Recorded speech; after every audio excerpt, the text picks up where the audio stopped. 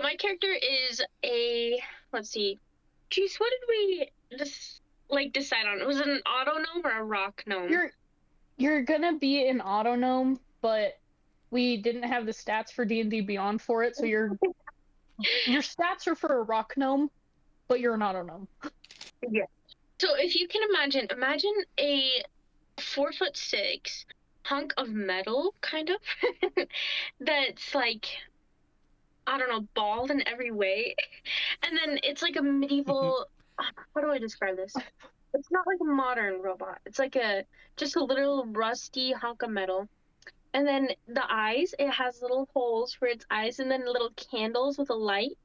So it's just like a robot or whatever. And um he, or I guess she, I don't know, I'm a robot. I don't know how to describe myself. But I have like a little bow tie. It's my lucky bow tie. Now it goes back into my backstory, so maybe I should start there. But my little guy's name is Bertram because it's like a servant robot. So he was made from like a guy uh named, I think it was Earl Sparkspanner or whatever, and he made this little robot to be his servant, basically, like a butler. And so, and he's British, like he speaks in British, so he kind of talks like this. And then, little guy, he was like, he loved this Earl. He was like, oh my gosh, I have the best life ever.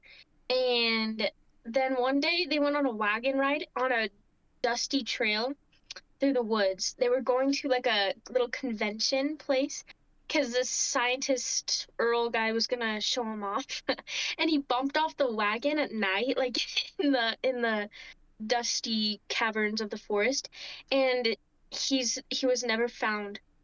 Except he had this little bow tie that the Earl gave him, and now he's like missing his one true friend, I guess.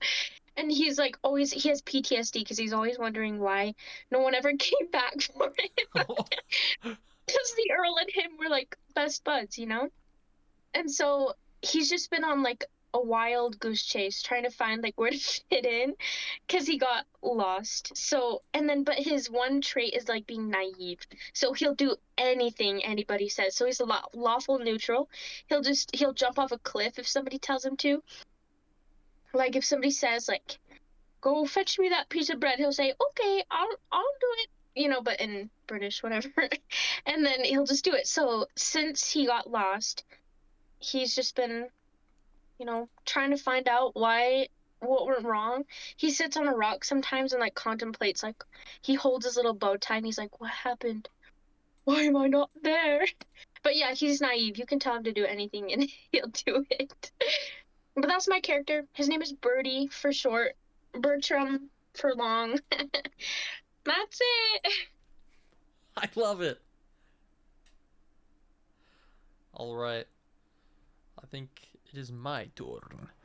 My name is Randall Earthgoing. I am a mountain dwarf.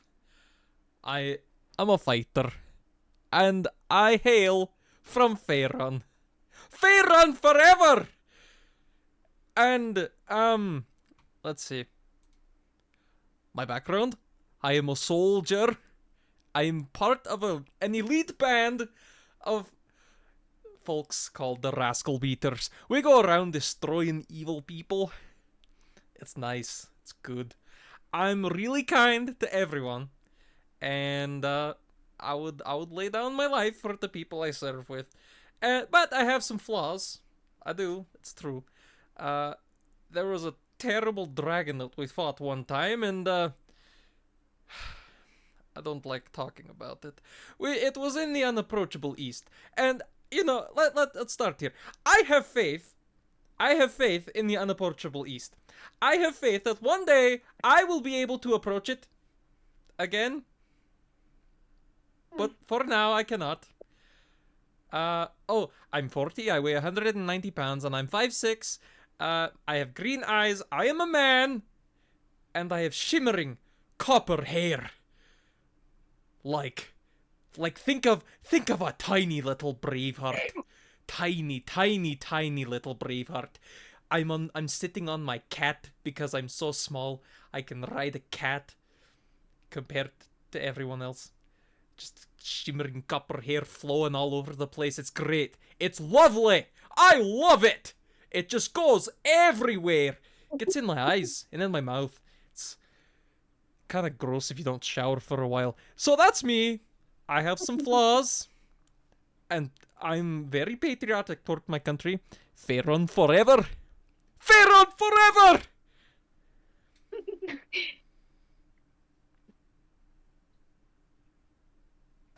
All right, well, I guess that would be. I mean, that is my turn.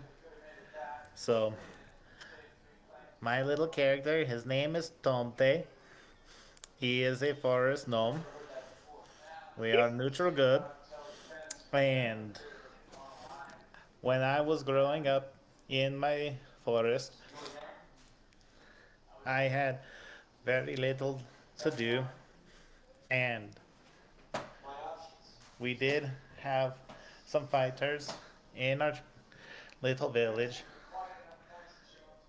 And with that, I took up some fighting.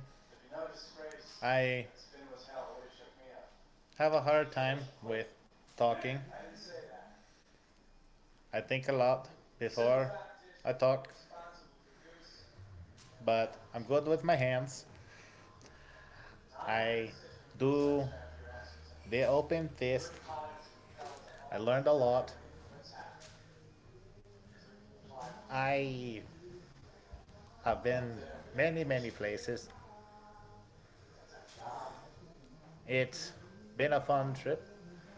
It's been a good trip, and I got some really neat things. I got these cute little boots. They help me fly. I got the cape, so where you see me, I'm not really there. I got these bracers on my arm, and those help me deflect. They help me stay protected from my adversaries. I am a very proud 2 feet and 9 inches, or as I prefer to say, a full, proud 33 inches. I have, with my white hair and my white beard, it might be it might give off the impression that I'm old, but I'm not. I am just white. You and me, brother. It, He likes mayonnaise. I love the mayonnaise. Everything with mayonnaise. The my little red hat, I keep it over my eyes. My eyes get cold, but I can still see very well. I have this beautiful blue shirt that I keep on me as well. This is how I keep myself warm. Being a stout 33 inches, I produce a lot of body heat, and I want to keep it. Uh, Yes. I run really fast too. Like really fast. And I can fly fast too. I'm glad you're on our team, lad. And I'm sneaky. Stealth. That's real good. So obviously to like, put it in more perspective, Tomte, he he takes his time talking, trying to find the correct words because even though he can speak common, which is what he mostly does, he has spent a lot of time, training as a monk, and a lot of that involved silence. And then his background is a far traveler, so he's been traveling a lot by himself. And uh, he started going off by himself because he was he was getting picked on by the other gnomes about not being to or as tall as them, and so he said, "You guys can have your cookies." And yeah, so he abandoned the other forest elves, and he was able to keep on fighting, and he won some battles, won some stuff, won some tournaments, and won some prizes, and that's how he got what he got. But yeah, he's small, he's quick, and he can punch, and also he's he's not a tank, but he's got an AC of 20, and you have to roll disadvantage to hit him. So Yo, he's a so tank. so it's gonna be kind of hard to hit him. Also, if a missile, like if somebody shoots an arrow at him, I just take a reflex to catch it. What? So, Whoa. so he might sound slow, but also his intelligence is pretty good. Like his I rolled really nice for his stats, guys. Yeah. So, yeah, like small, deadly, doesn't come off the right way. Like book and covers totally applies to Tompe. That's And amazing. also, he is supposed to 100%. Like, after I realized that this guy looks like our channel mascot, I was like, Dante is the channel mascot. Yes. So, It's perfect. Yep. so yeah, little Scandinavian gnome, that's him. Oh, Fabulous. yeah. Fabulous. Alrighty, Steve. Set the stage. This isn't necessarily how each of you have met Jacques. However, if you were to be just a random character in the world, he comes across you. This would be the first impression you normally get of him. Picture yourselves sitting in a bar. You are, suckling on the mead that you have earned with your last, that you have bought with your last copper coin, waiting for the day that you can make another coin, or your rock star. You sense a sudden chill go up your spine as the tavern door blasts open. Shocked, but wary, as you don't want to belay your adventurum instincts and give the impression of weakness. You slowly turn your head to the door and you see nothing, but you hear heavy footsteps as they approach and enter the tavern. Confused, you look around and you look high and you look left and to the right and you hear nothing. Footsteps as they continue.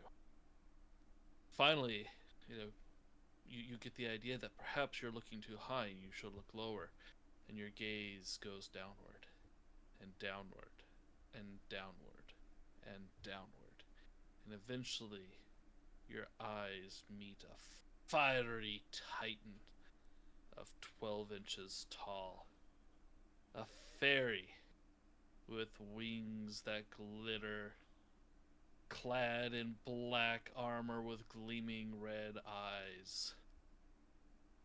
He looks up with the intensity of God himself and declares, I am Jacques. Tu es le pré. Viens ici et je te mange.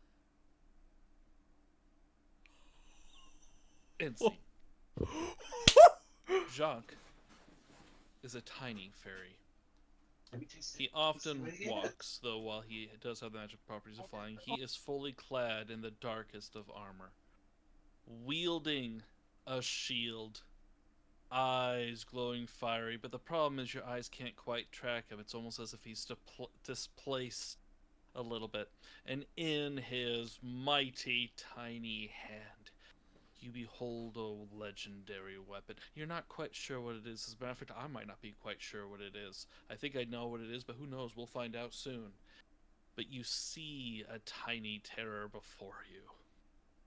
And despite many other fairies having the high-pitched voice singing to the gods upon the wings of birds. Jacques does not have that. His voice is deep and low as he talks about the death that he sees and inflicts upon those around him.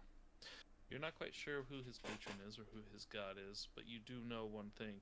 Do not cross Jacques. He will not stab you in the back, but someone might get stabbed in the back if they don't do things right by him. That is Jacques. And truth be told, so he's a character where the backstory, he's intentionally designed to be a bit of a one-dimensional character. You can ask him about his past, but you are likely not to get get a lot of places because he is intentionally keeping himself enigmatic. And think of it this way: think of a really fun story. Where like, dang man, that was such a fun little character. I kind of wish I knew more about it. And then you talk, and like you get online, you read about the author, and they're like, hey, he tells more about this character. And the author's like, I didn't really prepare much for him. He wasn't supposed to be that big. I'm surprised that everyone loved him. I don't know because I didn't write it. Now, granted, not many authors actually say that, but that's what's happening. So for Jacques, I do have his backstory. I do know his modes and his motifs, but as far as many of you know, you kind of know about him since you've met him. There's not a whole lot to reveal. And don't worry, this isn't like some sort of weird dark past where, he is the curse of Strahd. No, seriously, nothing like that. There's no hidden tricks or rumors or things like that. He is what you get. And I think that's one thing about Jacques is that you will find that he's not a manipulator. He's not a BSer. If he tells you he's going to kill you, he's going to kill you. And I think that's the thing about him. He's a cleric, but he is not the holy ha ha everyone gets together and I love everyone mantra cleric. That's not the kind of cleric he is. He's not evil, but he is not that kind of a cleric. I mean he really is intended to be that straightforward, you get what you see kind of character. But he's tiny. So that should be fun. I love it. I hope it'll be fun. So we have a 1 foot tall fairy tank. We have a 2'9" monk gnome, like DPS maybe tank, like alt, and then we have a. How tall was your dwarf, Mason? He's 5'6". Oh, you're 5. Wow. Okay. The giant of a dwarf. Yeah. I That know. is a massive dwarf. Yeah, And then yeah. go ahead. I think the mountain dwarves of the dwarves, they're a little taller than the rest. And then our auto gnome is a 5 foot something.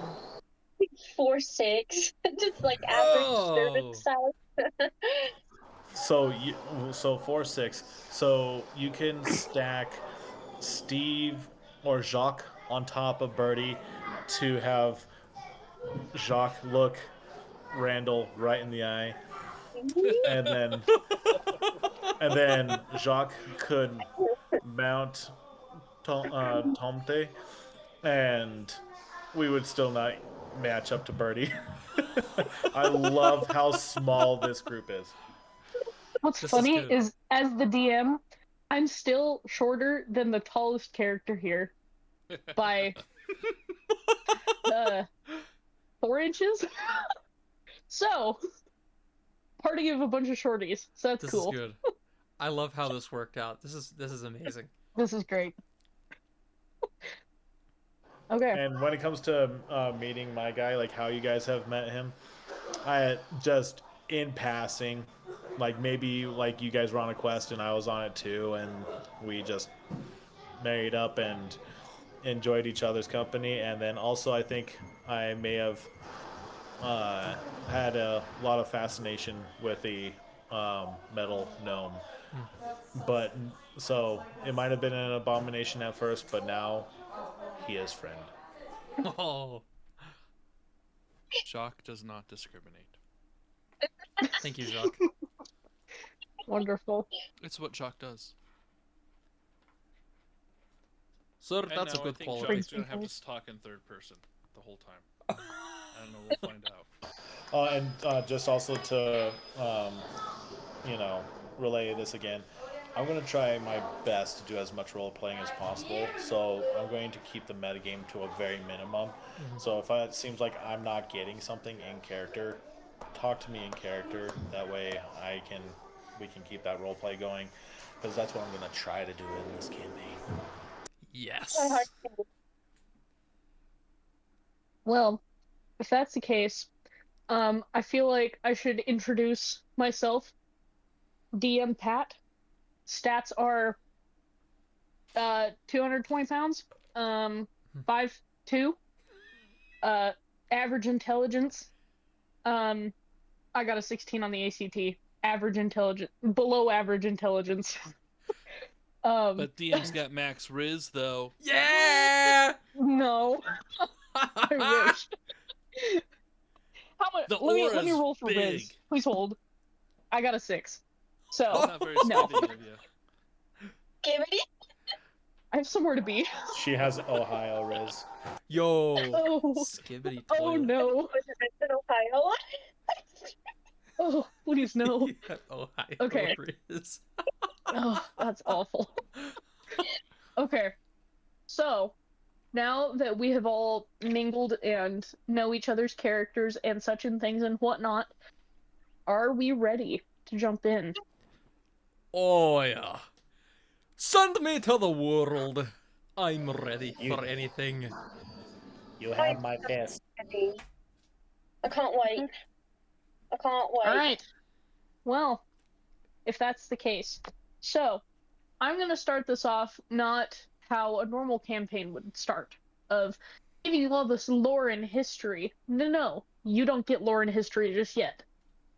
What you get. So, all of you, kind of, have you ever felt while you're sleeping, you can feel your body when you're asleep, but you can feel everything, right? You feel that way, but the back of your head just aches. Like a headache that isn't quite a migraine, but it's pretty achy, right? And all of you wake up, and when you first open your eyes, it's somewhat confusing. Um, there's really no light. Everything around you's pretty black. But how many of you have dark vision? I assume all of you. Oh yeah, I think so. Chart. I got candles for Well, eyes. all right. So it's pretty black still, but you guys can still see in front of you, right? And when you first wake up, you notice that the first person across from you, if it's Tomte, Randall is across from you, Birdie, you're across from Jacques, and you're all in somewhat of a circle kind of shape when you wake up. And when you wake up, you see everybody in their jammies, right? So describe to me really quick what each of you are wearing. Doesn't have to be in great detail, but it could be like, oh, I'm wearing a muumuu, or in Birdie's case, I don't know what he would be wearing. I'll So start first. describe to me what you're wearing. You look down, you peer down to my belly. I'm wearing one bow tie. There's nothing else. Little bit of Rust-Oleum, maybe, on the belly. Got a little rust on there. You know, I've scrubbed it off. There's nothing. I'm in my birthday suit. You got my robot medal. It's shining in the light. It's like Edward Cullen in Twilight. It's quite frightening, actually. Oh my. So all you're wearing is WD-40. Got it. That's good. And a bow tie, don't forget that. Okay. That's hype. All right. You look over, and you see, I've got my hair up, so as to not, chew on it in my sleep. That happens. So I've got my hair kind of up and, pulled back. It's a little bit, frizzy. It's a different part of the land, and you know, does weird things to my hair. So, I also have like just a tunic, no pants. I mean, who wears pants when they sleep? Not me. I definitely don't. Valid He likes argument. me. He likes me. Hmm. And I have one sock on, and my toe, my big toe, is poking out. Okay. Tomte is wearing a super fluffy, snuggly onesie with bunny slippers where the ears are a little too floppy, not enough to trip on, but they still flop around. And instead of his typical gnome head attire, he is wearing a little bunny that cover his eyes, and I have floppy ears on the side. That's my favorite thing. Where did you get it? I've got to get one. It's from my home village within the how to Brother say funny one. how to say uh, the corpe. Yeah, I got it from home. I love it. I'll have to visit your home one day, cause I've got to get me one. It looks so What nice. color is it? It is a pure white like my soul. Oh. Oh. I shall be the unblemished lamb of my village, even though they don't like me because I can't be as tall as everybody else. But But that doesn't It's I okay. matter, I think feel man. that way too. 33 inches is noble, it is stout, it is good, and you know what? I am the best fighter inside of my village, better than any of them, but I chose my own path. I chose my own way, and dang it, these are my bunnies, and they fight, and they are vicious. We are vicious bunnies. Tomte, what honor. You are the most noble warrior. I try not to give myself too much pride, but I deserve my place. Yes. All right, Jacques, what are you wearing?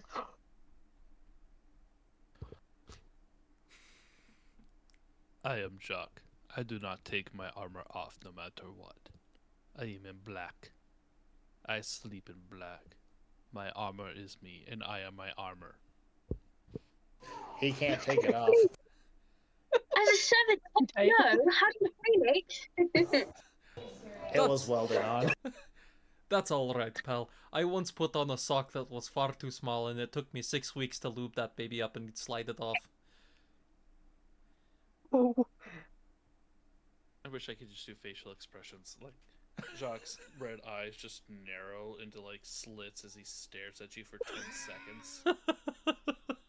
And cocks his head a little bit and just shakes slowly. You're a good man. You're a good man. all right. So now that you see everybody in their jammies, respectively, and or lack of jammies, um, you wake up, and because all of you have dark vision, as far as I'm aware, unless told otherwise, um, it's still dark enough to where you can tell it's like middle of the night kind of thing.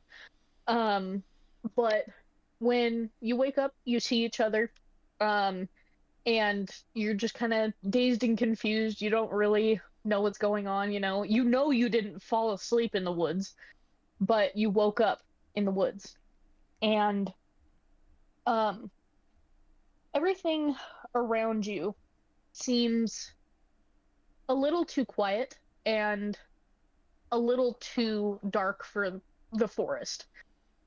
Even with dark vision, it's a little too dark.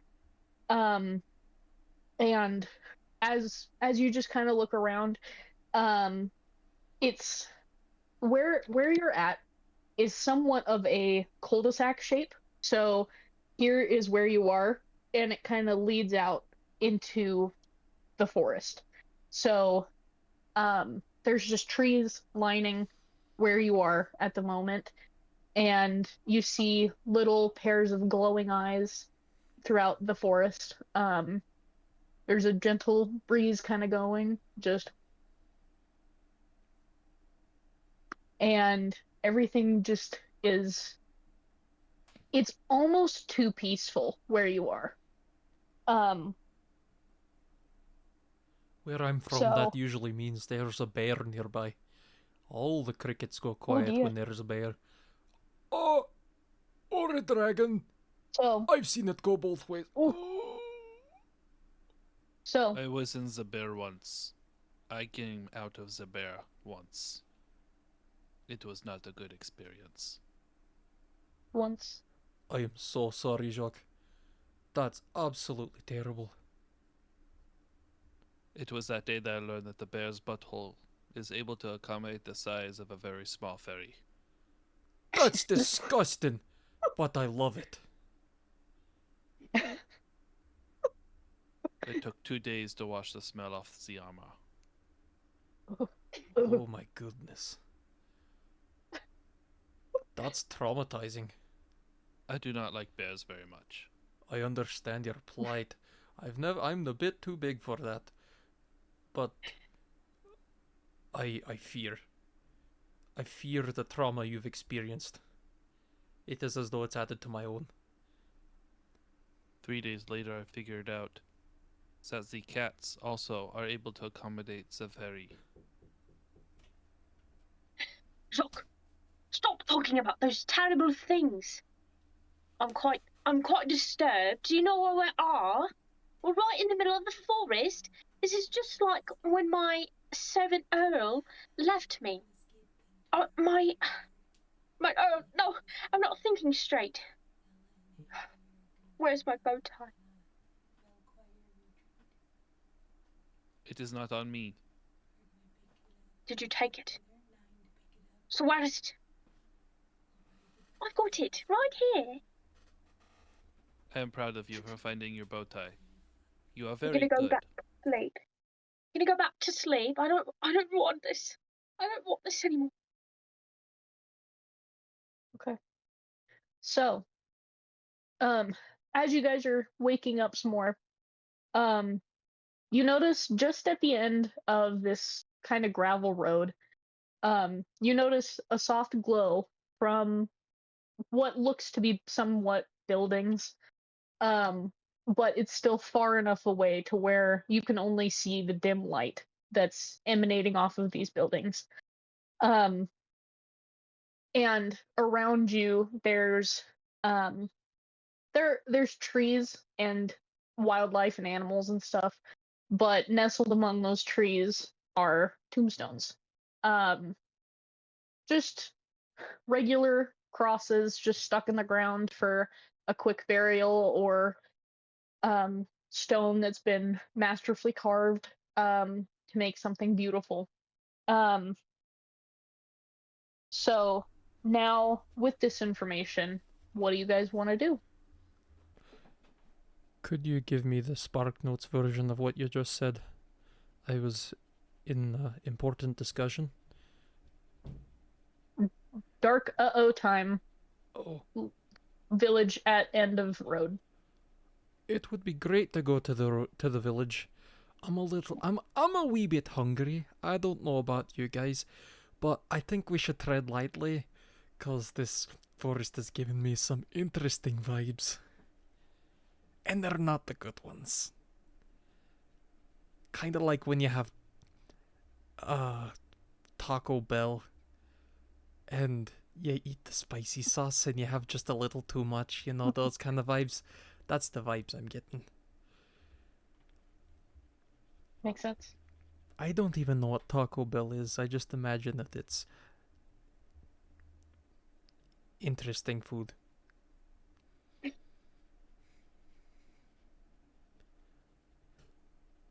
I say we keep to the path. I once wandered in the wilderness and I got very, very nervous in there all alone. I mean, I'm with you guys, but I'm quite nervous. True. I'll do whatever you do.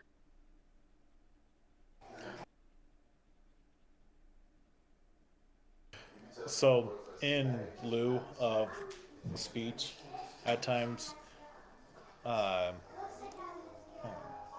Tomte, he kind of just uses like hand gestures or facial gestures, just a lot of body language to convey what he's thinking because it's faster than speech. So, Mhm. from Tomte, you just see. I agree, sir. That's the fighting spirit. Jacques, would you like to ride upon my head, that you may see further than I?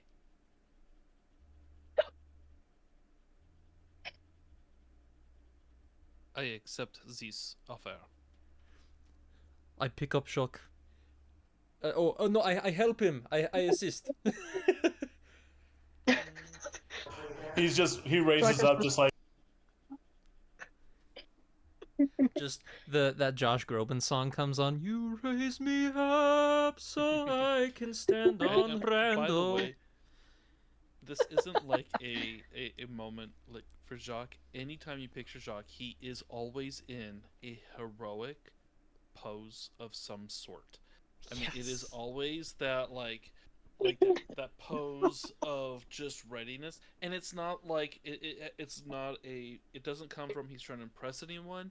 That's just who he is. He's always in this commanding heroic pose.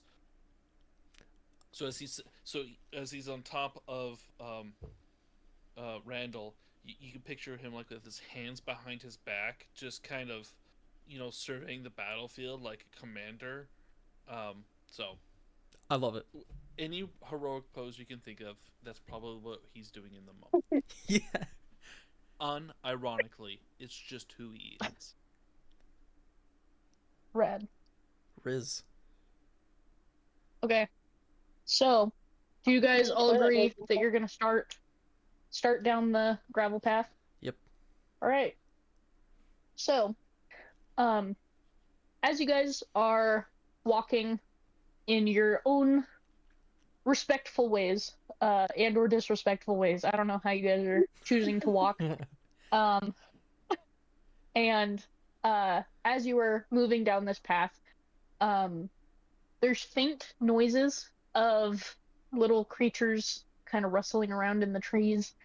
Um, and as you get closer to some of these buildings, um, you hear a soft whimpering kind of coming from your left. Oh my goodness. No, not that kind of whimpering. What does. May I ask. What does the whimpering sound like? Is it like the whimpering of a young boy or a young girl lost in the woods? Or is it the whimpering of an injured dog?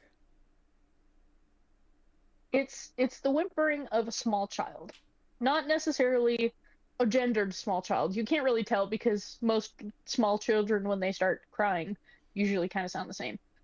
Um, and um, as you kind of look around to try and figure out where it's coming from, you just see two, well, four little eyes just kind of looking at you, um, glistening more than uh, an animal would, because you can tell tears are a flowing, you know. Um, and so you hear this. What do you decide to do? I would like. I agree. Caution. Caution. We should be cautious. But I feel like I would like to persuade them to come out into the slightly more light than it is in the bushes. I have Riz. Okay. Um, I'm gonna have you By the roll. powers of Riz, I command you to leave that bush. By the power of Ohio. Okay. just so you know, my Riz dice doesn't roll anything below a 24. So Holy. Whoa. You got a D30 or something? Holy. no, it just took me that long to I roll have a 24 D30. on each of the little sides. That's crazy. Okay.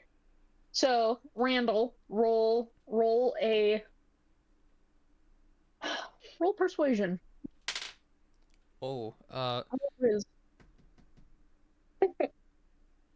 let's see. That's a 12. Okay. So, how do you want to tell them? How do you try and persuade them? I say, hello, you young ones in the bushes. Are you all right? How did you get out here? Come, we're friends. You see slight movement. You can tell the little eyes go and look back at you. And you notice they're both kind of about this height. You notice one of them kind of stands up and kind of beckons to the other one, and they start cautiously walking towards you. Come quicker. This is not a And safe forest for a child. you hear just a small little girl's voice of, "Sir, who are you?" My name is Randall, but you can just call me friend. Come here. What is your name? My name's Rose. Um, I don't I don't really know where I am. And me and my little brother, this is Thorn, and um, we're kind of scared. I don't know how we really got here. But there's monsters in my house, and I'm really afraid. Can you help us? Of course. See, we can be even better friends because I don't know where I am either. I think we may have gotten here in the exact same way. I I think we should go to your home and we can remove the monsters. Thank you. Um, I think my little brother, he's a baby. Not Thorn. Thorn's about 6. Um, but my little brother, he keeps crying, and I think it's because of the monsters. Would you mind helping us? Yep. I think we can do that. I cry because of Okay. monsters too, specifically dragons. I'm afraid of dragons. Terribly, terribly afraid of dragons. I don't know why I'm telling you this, because you're but a child. But I don't apparently. think we have dragons. Oh, that's good. Okay, I am not afraid. Let's go handle these monsters and save your baby brother. Okay, thank you.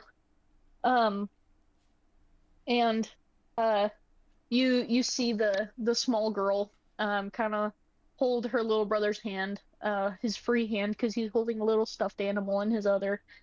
Um, and they start walking towards where their house is. Um, As we walk, I make slight dialogue to lighten the mood, and I say, Rose and Thorn, do you like Baja Blast? what? Baja Blast. The greatest drink to What come is out of that? Faerun. I've never been there. Oh, that's okay. It's kind of far from here. But I have some in my pocket. Um, I don't know if I'm supposed to take strange liquids from people. Oh, that's right. I've lived so long on my own that I have forgotten most social norms and customs, so please forgive me. It's okay. You're doing us a great service, so I don't really care too much. Um, So, as you guys are kind of walking up towards the house, um, you see Rose point to um a tall brick row house that has definitely seen better days. Um, it's the windows on this house are pretty dark, and it has a gated portico on the ground floor, um, and there's a rusty gate slightly ajar, assuming where they had run from. And the houses on either side are pretty abandoned, and the windows and doors are boarded up. Um, there's vines growing all up and around the house, and the roof is slightly caved in on one side. Um, but overall, still, it's a decent house. Um, so yeah. So, what do you choose to do with this information? Hmm. Friends, what shall we do here? This is a rather strange house. Seems a little dilapidated, and that, truly, something must be hiding inside. Do you have any parents? I lost mine. Mine was named Earl Sparkspanner. I'm so sorry. Where is your parents? um, my parents, they're inside. Their names are Gustav and Elizabeth Durst. Um, and usually they keep the monster in the basement, but I don't know what happened. Um, I don't know where my parents are anymore. So your parents are knowingly harboring a monster. I To guess so. Cranmer? Well, could you describe to us what this monster looks like? Is he big Um, or is he I've small? I've never actually seen the monster. It just howls really loud at night. Um, and it's really scary. The last time I heard it, it was clawing at the door from the basement. Um, and that's when me and Thorn decided to get out of there because it sounded like it was going to break down the door. Oh, Our doors aren't very strong. so did you run into the forest knowingly, or did you just find yourself there? We came to the forest. I didn't realize we would be this far away from our house. Um, but I wanted to get somewhere just far enough away to where the monster couldn't get us. Fair enough. I smell a fish.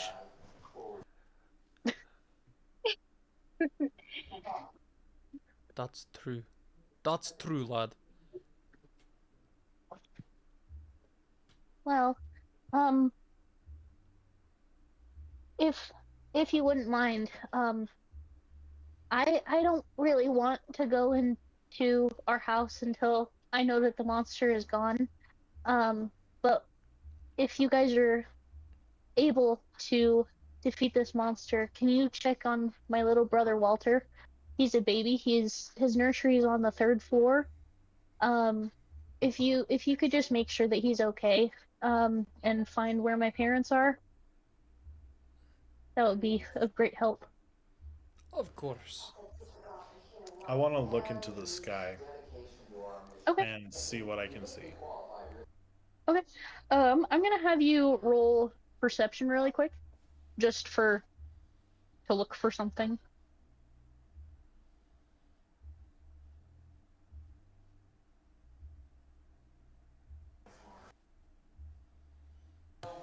That's an 11. Okay.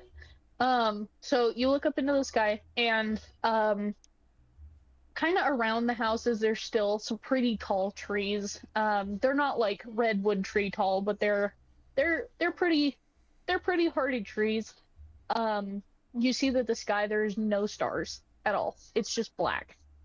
But coming from this house, you see the only thing in the sky is puffs of smoke from the chimney of this house. Um, and occasionally you'll see a bat flying over. But once it flies through the smoke, it just kind of falls and collapses. And there's no, from where I'm at, I can't see the moon or if there's any light from the moon or anything. No celestial body. Nope, Okay. just black. Okay, I just take that. I just take that information in. Oh, Jacques, what are your thoughts? Tonight is the night we hunt. Also, wolf booty holes do not accommodate the fairy very well. Do not get eaten by them. I agree. I very much agree with you, sir.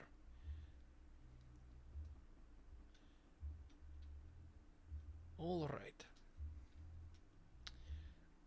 I needed help. I'm willing to help any way I can. We do need bait. Does anyone have meat on them? Maybe the monster likes a nice brisket. I I'm wish a I could be robot. like I don't a have meat.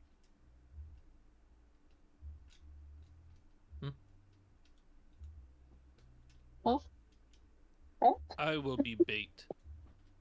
Okay. You can put some meat juices over my armor. It will hold nicely, and I will stand there, staring into the night, waiting for the beast to return. Such confidence. I wish I could be as you one day. I look around. Let's see. Oh, sorry. Okay. Were Rose, are there any animals nearby?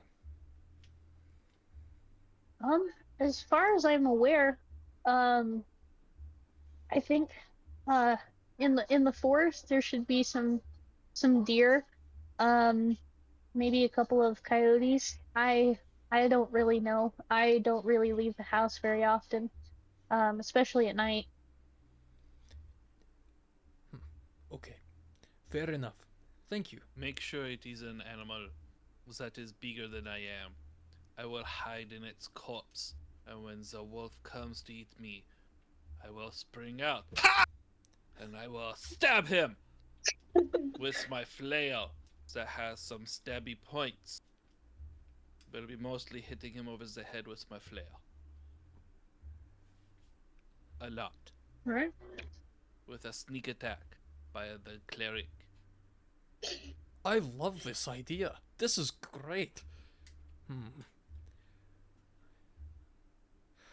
Rose, are there any farms nearby? Preferably with animals, like a chicken or a cow. Um, Not that I'm aware of. I think maybe the butcher might have a cow or a chicken, but I really don't know. Once again, I don't leave the house very often. Um, our parents don't really let us leave very often, so I couldn't tell you. I wish I could be more of help. Okay, that's all right.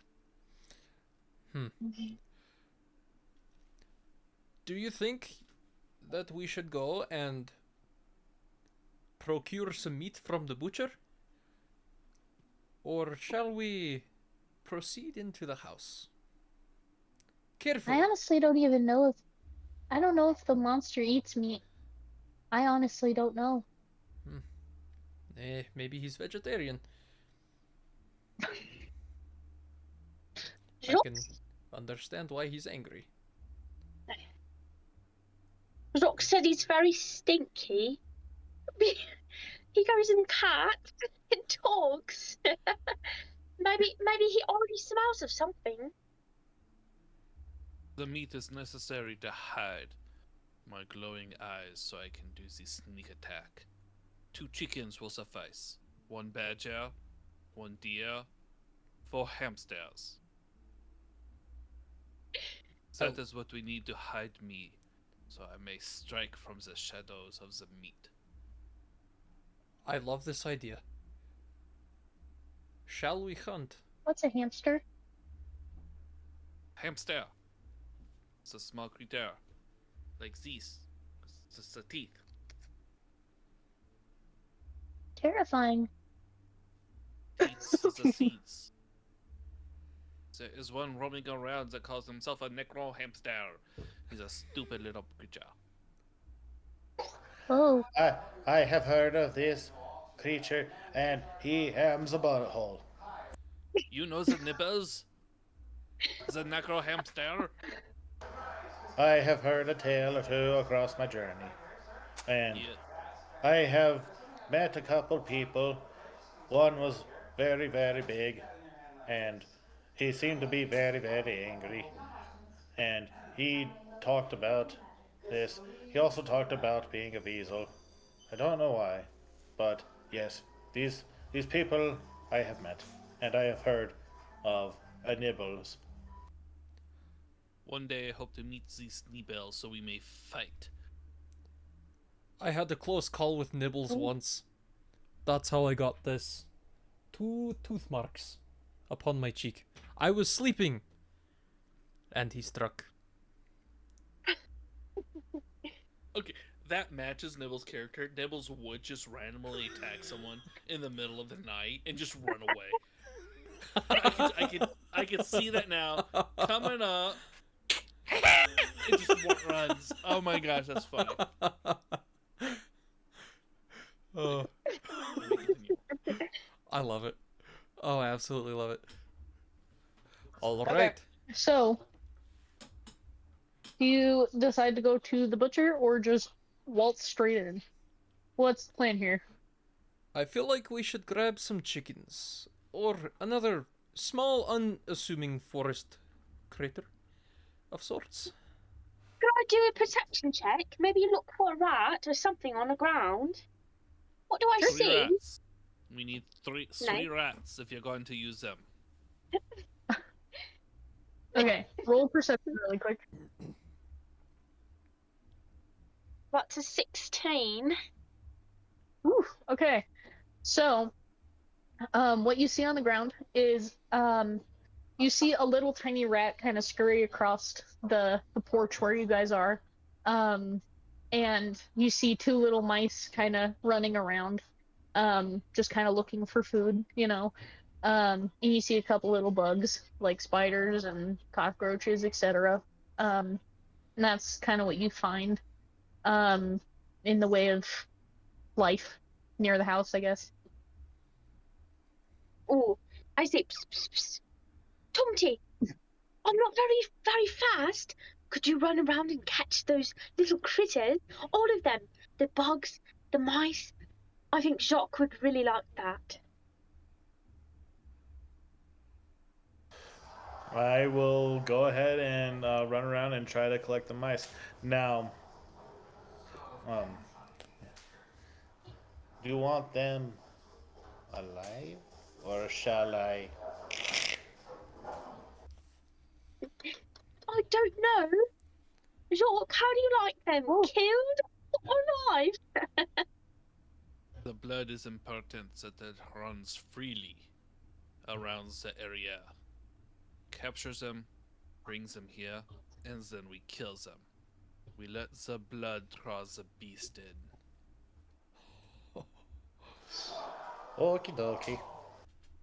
So, Correct. Okie I- dokie. I go ahead and try to collect these 3 mice.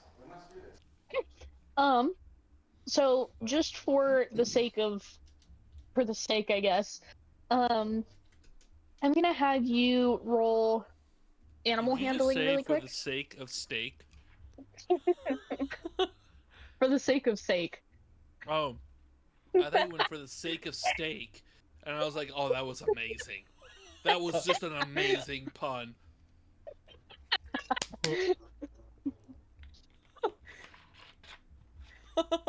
Okay, so I'm gonna have you roll animal handling. You only have to roll it once, even for all the little critters, because they're just tiny. Okay, so I also have the ability to speak to small creatures, Oh. and so is this like one of the? Can I like roll with advantage, trying Yeah. to get these guys? Okay. Yeah. Come into my satchel, little ones. You'll be safe in here. It's nice and warm. The bag of holding is very comfortable. I promise you'll be Spacious. okay. So I just walk around, holding my hands out, like, just. I don't know if you guys can hear it, but Uh-huh. like, just, and Oh, the mice come, and I rolled a 19. rad. All right. So you collect all 3 mice, and you collect 2 cockroaches and 4 spiders. Whoa. That's I a. don't need those foul little things. I'd hate the spiders. And the cockroaches just pew pew pew. Just don't. I just need the mice. Thank you very much. Okay. So you've now collected these little critters. Um, what do you decide to do with them? Do I have to be the one to dispatch this? Is that or what were you trying to convey there, Steve? Were you trying to say that you were going to dispatch them, or do I have to like put these guys in a sock? Like a trout farm? If your gnomes sensitivities are prevent you from doing the deed, bring them here, and I shall dispatch of them quickly. Yeah, I don't feel right about that. So, um, so, um, yeah, um, Tonte is gonna come over and I grab the bag. It is big. I turn around, and I tell my fellows, if you do not want to witness this, you should turn your heads. Do not worry, they will not make much of a sound. It's a big bag. It takes me a while to turn. Give me a second.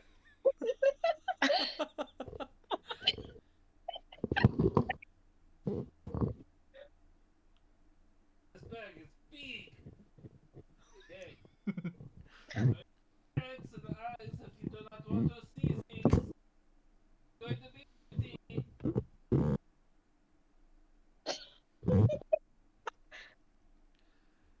Careful.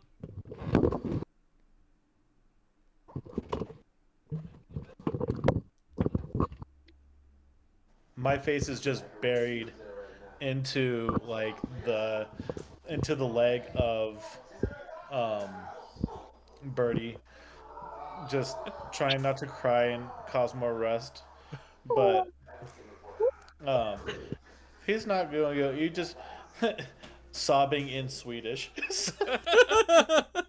He's just blowing his nose into his beard, like.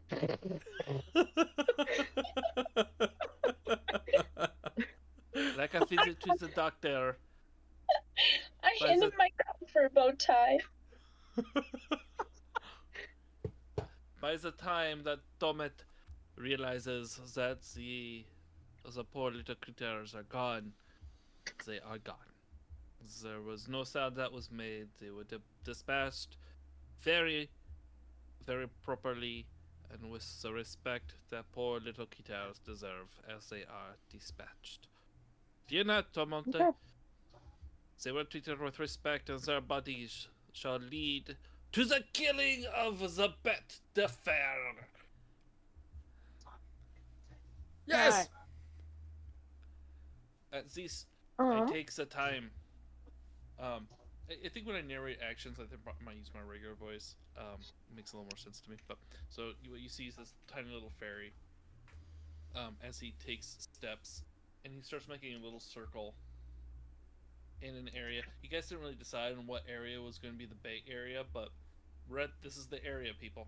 So, I'm picturing, and DM, correct me if I'm wrong, but I'm picturing that there's going to be a bit of a clearing here, and that he's going to take and then there's like brush and stuff around, and then he's going to take it and he's going to put it kind of in the clearing, kind of close to the forest, to the wooded area, but probably about maybe 8 feet, 8 to 12 feet away from the forest area. And he does this as he knows that the predators will come from the wooded areas to attack the prey, but he's doing it a little bit of a way so that there could be a little moment of a little bit more, try to prevent a big pounce moment where a sneak attack, where the predator still has to reveal themselves a little bit. Mhm. And so he takes the blood of the critters and he does like a little circle. He does like a little trail towards the woods, just very slightly, and then he piles the corpses up, and then he kind of does like a little fairy hop. And he like snuggles in, and he disappears. I am hiding in the corpses of these critters. Take your positions. And we now wait for a while, and we shall see. Oh, I got a cherry horse crap in the back. Oh, I'm dead. It hurts. You just see a little fairy leg like stick up, and just like the toes pointed, just like oh, screaming in French. Pain in French. Pain in French. Pourquoi? The petit bête poche mon pochon. So finally, he calms down a little bit. I am situated. It will take time for the scent to lure the bet towards us. Find your places, for when he strikes, we strike. I will Okay. hide, and with this hiding, I mean, I will obviously try to use my stealth modifier, but yeah, I will hide. Yeah. Okay. I So are you trying to lure just whatever creature from the woods? we're Jacques is smart, but maybe not. Yeah, in his mind, what's going to happen is the beast is around. The beast comes at night.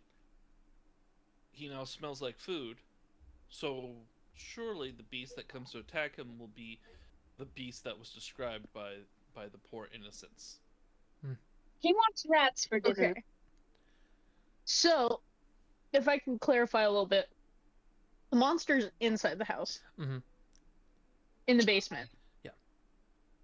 So are you trying to get attacked by a different beast? okay. What kind of death sentence are we planning here? This is embarrassing. House. I thought the monster was somewhere else. I can. Hey, This is embarrassing. it's okay. Look, Okay, modification right now. 1 second. Sinking. I got it. hold on. You, dwarf. You can chuck things, correct? Are you strong, dwarf? But of course, I have a strength of +6. Good.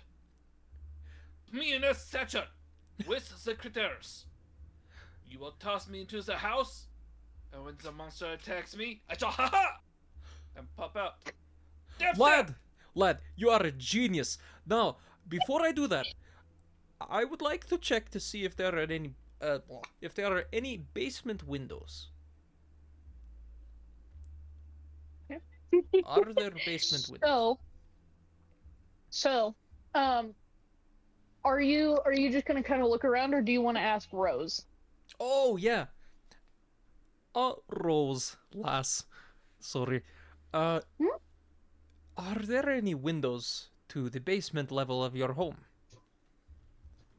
I don't think so. Our house is 4 stories.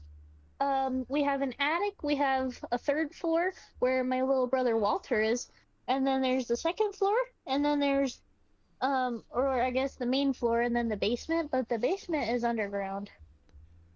That's fair. But there's a window in the attic. Oh, That's absolutely perfect, lass. All right. My plan is we. Oh, wait. Let me explain my train of thought. What if we put Jacques inside the front door, near the front, right? And then, or well,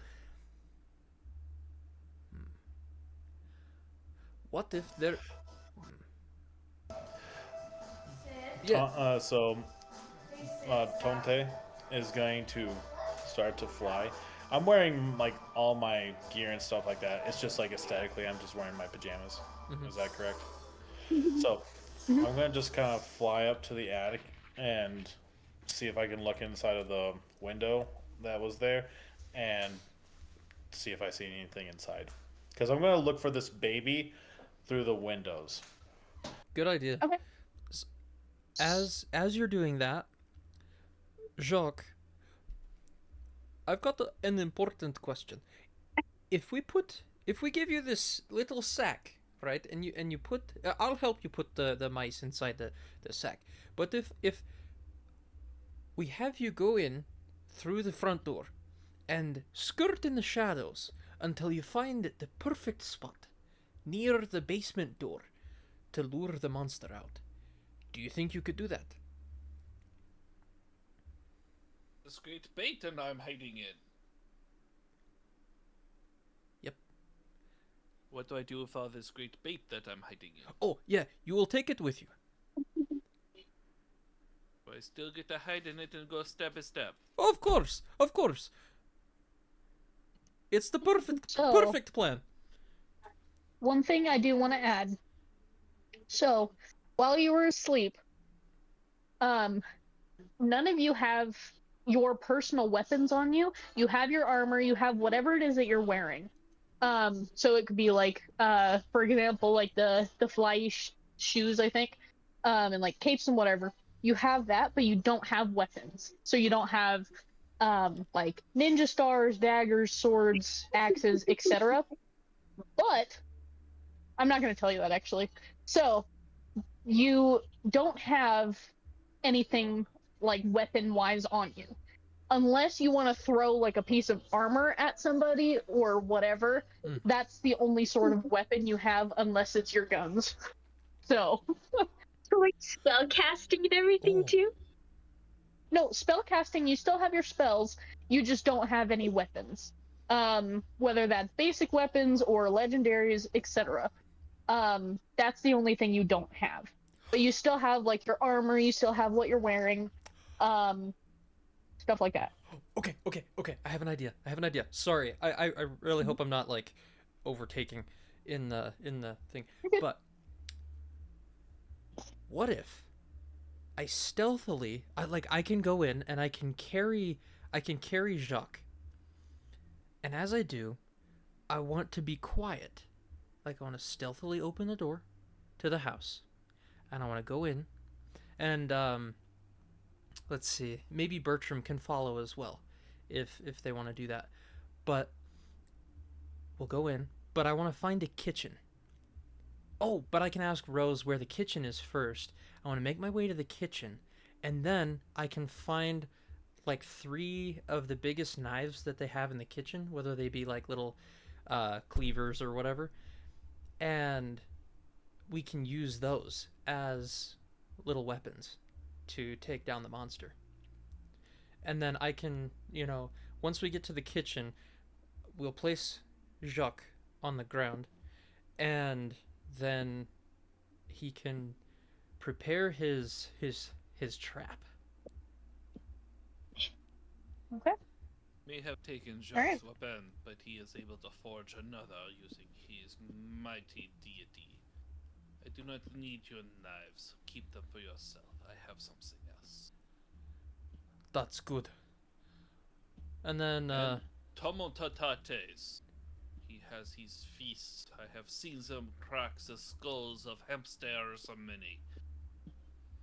We have no fear. So thank you for letting us for reminding me because I obviously missed that part that my weapon is not currently on me. But I do have my shield though, right? So can I Captain America in it sometimes? Do you have it like on you? Like, is it strapped to your back? Is it strapped to your chest? Or is it something that you would have to hold? Shield? Well, Uh-huh. if I was Like, sleeping, I do you sleep in probably your shield like a little dish? actually, as a fae, I probably would. I'd That's probably use it awesome. like as like my little ground cover, and I'd sleep on it and like cuddle up and Oh, because it's a. I mean, compared to my body, it's a like almost a tower shield, almost. So it would cover my entire body. That's epic. That's epic. So okay. So in that case, you would have it with you. I'm also thinking of it like a little tiny bug underneath a rock. Like Aw. that's where you sleep. oh, put it over me. You know, I do that too. Like a little shield. Oh my Because I gosh. guess it is a shield. It's like the hazmat dish from Monsters Inc. Where they put the sock underneath.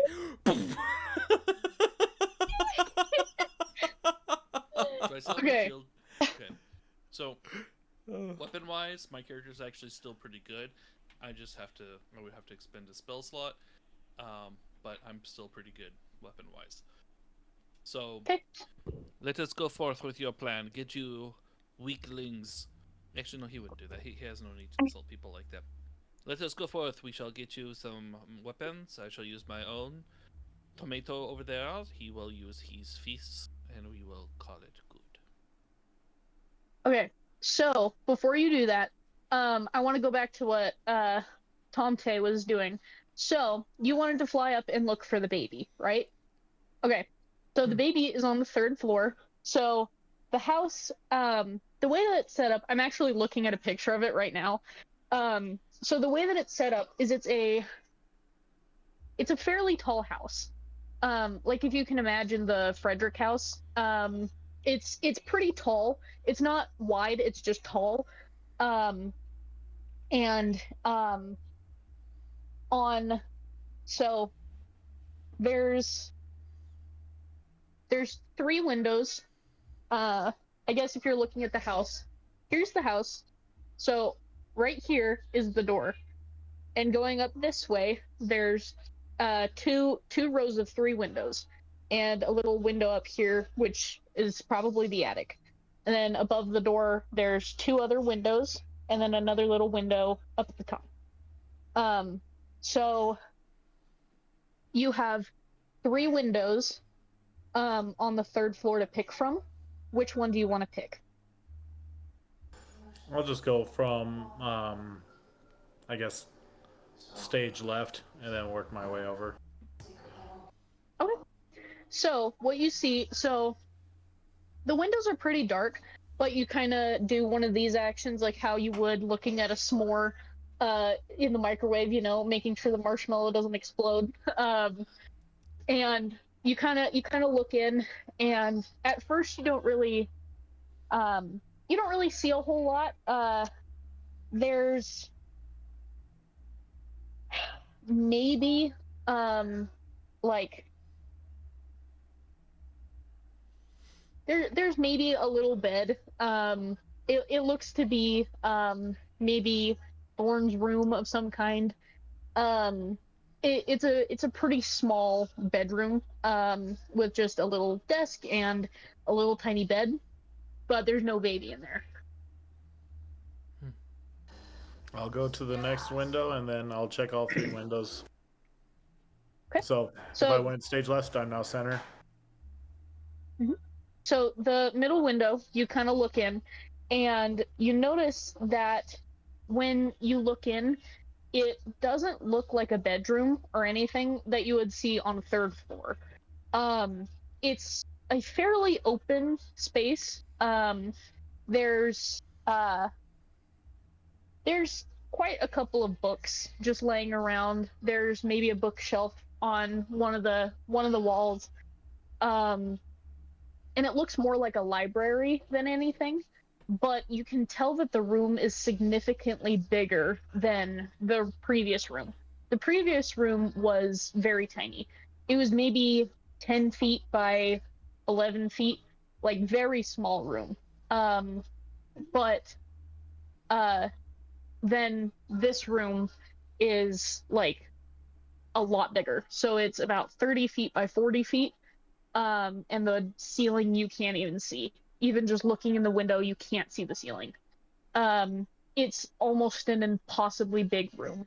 Um, so that's the middle one, and then the the last window. Um, you look in and you see a baby crib, and it's a baby nursery.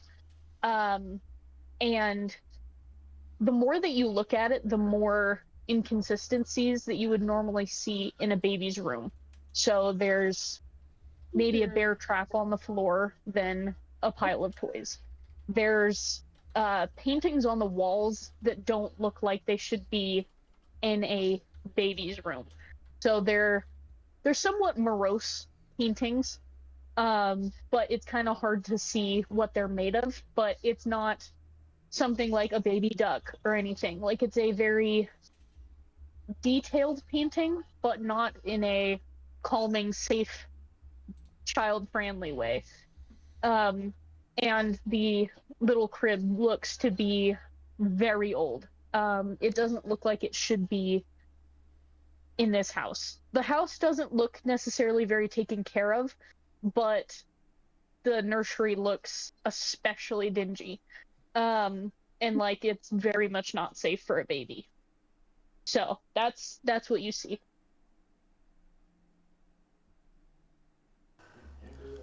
My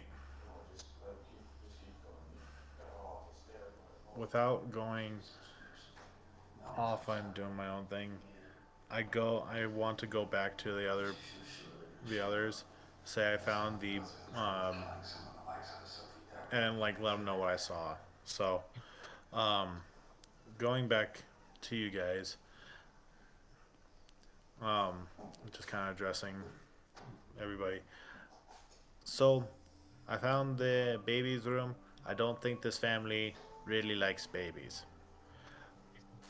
But I really want to get the baby. I can bust out the window and I can grab the kid.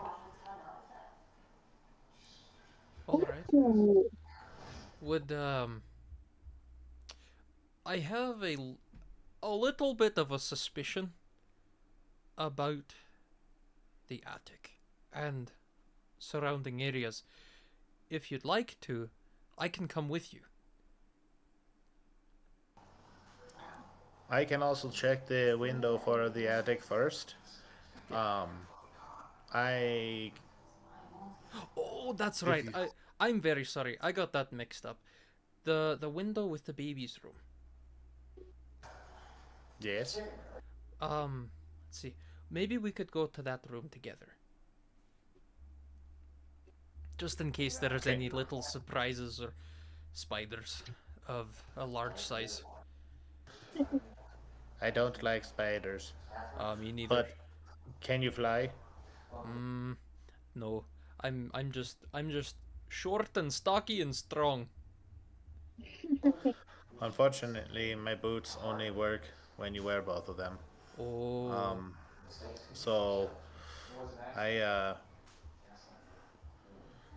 yeah, the hard way is to go up and deal with whatever is in our way. It's on the third floor. Um, if you feel like it's best we go together, I trust your judgment. I just don't want you to get hurt, you know.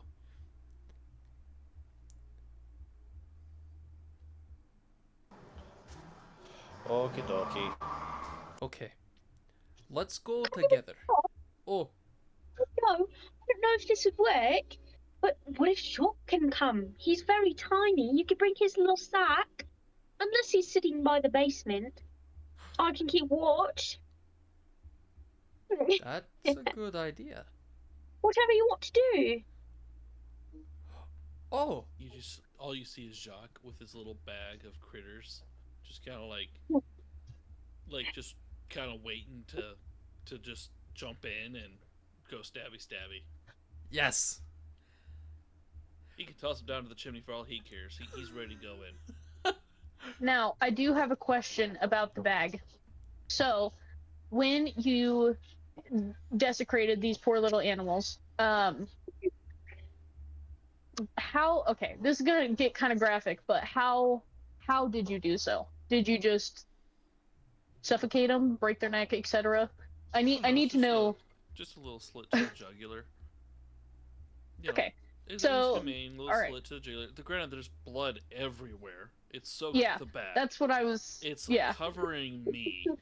Um, I've submerged myself in the critters for quite a while before I realized that the monster is actually inside the house, not outside the house.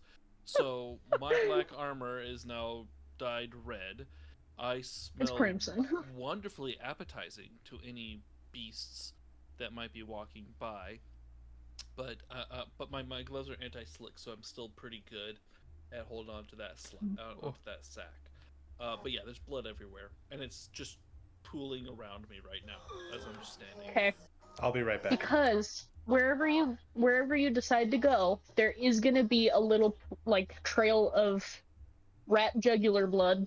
Mhm. So I just wanted to make sure that you are aware.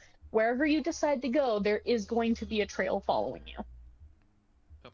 I Makes- hope something's gonna find me. Okay. I Stab.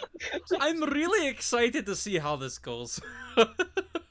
Me too. Okay. All right. So, Would it, friends? Would it be wise if we went upstairs together before we, you know, provoke the beast that lies in the basement? Oh, so going up the stairs instead of flying into the window. Or We can all go together. or you put me. Really quick, did the child say that the beast was locked behind the doors, or is the beast roaming anywhere inside the house? I think she said she was locked behind the door. Or it was locked behind the door. Because it was scratching at the door, so it doesn't seem like it can come out. As far as I'm concerned. How about this? We put me in front of the door. Mm. We get the bait spread out a little, clumped up. I get inside the bait. I hide. Boop. Can't see me. I'm inside the bait. Boop.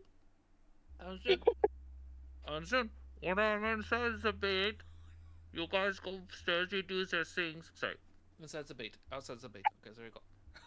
Then you go up the stairs. Up that way. You do your little baby rescue thing. I'm sitting here. I'm making the monster want me. I got the flavor, the marinade. It's going crazy. It can smell me. And then we open the door. The monster comes charging out looking for the meal. Oh, look at this. There's a little hamster. There's a rat. Let's go. No, it's a shark hiding as a hamster and a rat. Step, step. And dead. See? That's how it goes. That sounds. I shall wait. I entice it, make it go into the rage. It comes right at me. It's got to be hungry. It has been a while since it's last eaten. It goes. I stab. We survive. We collect the pelts. We sell the pelts for the money. And then that's all good, right? Yeah, yeah. That works for me. Jacques, you are my friend. And I wish you the Thank best. And I Cheers. just think I am the friend. True. True. So I believe that that is what we can do. I have confidence and faith in Jacques. Thank you. The monster, he dies tonight. Or in 30 minutes. Or whenever we get this adventure going. True. okay. So, ugh. Is the plan here go through the front door or try and be more aggressive and bust through this house? Um, I think the idea is Is there a trap so we don't know it? I think we just go through the front door, right? Right? Yeah, through the front door. Okay. So, if that's the case, Um, so what you see, as kind of the door, is it's this huge iron door. Like it's not just a simple wooden door that you can just straight up walk through. Like it's a heavy iron door. But it is unlocked. Um, and the uh the hinges on it squeak really, really bad. Like they need WD-40 so bad. So bad. Um, and uh there's so on this porch there's oil lamps just kind of hanging down, kind of swaying in the wind. They're not lit at the moment, at least. And as they're kind of swaying, they're creaking. To make matters even a little worse, everything is just creaking. This house is just not well built. It is very, very squeaky, Hmm. squeaky, very squeaky, very squeaky. Uh, and so yeah, um, yeah. So do you just want to open the door, see what happens? Are you knocking? Are you throwing one of the kids at the door? What's going on here? I feel as though it would be good to go in with stealth in mind. So as to not, Okay. alert anything that's on the other side, you know? So, uh, maybe it's. 1 second. Oh. Um, between sorry, side meta thought. Between Randall and Tomet, who would have more strength, dexterity slash throwing power ability? So, um, Dante has um, 0 modifier for his strength, and his dexterity is 18, so a +4. Um, I can throw pretty accurate. I just don't know about distance. Okay. How So, about you, Randall? on my side, I've got a +6 in strength and a +3 in dex. Okay. And then actually, not to discount Bertie. What do you got, Bertie?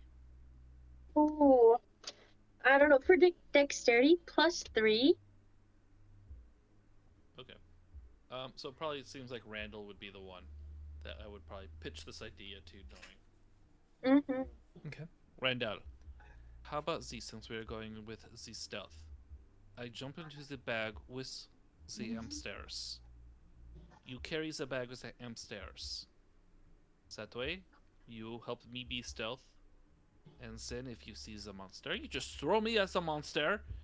And then it is a bag of dead stairs and me. And I pop out, step, step. I love it! Yes! Yep. That sounds like a great plan. So I am So now. then you're carrying me now. Mhm. This is such a good Okay. idea. So are you just gonna? So, yeah, so I've got I've got like a uh, uh like what's the word? I'm preparing an attack that is Jacques and mice in a bloody sack. So so I weigh a lot. You could turn this bag of meat in it with the hamsters into like a makeshift club if you need to. Oh my Just gosh. toss me as a weapon. Bag of and force nickels? them. Yeah, like a bag of nickels or like a force weapon. Like a weapon that does force damage. Yeah. If Oh. you need to. I'm just saying improvise. I'm gonna be sturdy. I'll be fine. Okay, let's just make sure that we've got this straight. You mentioned earlier that you're okay because it seems as though you have access to some kind of weapon. So, what if you ready that weapon while you're in the bag? So that way, when I throw you, it does piercing damage or something of the sort, like a bludgeoning and piercing, like when you shoot somebody with a Nerf dart that has a thumbtack stuck to it. Piercing Yes. and bludgeoning. Let's see how long that lasts. Unfortunately, that spell is not. Uh, I might have to. You might have to say now, and then I cast the spell because I don't know if I'm going to be. That that's a good idea. Oh no! We're good. We're good. We're good. So what I'm going to do is I'm going to do an improvised weapon moment. I'm going to rip out the femur because it's like the strongest part, and I'm going to turn it. I'm going to use magic weapon. So it's going to be a 1d4 because it's improvised, but it's now a non-magical weapon, and then it becomes a magic weapon with a +1 to bonus attack rolls and damage rolls. Oh wait, no, I can no, yeah. So +1. So I have a +1 magic weapon, 1d4. Sweet. Awesome. This is gonna work out so well.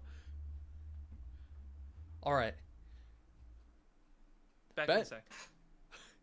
Band of friends, shall we enter this cursed abode?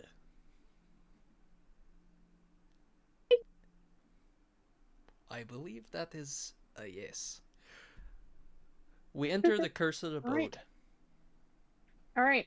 So you you grab the handle of the door, and with not like school doors on like an elementary school or a junior high or something, how it's somewhat difficult to kind of just throw the door open. You got to kind of push for a second because it's kind of a heavy door.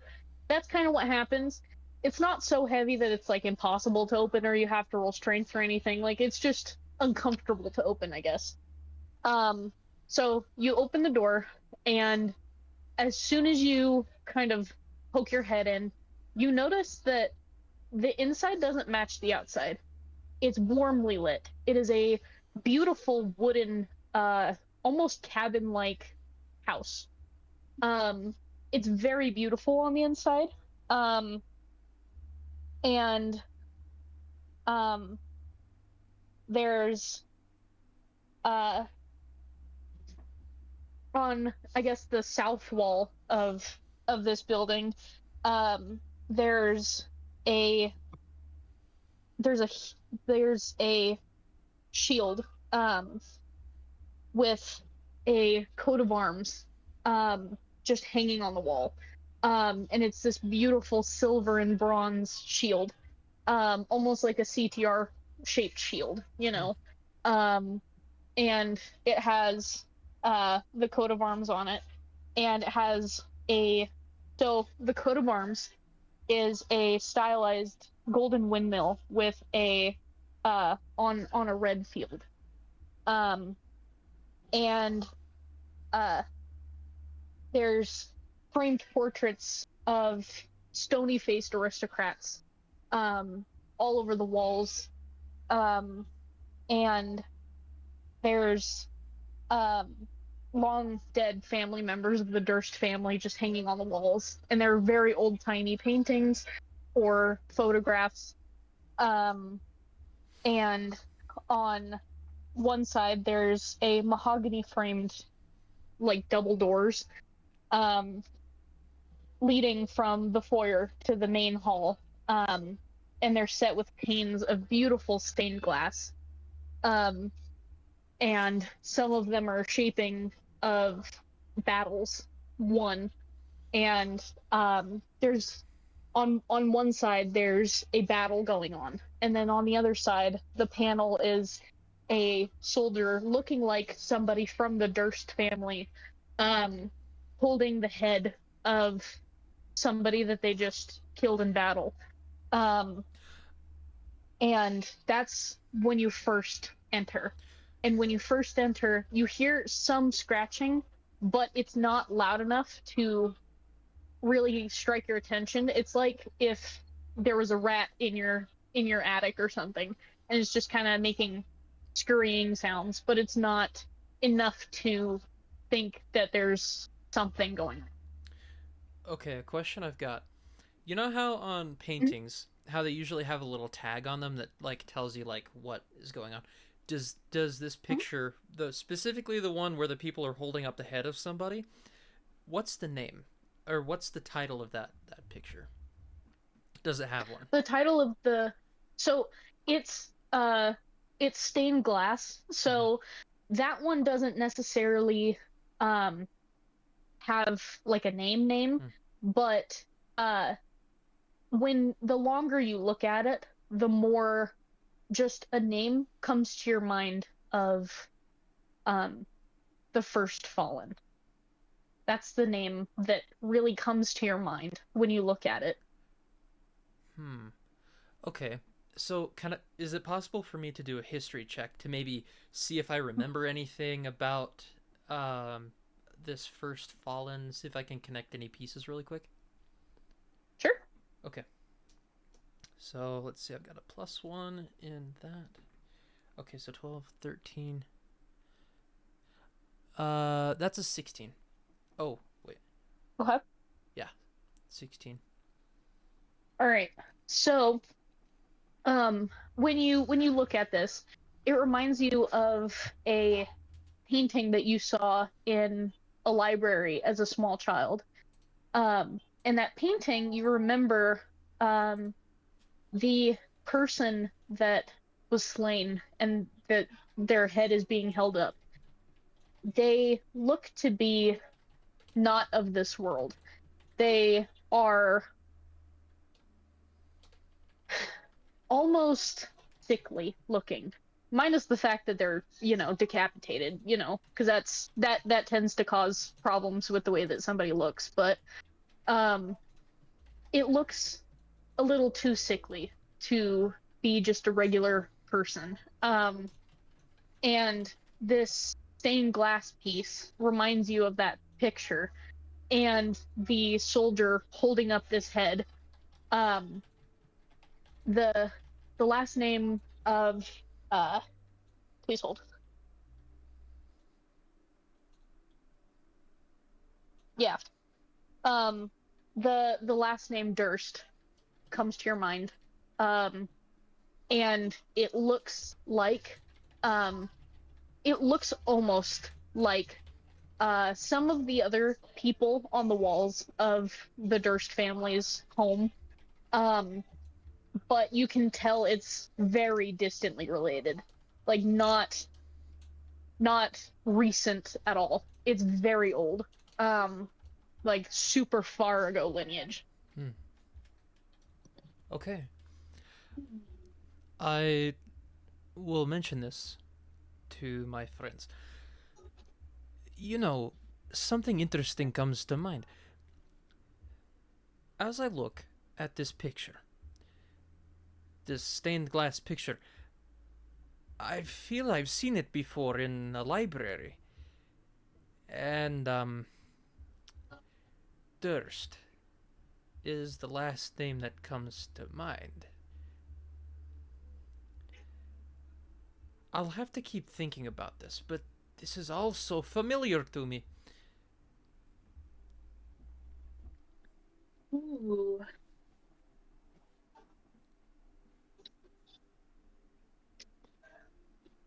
Okay. So now with this information in mind, what do you decide to do? Do you want to keep moving forward? Do you want to look around more? What do you want to do?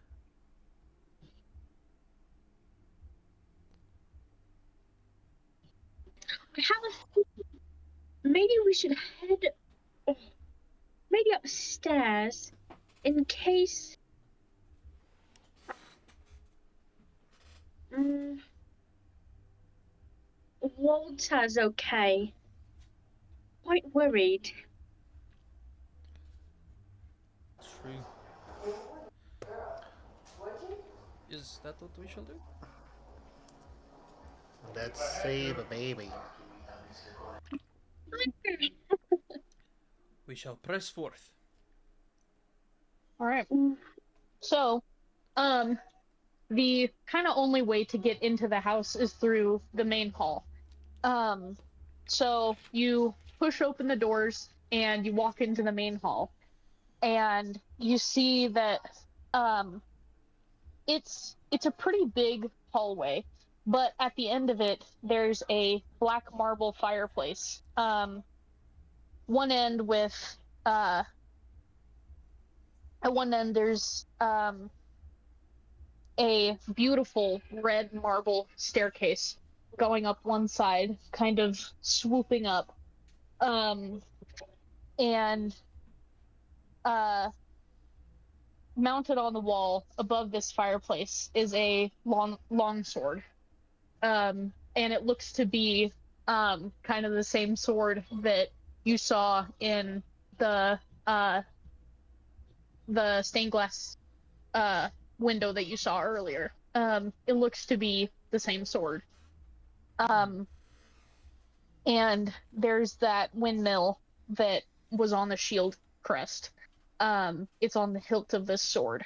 Um, and there's the wood paneling on the walls are insanely ornately sculpted, with images of vines and flowers and nymphs and satyrs and characters that you can't really tell uh, necessarily what it is. It's like a cherub that morphs into this vine going up, and then it turns into snakes. Um, just beautiful artwork. Hmm. Um, yeah. Does anybody want this sword for a weapon? I think you should take it, sir. I could use I something in addition to a female. Of course. Anything we should keep our eye out for. So I'm going Dean's to. hand, like, out of the sack, waiting to grasp the long sword. I'll go fly up, grab the longsword, and offer it to people. I don't use weapons because I got these. But at the same time, though, Bertie and Randall, you guys are unarmed, so you should wait. Hold on, invoice. But at the same time, I do have a magical female. So if either of you needs a long sword, you should take it. If not, I will take it in addition to my magical female. That is true. You drive a very good point, Chuck. Ronald, you can take it. All right. If you really don't want it, I will definitely take it. I'm not very good with swords. Or maybe I am. I don't know yet. Sure thing. We'll get you trained up, and you'll be just as good as us. You already are, but you'll be even Big. better. So, I will take the sword.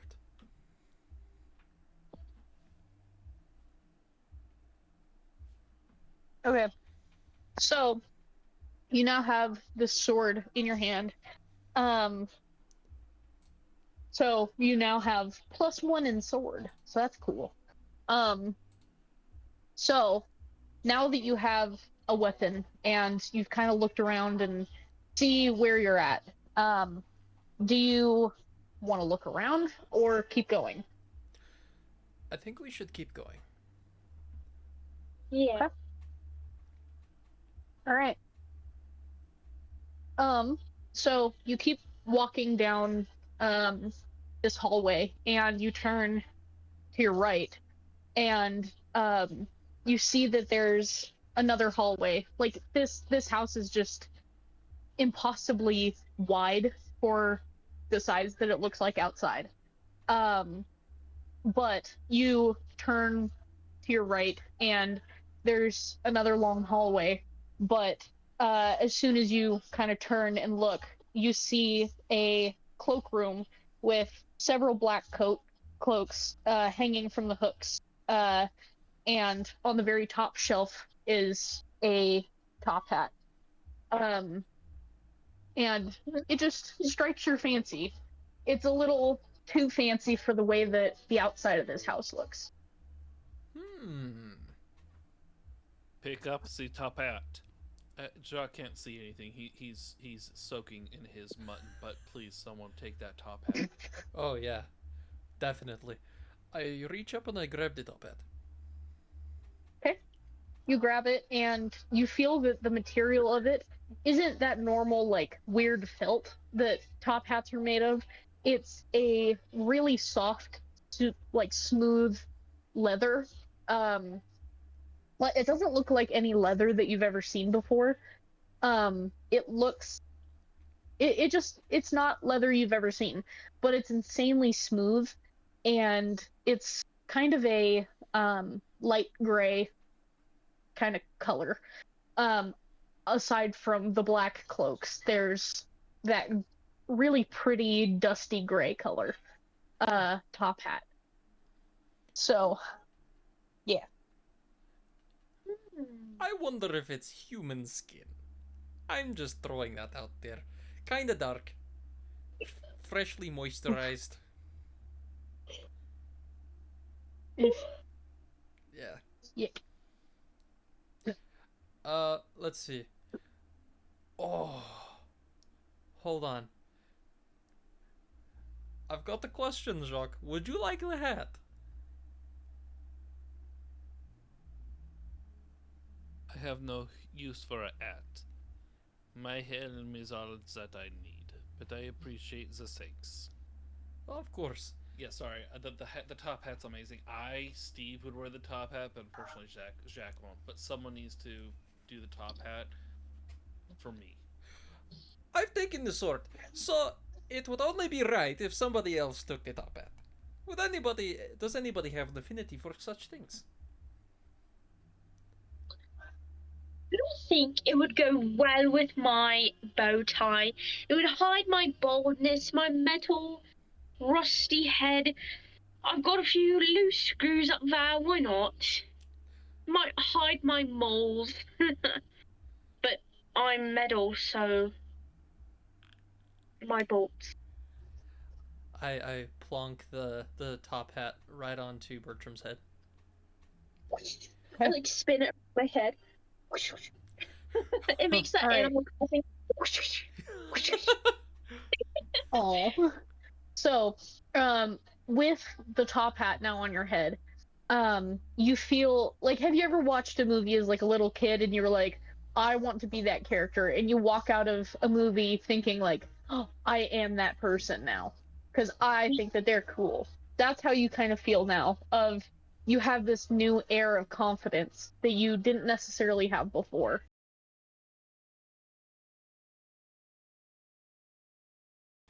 That threw up everywhere. I Oh, threw up.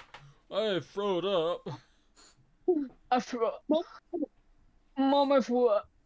You have to do the bud paint sticker. Mama threw up.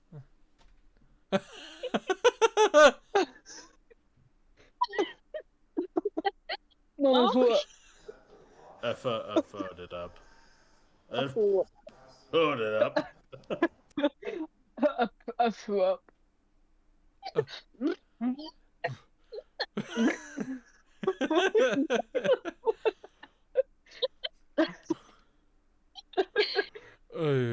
I think I eated too many vitamin gummies and it made my tummy upset.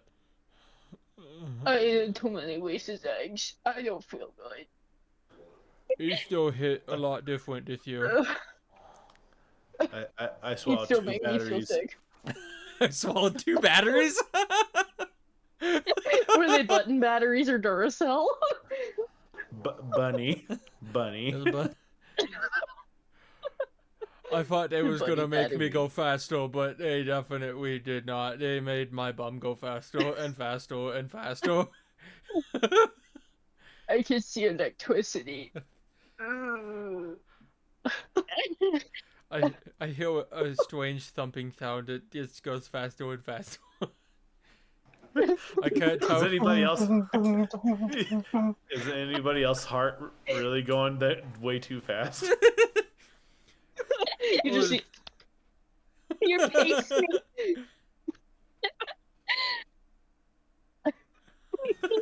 I feel like I ran all the miles. I won so many. What? Mama's Mom, spoken. That last one had a battery in it. You need to stop making casserole with the batteries on top.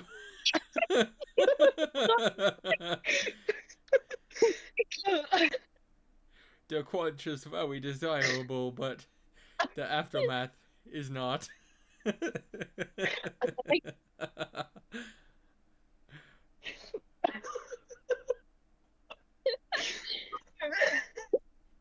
Okay. So I'm sitting in a closet, right? Like swirling my little top hat like an Animal Crossing character. You know? Mhm. Amazing.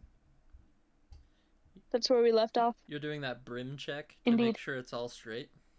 So we're doing the vibe check. Indeed. Ooh, I want to show you my nails really quick. This is a necessary thing, I promise. Wow, wow. Oh, oh, Hey, Paco. it's purple. Hey, Purple. Paco. Poo-poo. Okay, back to Strahd. All right. So, hallway. Okay. So, this hallway is a lot shorter than the other hallway you just came from, and it leads you into a room that looks kind of like a old-timey den. So like a really beautiful fireplace that isn't lit, but it's as cozy as if it was. Everything is wooden and beautiful. Um, and it looks like it's a hunter's den. So there's um, a mount above the fireplace of a stag's head, and there's 3 stuffed wolves around the room. Um, Pardon me, Robert. um, Yeah. and there's he was standing on my book and he started going on the book. Um, and there's 2 padded chairs draped in animal furs that face the hearth of the fireplace. There's a oak table between the 2 of them, supporting a cask of wine, and 2 carved wooden goblets are on top of it, and a pipe rack, and a chandelier hangs just lightly um, above the chairs, and there's 2 cabinets that stand against the walls. The east cabinet sports a lock that can be picked with thieves' tools, um, and it holds a heavy crossbow, a light crossbow, a hand crossbow, 20 20 bolts for each weapon. And the north cabinet is unlocked, but it holds a small box containing a deck of playing cards and an assortment of wine glasses. Um, Hmm. so that's what you see so far when you walk into this room. Because loot it out, takes everything, put them into the sacks. Take it all! Take all the equipment and put it into the sacks. That's a good I idea, heard. lad. Did you just hear something? I've heard it from across the way. I think we should take all the things in the cabinet. Let's do that. Wait, Trees, can I take like some of the stuff and just like keep it in like a share my inventory and then we'll share it. Yeah. So once again, the east cabinet is locked, but the north cabinet is unlocked. But the north cabinet only has playing cards and wine glasses, while the other Oh. one you would have to pick the lock or find the key. Hmm. Um, oof, Mm. pardon, the rock star is catching up to me. So, Okay. Can we break open to the cabinet? yeah. Mm. So it kind of looks like a gun cabinet. So, just wooden with little glass doors. Um, yeah. Nice. So could you like easily break open the glass, Yeah. like punch It's it? not very strong glass. I'll punch it. Cool. Yeah. Let's All send right. it. All right. So, um, I'm not gonna have you roll strength or anything because it's a pretty thin glass door. So you just kind of punch through it.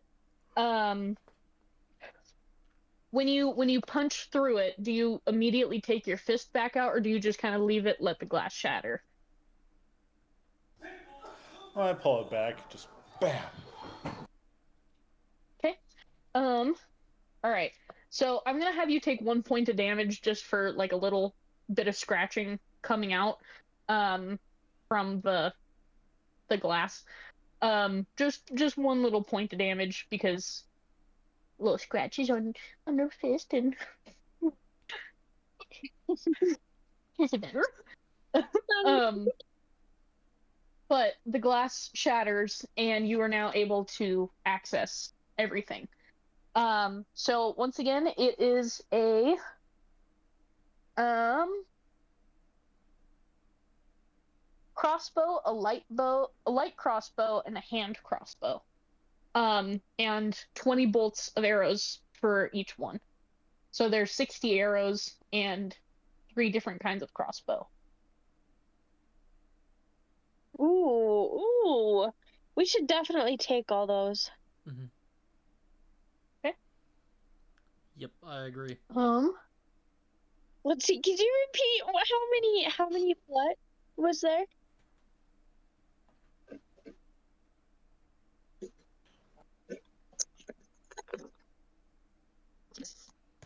There's 60 crossbow bolts, and then there's 3 different crossbows. Like one Oh, just for a handheld, the one that's a light crossbow, and then there's another one, just a regular crossbow, I think is what it was. So Mm-hmm. 3 crossbows, 60 bolts total. nice. Maybe we could each like take one or something, or and then like split up the thing, and then bring back weapons as we can for Peter Jacques. And then we can kind of like do a thing. I So I don't was know. gonna say, if there's three crossbows, if there's 3 crossbows, I've already got the great sword or the long sword. So you guys take the crossbows and the bolts. Okay. I've got my sword, and I think my character's a little bit better with swords and stuff than. Or wait. Okay, wait, I'll have to check that again. One sec. Because I know I'm good with the long sword. Um, My character will hold onto gear to for the sake of holding on to it, but he's really small, so he would have to take like the handheld crossbow. But um, my guy fights with his fists. That's how I do the most damage. That's how I do most of everything. So I'm not going to be. I'll hold on to equipment, but I probably won't use it. Well, me too. I'll probably I can keep mine in like a bag of holding or something. So I guess we just kind of split up the crossbows and just kind of keep them stored for a sec. All right. So in that case, do you want to look for anything else in this room, or do you want to just keep going? Ooh, should we keep going? Can I check out that deck of cards? Ooh. Yeah. So, you unlock, or it's already unlocked, but you kind of open the door, and you take out this deck of cards, and you notice it's a deck of many things. oh, whoa! Mm-hmm. Kind of holding it like it's a loaded gun. You should probably put that in the holster. There's a lot of power in that deck. Guys, I don't know what to do. I don't know what to do now. I don't want to draw. I don't want to draw a card, but You might want to draw a You have card. the option of drawing a card. You okay, have the option. okay, okay. Maybe.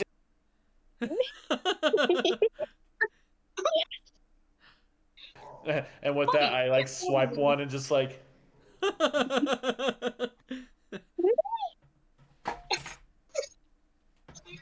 out of here, you stinker. I have to show you this because this is just too cute for me not to show you.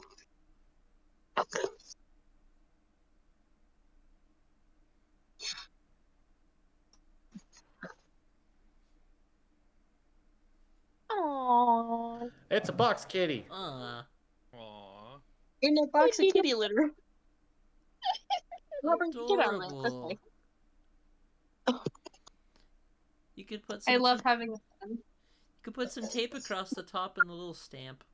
Little guy, little guy. Okay, so did you want to pull a card? Mm-hmm. All right. I'll shuffle this deck, and you know how a deck of many things works, correct? Okay. Yeah, that's why I 11 was good like, cards, 11 bad cards. yeah. How many? All right. How many cards are in this deck of many things? Is it 22? 22. 22. 11 good cards, 11 bad cards. So, tell me when to stop. Stop. Okay. So, I actually painted these so that way they're correct. So, you got the gem,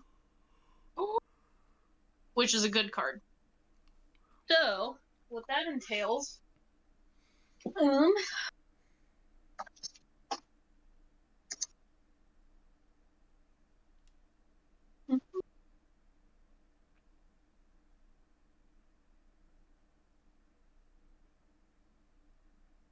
this in here, I promise.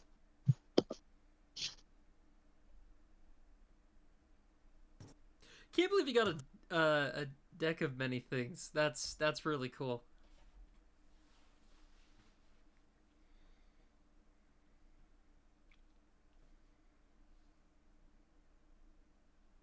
Over yonder somewhere.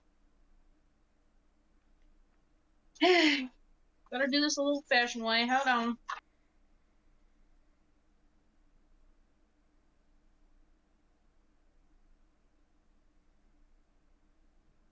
Unless somebody wants to Google the gem card of the deck of many things. Let's see. Yeah, I've got it right here. Let me see. Okay, so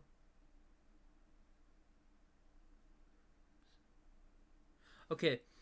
Ooh. My book. So the gem is 25 pieces of jewelry worth 2,000 gold points each, or 50 gems worth 1,000 gold points each appear at your feet. Mm-hmm. Mm-hmm. That's crazy. Oh boy. Oh boy. Woo. I take the deck and just like, woo. Fanning it. Like you're like looking at all the cards, seeing which one comes next. I didn't draw it. I'm just peeking. I'm just looking, I promise. So, all right. So it's either 50 gems that are worth 1,000 gold pieces each, or it's what's the other one? 25 pieces of jewelry worth 2,000 gold points each. I think I'll do the 25 pieces for 2K a piece. Yeah. So I'm gonna put that in my thing. And I'm gonna slide that deck into the pocket real deep like. Yeah. That away. Put that away. All right. So you now have this money, and you now have the deck. What else do you choose to do? Do you want to keep looking in the room, or do you want to skedaddle elsewhere?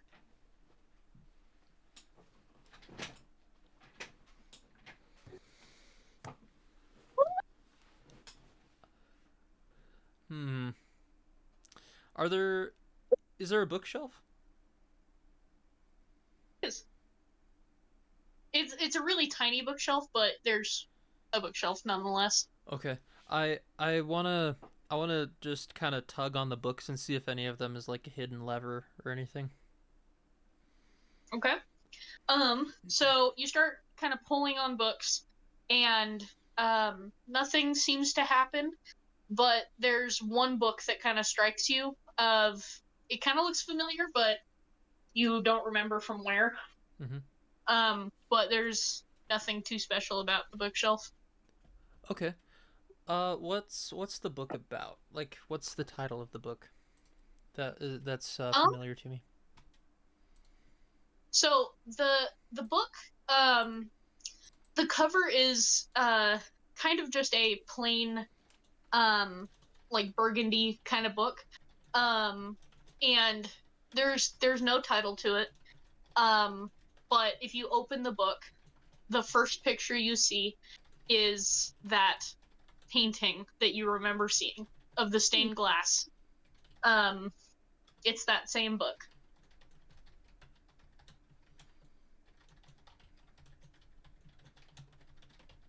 Okay. Um, just really briefly, can I just kind of skim through and see if there's any text or anything in the book? Um, yeah. So you just kind of skim through the book, and you notice that uh, the whole book is pretty text heavy, but every so often you'll see a full color picture um, filling an entire page.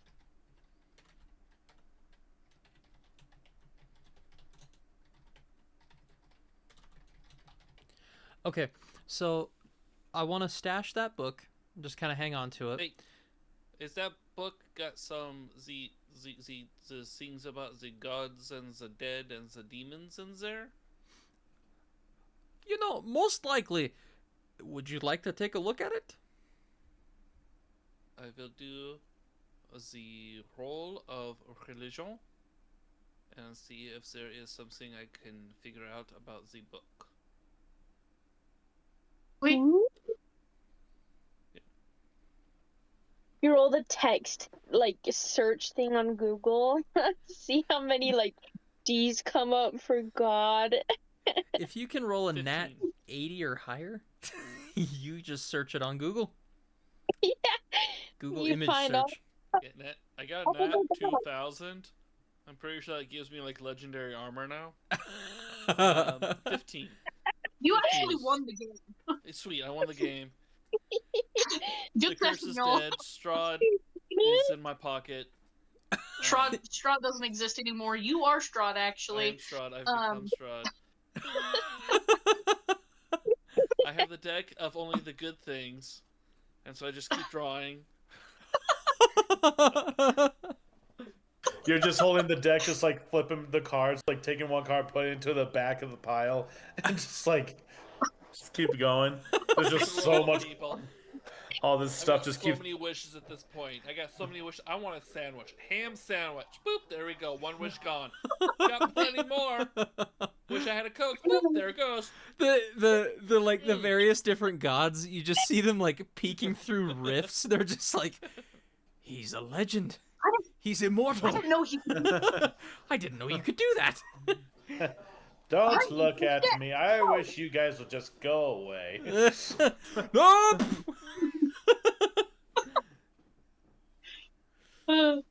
Okay, so, yeah. So you find the book. Nothing super extraordinary about it.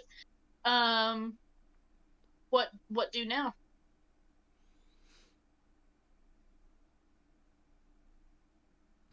back in the middle. I want to mess with the stag head that's over the fireplace. I have a idea. feeling like I have a feeling like there might be a trap door that might open in the back of this hearth. So I'm gonna start messing with it. You know, poking, prodding, pulling, all that stuff on the stag head. Please tell me he comes alive and bites Tomet in the hand. And he becomes a were-stag. You just ah ah. Oh! He's got teeth. He's got teeth. Someone use healing word. I used vicious mockery. Oh no! Oh Give me the crossbow. Give me the crossbow. Kill it again. Kill it again. Oh, Okay. that's funny. Honey, get out of the litter. Dang it. Kids. What do they think of Can't. next? Try to give it a litter, I guess. Okay. All right. So you wanted to mess with the stag head. Are you like just pulling on like the fur? Are you like kind of squishing the face like this, just like Yeah, like tugging on an ear, antler, like, you know, trying to see if like anything's like a lever or something like that. Like kind of like just moving the head in general, poking, prodding, like, you know, had to like rub its teeth or something. I don't know. I'm trying to see if there's a switch. okay. So you Lean in pull for a on one of kiss. the antlers. So you pull on I just one of the wanted the antlers. kiss. Ah. And the mouth of the stag falls open, and out comes a perfectly round ruby.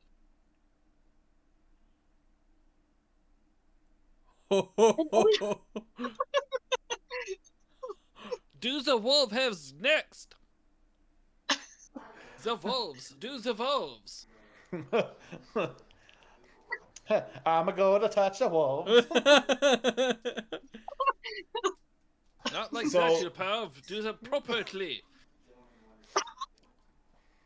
With decorum. Honey, Turn to the side and cough. Use the back of the hand. Light palm touches. Back of the hand. Light palm. Under. Feel Gentle. around like I'm blind. 1, 2, 3. That's all. 1, 2, 3. That's all. No more, no less. 1, 2, 3. That's all. There's the prostate. Wolf. Everything seems to be in working order. Oh, there's a lump. Oh no, that's not a lump. So, but I found a ruby, like a softball-sized ruby or something. And it's like the is there size of like a tennis ball ish. Like it's pretty decent size, but it's not huge. now I'm gonna just like put that in my inventory as tennis-sized ruby. Can I tell if there's anything special about this ruby besides the fact that it's a gigantic ruby? Super special about it, other than maybe it's like other than the fact that it was hidden in a stag head. So it has some sort of specialness to it, but it's not like magical or anything. But you can tell it's worth something to whoever it was that hit it. So Sounds good. Yeah. I'm a touch of wolves. okay. So you start tugging on things, and one of them kind of squats down and poops out an emerald. Oh my goodness. But this one is a little smaller. It's about the size of a golf ball ish. Still a pretty large emerald, but it's smaller than the ruby. Wow. Are there Do you any wanna go- other animals in this room? Yeah, there's 2 other wolves. May I touch one? Ask consent first. I'll ask permission, I promise. Don't just go fondle a wolf, you know. They generally frown So- on that. I've learned. Approach from the Yeah. front, never from the back. It scares them. Hey. It's harder Um, to get the ruby out. Say that. All right. So you go. So you go up to the, like the wolf that you see when you first entered the room. You go up to that one and you notice that the eyeball is a sapphire. Only one of them is a sapphire. So do you want to rip it out, or I scratch its head and I say, "Thank you so much." And I just, as I'm scratching its head, I remove the eye, the sapphire. all right? I've seen it All right, so- first. I removed the mote in his eye. So you now have so this one is also about a golf ball sized sapphire. But it's a blue kind of sapphire, not like one of the weird pink ones or the weird red ones or anything. It's like traditional sapphire. Okay.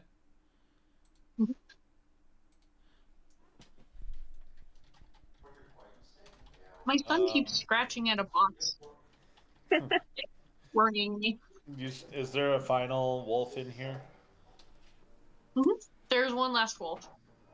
Do you want to take the honors there, Bertie? How are we gonna share? Rock, what do you have to say? Bullet. What? Fondle the wolf. I gather my thoughts. I desire. What does the British accent sound like again? Could not tell you.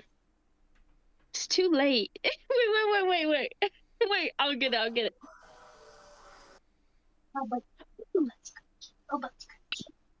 I begin the ascent to go. Wait, ascent.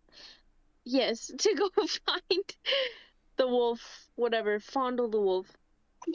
I go around, stick my finger in up its little nose, pick a little bit, try to find something. Fondle, tug a couple ears, pick a couple toenails. You never know. Never know what you'll find. Alright. Don't walk around, hey bum. Look around, you bum. With a bottle of water.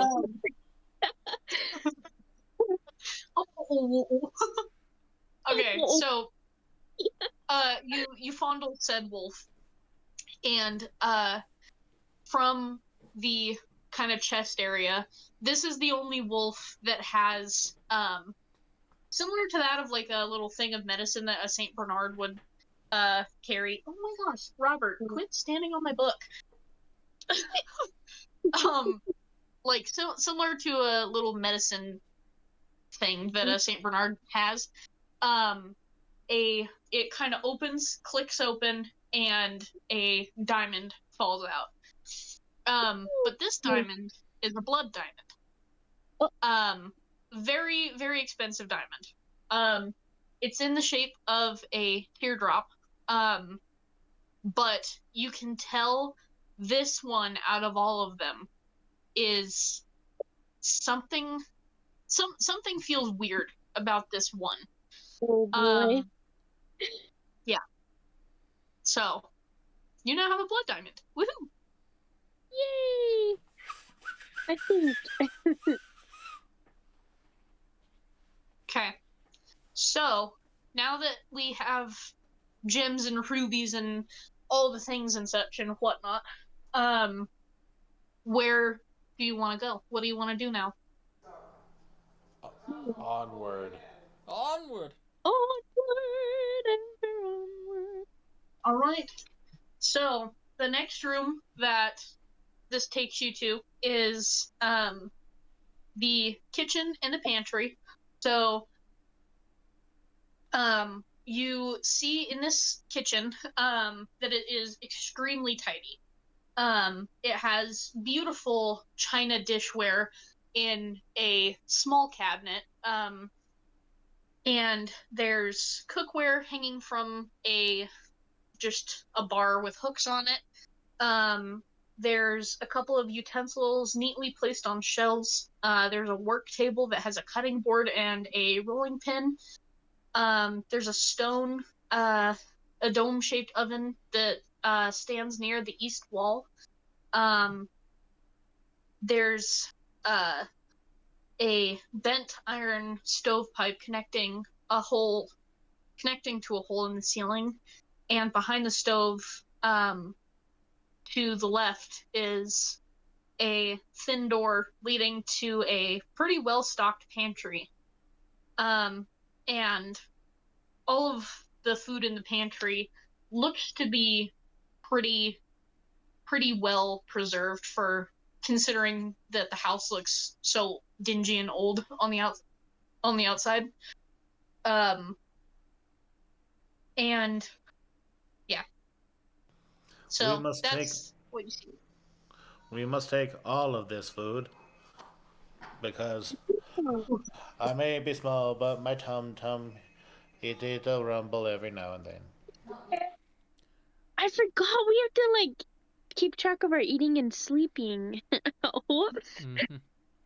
Maybe is that's true. a good idea. Wait, can I reach for some Twinkies? A little, a small morsel on the shelf. So the Twinkies here are called Stinkies.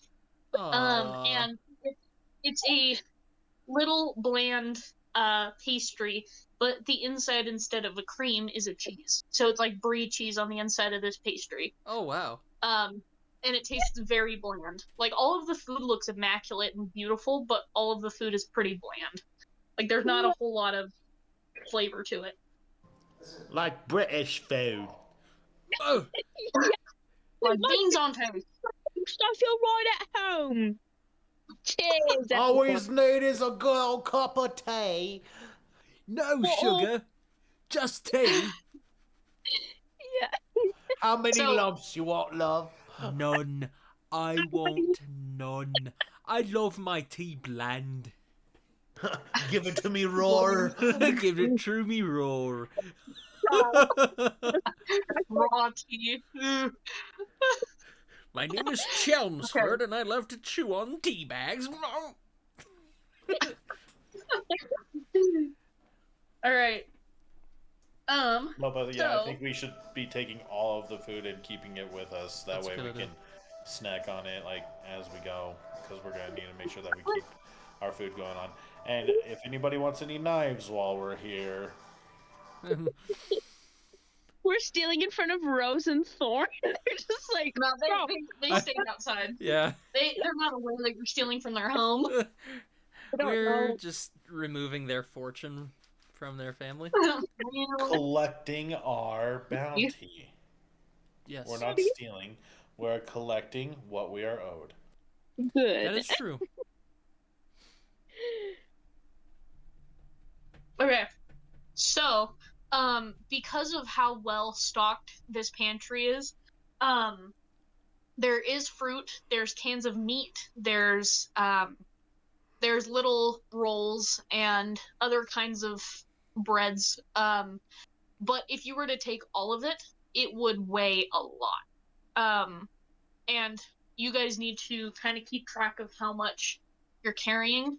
So I would suggest take what you need, but try not to take all of it, or else you're not going to be able to carry everything else. Does somebody have a backup holding? I wanted to come into the game with one, but I forgot to put it on my sheet. So, Counts still unless counts. unless one of you guys has like a pocket or something, or like the bag of holding that was on you, none of you should have one. A pocket of holding. I'll just put a couple rolls into my little bunny onesie, and then like a shank of ham in there.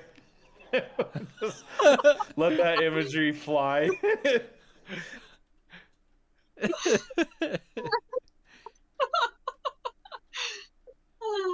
You got like one here, one here. Guys, Very not tactfully placed rolls. Or just just like they're like I keep them on the backside just to keep them warm, but it looks like whenever I'm like walking, I have like a little diaper just that like switches from side to side. He keeps the rolls next to the buns. Yeah, Yeah, it's logical. keep it organized. Yeah. And then I keep the meat over on the front where I can easily grab onto it because I like to eat meat. Logically speaking. Yes, yes. Help me out, Steve. I'm drowning here.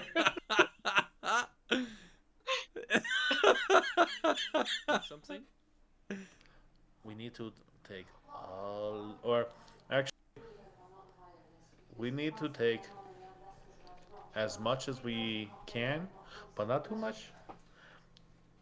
I do not So- eat the food. Then you must hold a roll for me. The roll's as big as his head. I got it! Go, my little Afro man. You just hear in your mind. Let The me use funny- a stem filter. The funny thing is, Randall's holding me, so everything I'm carrying, he's actually having to carry. It's just bogging him down. Exactly. Go ahead, give it to me. I'll take it out. He's the one carrying everything.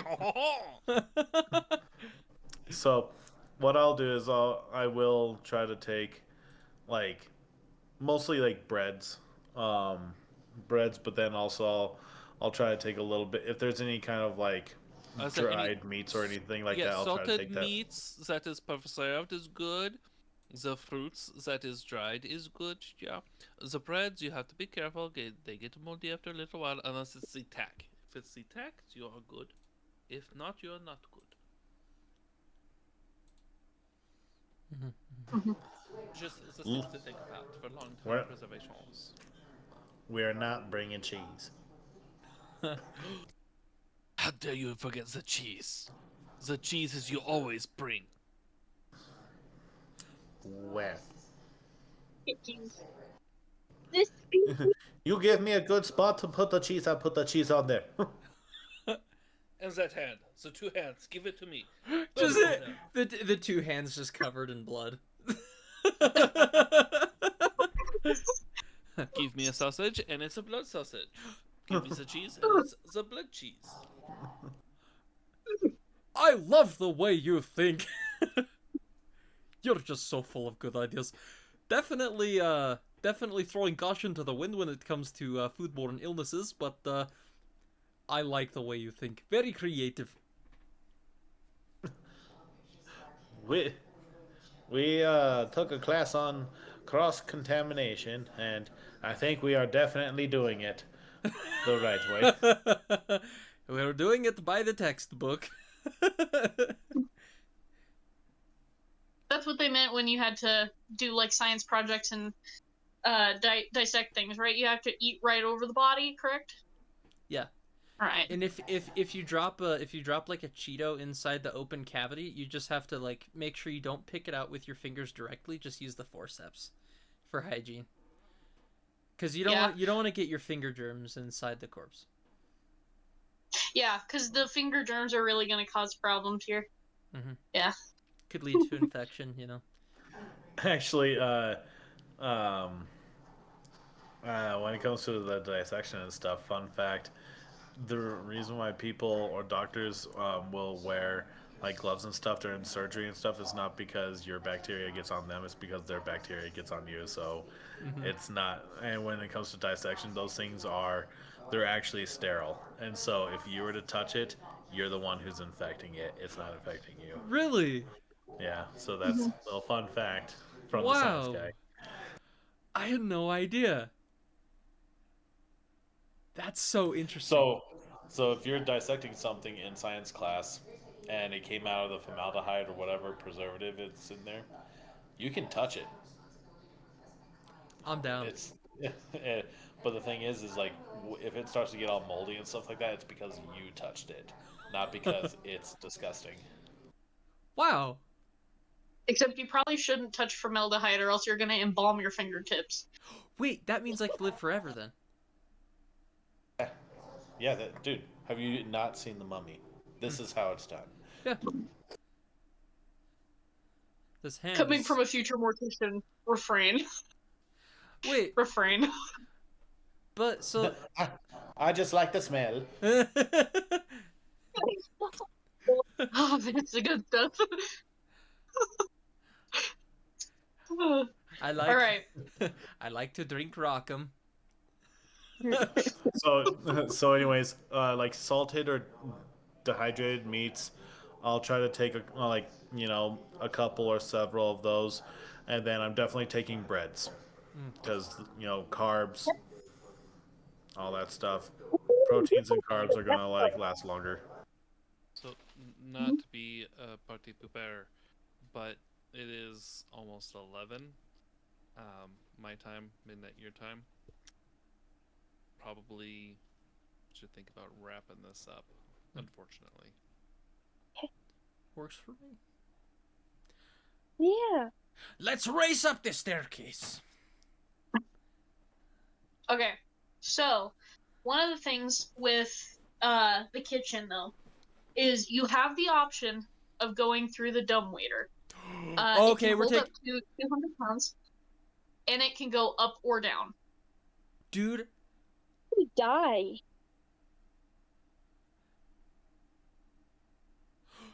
Jacques, lad, do you want to Deliver take the Jacques dumbwaiter? to the basement. This is your time. This is a moment. Deliver me to the basement.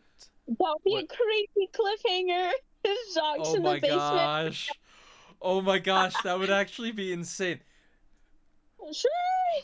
Jacques, would you really like to go to the basement? On the There are few dumbwaiter. things that can kill me at this moment. I will return victorious. The bat will be dead. So, what's funny, Jacques is the only one who can actually fit in the dumbwaiter. Really? It is 2 feet by 2 feet, and he is 1 foot. Oh, no way! What? This Okay. is a moment that must happen. This is the perfect Jacques moment. I He oh, goes down, the string starts shaking. Pull me up! Pull me up! Oh, Momo. So, okay, here is the plan. Do we see a knife that is about the same width? The blade is the same width as the dumbwaiter bottom. It's a bread knife, so it's somewhat flimsy. But And serrated. yes. and it has like the little like hook on the end. Mm-hmm. Okay. We will do this. We will fasten the knife and the other sharp objects that we find, and we will put it at the bottom of the dumbwaiter. I go down. I am on tasty muscle. The Betty wants me, no? The bat comes up. He puts his hand in, ha! And then I go, ha ha! And he goes, ha! And go, papa! And up we go, and the spikes go into the bottom of the jaw. And you hold hard, and he can't move. He's like this. He cannot move at all. And I'm like, ha ha! And I take my sword. I go, step, step. And the eyes. I go, step, step, eye. Step, step, eye. And dead. This is That the was way. so French. His little eyes are like really big, and like you can see like tears of just joy as he thinks about the carnage that's going to be wrought on this. He in his mind he's picturing some sort of werewolf wolf thingy, but whatever it is, we're gonna trap him in his. He's like salivate. You can't see it because he's got his helmet on, but he's like salad. Yes, this is good. Yeah, yeah. We will trap the better step him, and then it dies, and then we get salutes, and then he's dead. This is a You great talk. idea. So I will He's say, going around. so one thing about the dumbwaiter is there's a little bell on the outside of the dumbwaiter, and there's a little bell on the inside of the dumbwaiter. If you ring the bell either way, it'll ring either inside the dumbwaiter or outside the dumbwaiter. So if somebody outside the dumbwaiter rings it, then the inside of the dumbwaiter will hear it. So be careful of that. And the pulley system, it works both inside and outside of the dumbwaiter. So there's a pulley system outside. It's more for emergencies, but if you had to, you could pull something up. Or there's a system inside, so that way you can lower yourself down. So you have the option to lower yourself down, or you can have somebody else do it. I will lower myself down. They will wait Okay. up top. When the bet comes, I shall ring the bell. When they ring the bell, they shall immediately send up for the bet to see me, and I shall come out. I shall hidden amongst the hamsters. He thinks it is the only dinner. He comes, he investigates. Haha! My arm shoots out, rings the bell. He gets and goes and I step tap. I like it. So when you All hear right. the bell, pull hard. Mm. Super hard. So I know you should never ask a lady their weight, but how much does your character weigh? I am a little bit heavy. I wear the heavy armor. About A shy 15 pounds. about 25, maybe 40 pounds, maybe a little more, maybe a little less. It kind of depends. Okay, so the dumbwaiter can hold up to 200 pounds before Oh, the dear rope God. snaps. Yeah, so Oh, you're dear gonna be God. fine. So, how far down do you want to go? Keep in mind, this house is 4 stories, so there's the basement just below you, or you can go up and hit the 3rd or 4th floor, which is the attic. We know the bed is on the basement, so I say we go to the basement first. We investigate the bed. Perhaps it is friendly bed. Perhaps the bed is like, bonjour, would you like un petit fromage? Je vais dire, mais oui, je voudrais le fromage, merci beaucoup, bête. Nous sommes des amis, non? Maybe Oui. c'est farouche. But, premièrement, la bête. Deuxièmement, après bed.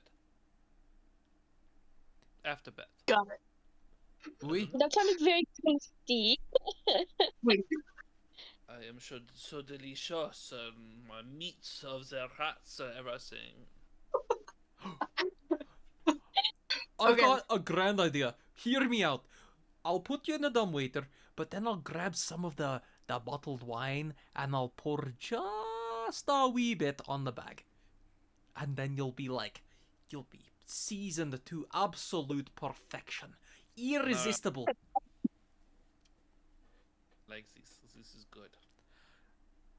I Are we look. talking like a Pinot Grigio or like a Merlot? What kind of wine are we talking now?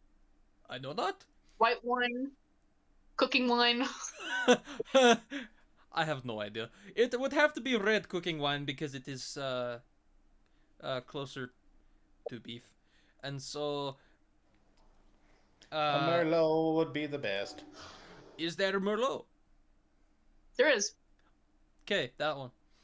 All right. Give him about 3 shakes. Onto the bag, and then I kind of just like gently massage the bag,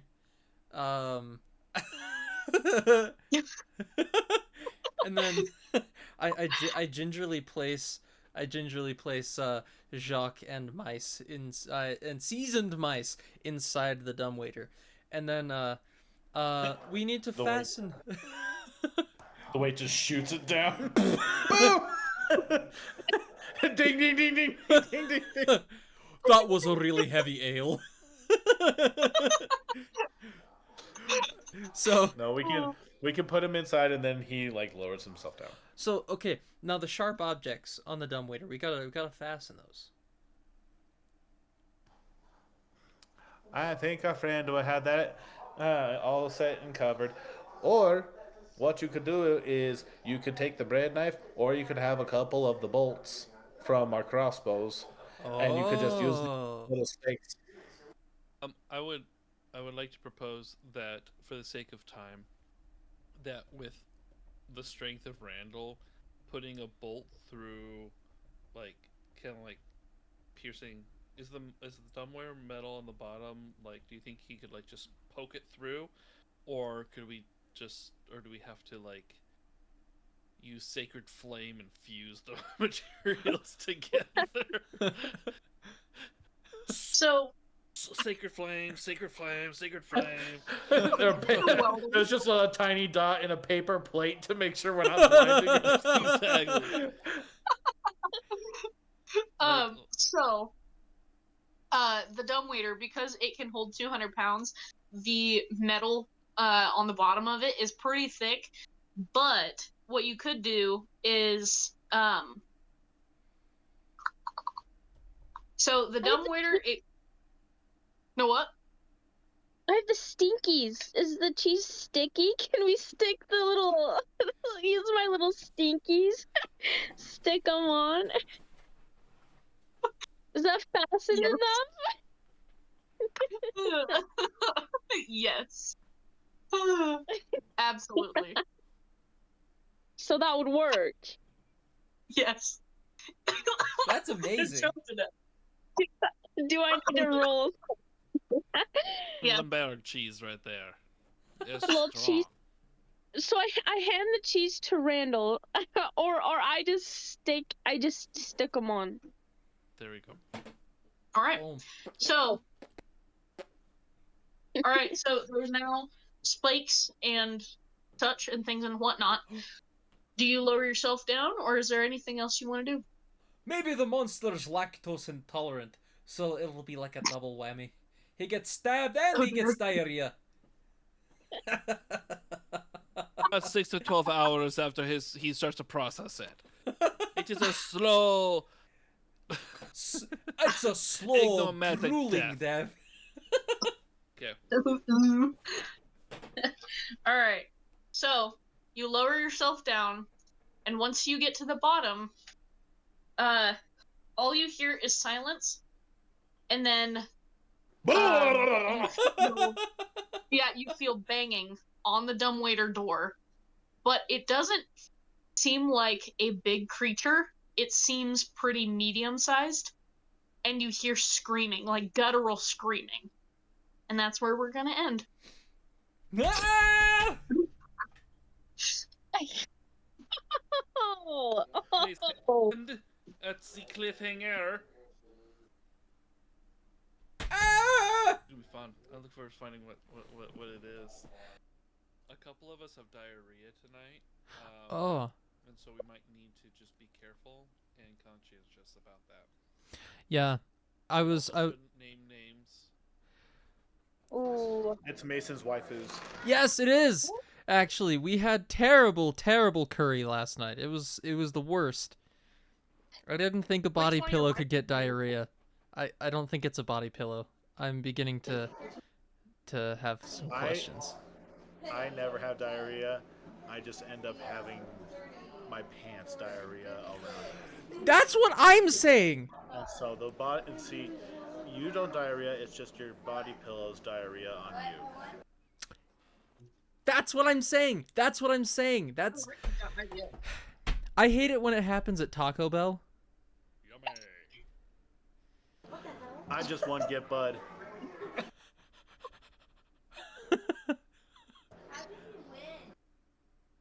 you guys remember from last time? Steve's in a I dumbwaiter. remember. We have bolts surgically pressed against a dumbwaiter with cheese, which honestly, I'm thinking this is going to go one of two ways. One, the bolts are just going to tip over, or they're actually welded on. I don't know how it's going to go, but the plan right now is that my character, he's in a dumbwaiter, and he is just he's going after this beast, and he is positive there's a beast. Oh, see, look, there's a light. Ha ha ha. So he's positive there's this beast. So he is in a dumbwaiter, and he is ready. And there's this tapping. Now, something was different. We learned that the tapping or the banging came from a medium-sized critter, and I was expecting large. So this is a little smaller than I was anticipating, but there is something on the other side of that. Now, right now we have the plan, and the plan is this: my guy is going to lure the beast's head in by being such a tasty little fairy morsel, and he is going to then push a button, and everyone is going to yank on things, trapping the head with these bolts against the top, and then my guy's just gonna like bash his skull in with whatever random attacks he can do. Oh, but you have the magical And weapon. well, yeah, I mean it's magical. It does 1d4 damage. This is not going to be a clean kill. No. As in this is going to be a little brutal. We might want to go through a couple rounds, like blur the screens or something like that. It's not going to be pretty. But yeah, so that's the plan. Assuming the one on the other side is something worthwhile for killing. And that is currently where we're at, and we ended on this cliffhanger because dun dun dun, we don't know. Oh. And by the way, and just to kind of really kind of let it know, the character Jacques, he is about a foot tall.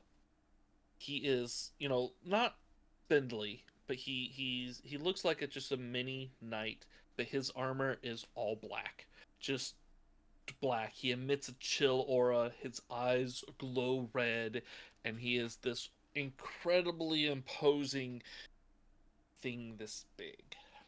So, Yeah. and he's Oh, a yeah. dumbwaiter, and he has a femur of a rat that's been magically enchanted, so it's a +1 improvised weapon, 1d4. Because his actual weapon, which is pretty cool, and I was hoping to use it by now, but he doesn't have his actual weapon, but he does have his shield, and so, and also, your eyes can't really seem to focus on him. He seems to be blurry, kind of thing. Ooh. So that's where we're at. If anyone wants to add, Hmm. I've got nothing, but I'll look really attractive right now, like strikingly attractive. I think it's just the lighting in the room, just like, shining on my hair and on my face. I just look really good. Delightfully so.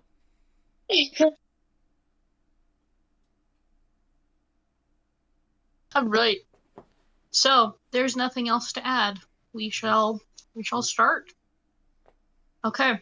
So, Jacques, now that you are down, well, yeah. Now that you're in the dumbwaiter and you hear the scratching and such, do you want to open the door, or what do you want to do at this current moment in time? So, you can rule one way or the other. Is there any information I can glean from the sounds that are being made? Like a way to identify the creature, identify where it's coming from?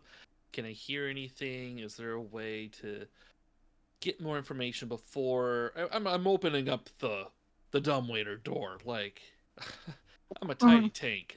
There's not a lot I'm fearing right now. I mean, am I going to kill this thing quickly? Probably not. Is it going to kill me? Definitely not. So I'm not worried about that aspect of it, unless it's Tiamat, in which case it's a good thing that I'm a revenant.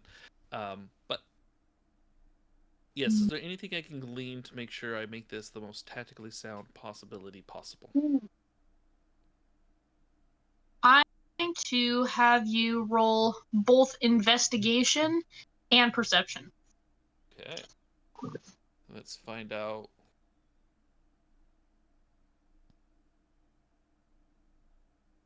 Oh, of course, there's no insight. Oh, but my perception's really good. Okay. Ho ho ho! Yeah, that's gonna be Okay, so I got a nat 20. I guess was investigation first the one that you?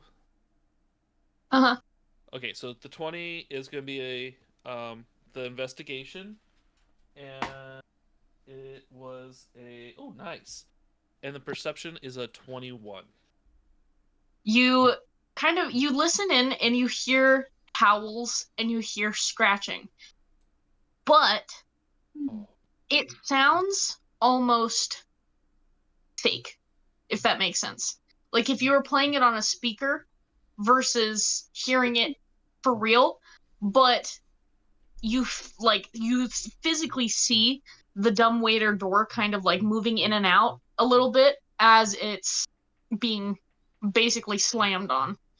Um, but the howling sounds animalistic in a human way, if that makes sense, but not like a furry kind of way. Good distinction. Thank you. Yeah. um, probably a diplomacy and moment. the only other thing is the scratching that you hear almost sounds like, have you ever accidentally like had your nails a little too long and you scratched it on the side of a car door or like siding on a house and it makes that icky squeaky sound? Yeah. That's kind of the vibe that you're getting from the scratching on the door. Is that it's that weird squeaky sound. So Jacques now has his doubts. There is no grand battle that might happen. This is sad for the Jacques. Jacques approaches the door and he does a and waits to see if there's a response. There's a pause in the howling and in the uh and like the scratching and stuff. And as soon as there's that pause, um you feel the dumbwaiter shoot upwards. So it's, I don't know if you've ever ridden it, but the Tower of Terror at Disneyland, you immediately get shot up like how it is in that ride. But it doesn't drop you. It just shoots Oh. you up and you stop. And the howling and the scratching continues, but it's quieter. Oh. Mm. Okay, so is the Dumb Raider still at the same level, or am I now like a floor higher or lower? You, how do I describe this? Considering that the scratching and howling is a lot quieter, you can kind of tell that your floors higher than where you were before. Okay. Hmm. There is something strange about these howlings. Donne-moi un second. And I lower myself back down. Okay. So I get to the bottom, and this time I'm just gonna, unless something happens, I'm just gonna fling open the door. Ha and ha kind of thing. Okay. So, as you have lowered yourself down again, um the scratching pardon me as I just throw up everywhere. So the scratching and howling gets a lot louder, but as you get to the bottom, you hear a clunk and you feel yourself kind of jolt like you're at the bottom now. And the first thing you kind of recognize is that the scratching and howling is coming from a different direction on the dumbwaiter. It's not from the door now. It's from your left. Hold on, I mirrored. The howling and scratching is from there. but the door is now from there.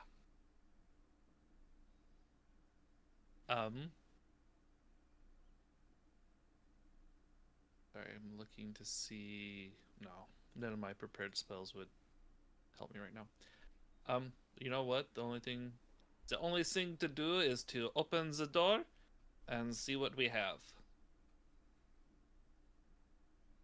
Wait, hold on. Okay. Does it seem like there's like now another door onto my left that I can open, or is there only just one little door? It's still only just the one door. Okay, in that case, we're just gonna open the one door and see what happens. Okay. So you open the door, and you you notice that the room is pretty dimly lit. But the first thing that you notice is so if here's the dumbwaiter, exactly in front of it, about like 20 feet away, is a door with the like there's no doorknob on the door at all. It's kind of funky looking. Um, the room has a bricked window, and it has two dusty wooden framed beds, like the size of a kid's bed, on either side of the window, and that's on your right. And close to the door is a toy chest, that has windmills painted on the sides of it, and a dollhouse that's a perfect replica of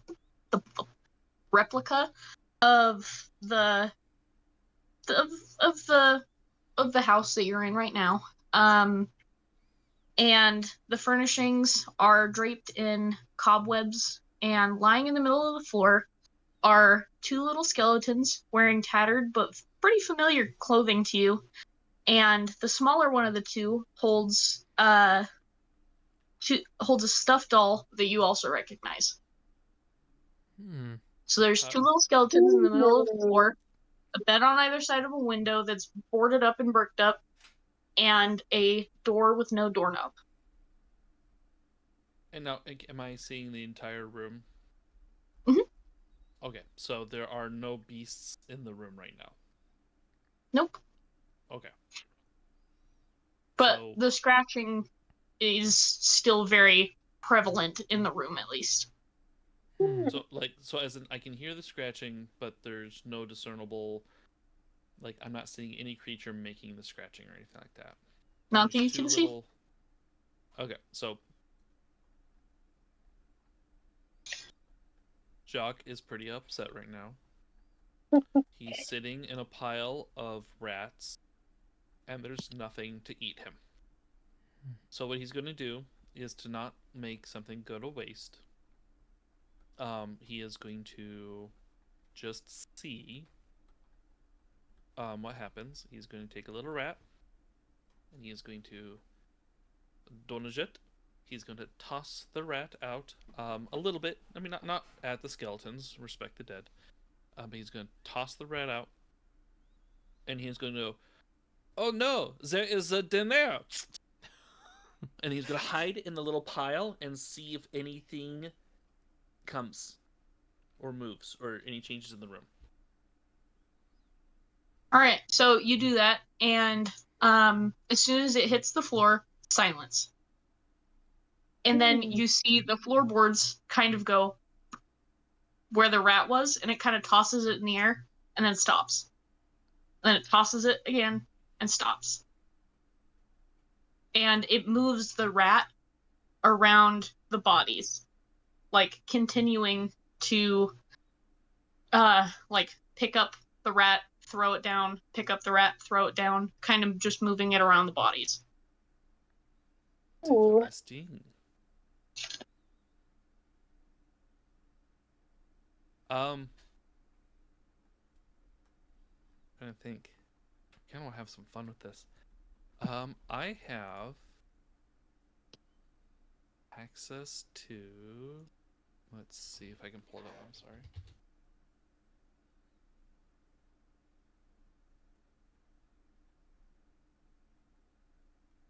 Okay.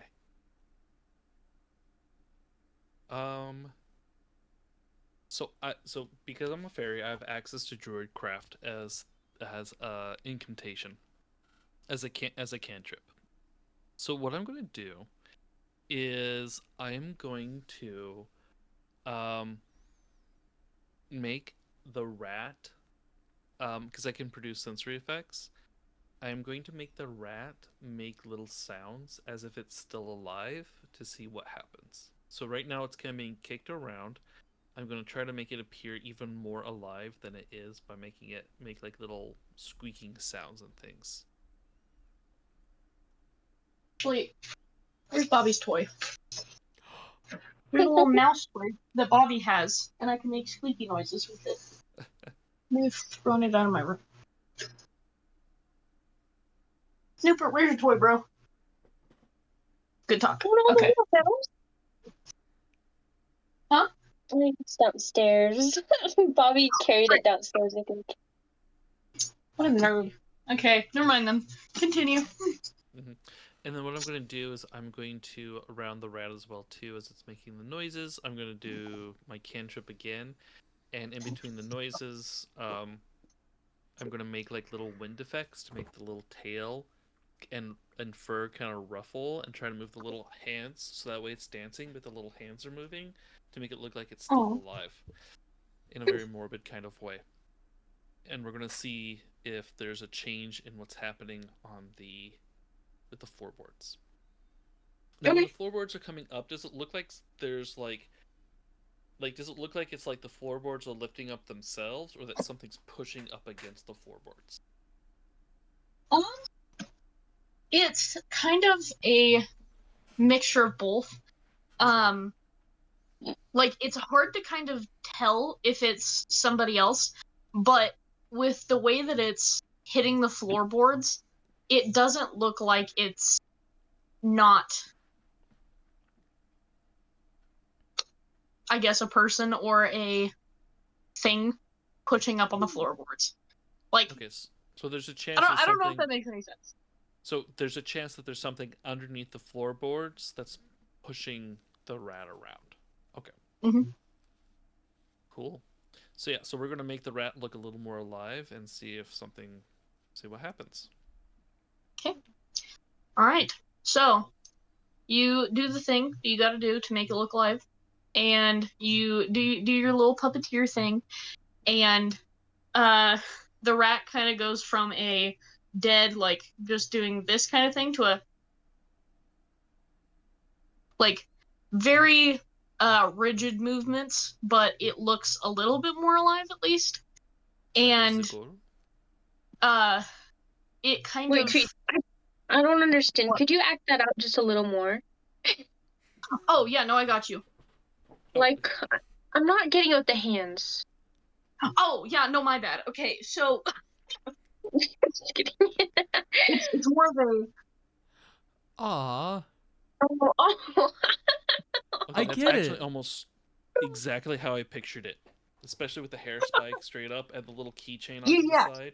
I get it. I So get it. this is Bobby's boy. Yeah. Only there's a lot more blood. Yeah. Yeah, I couldn't get blood on such short notice. Bobby would not allow it. Mhm. Mommy. Yeah. See, Yes. little Robert right there. He would not allow it. Oh. Okay, so this little rat, it because it's kind of moving across the floor now, Mhm. the floor, instead of just a little, it goes moving the floor around. And the scratching becomes more prevalent, I guess. And a little bit more aggressive. Telefoot! Ha! This is good. This is very good. Okay, so clearly there's something underneath that can't quite get through, but we have found out there's something underneath. There is a door with no handle, two little skeletons. Now you said that I recognized the stuffed animal. What? Mhm. How? What is it about the stuffed animal that I recognize? Can you? What is my memory telling me?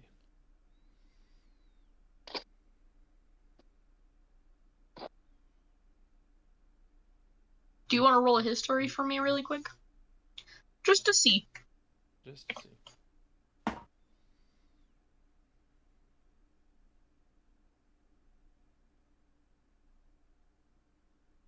I cannot tell a lie. 5. 5. Right. Yeah. Cool. Mm-hmm. You've seen this before. I know, crazy.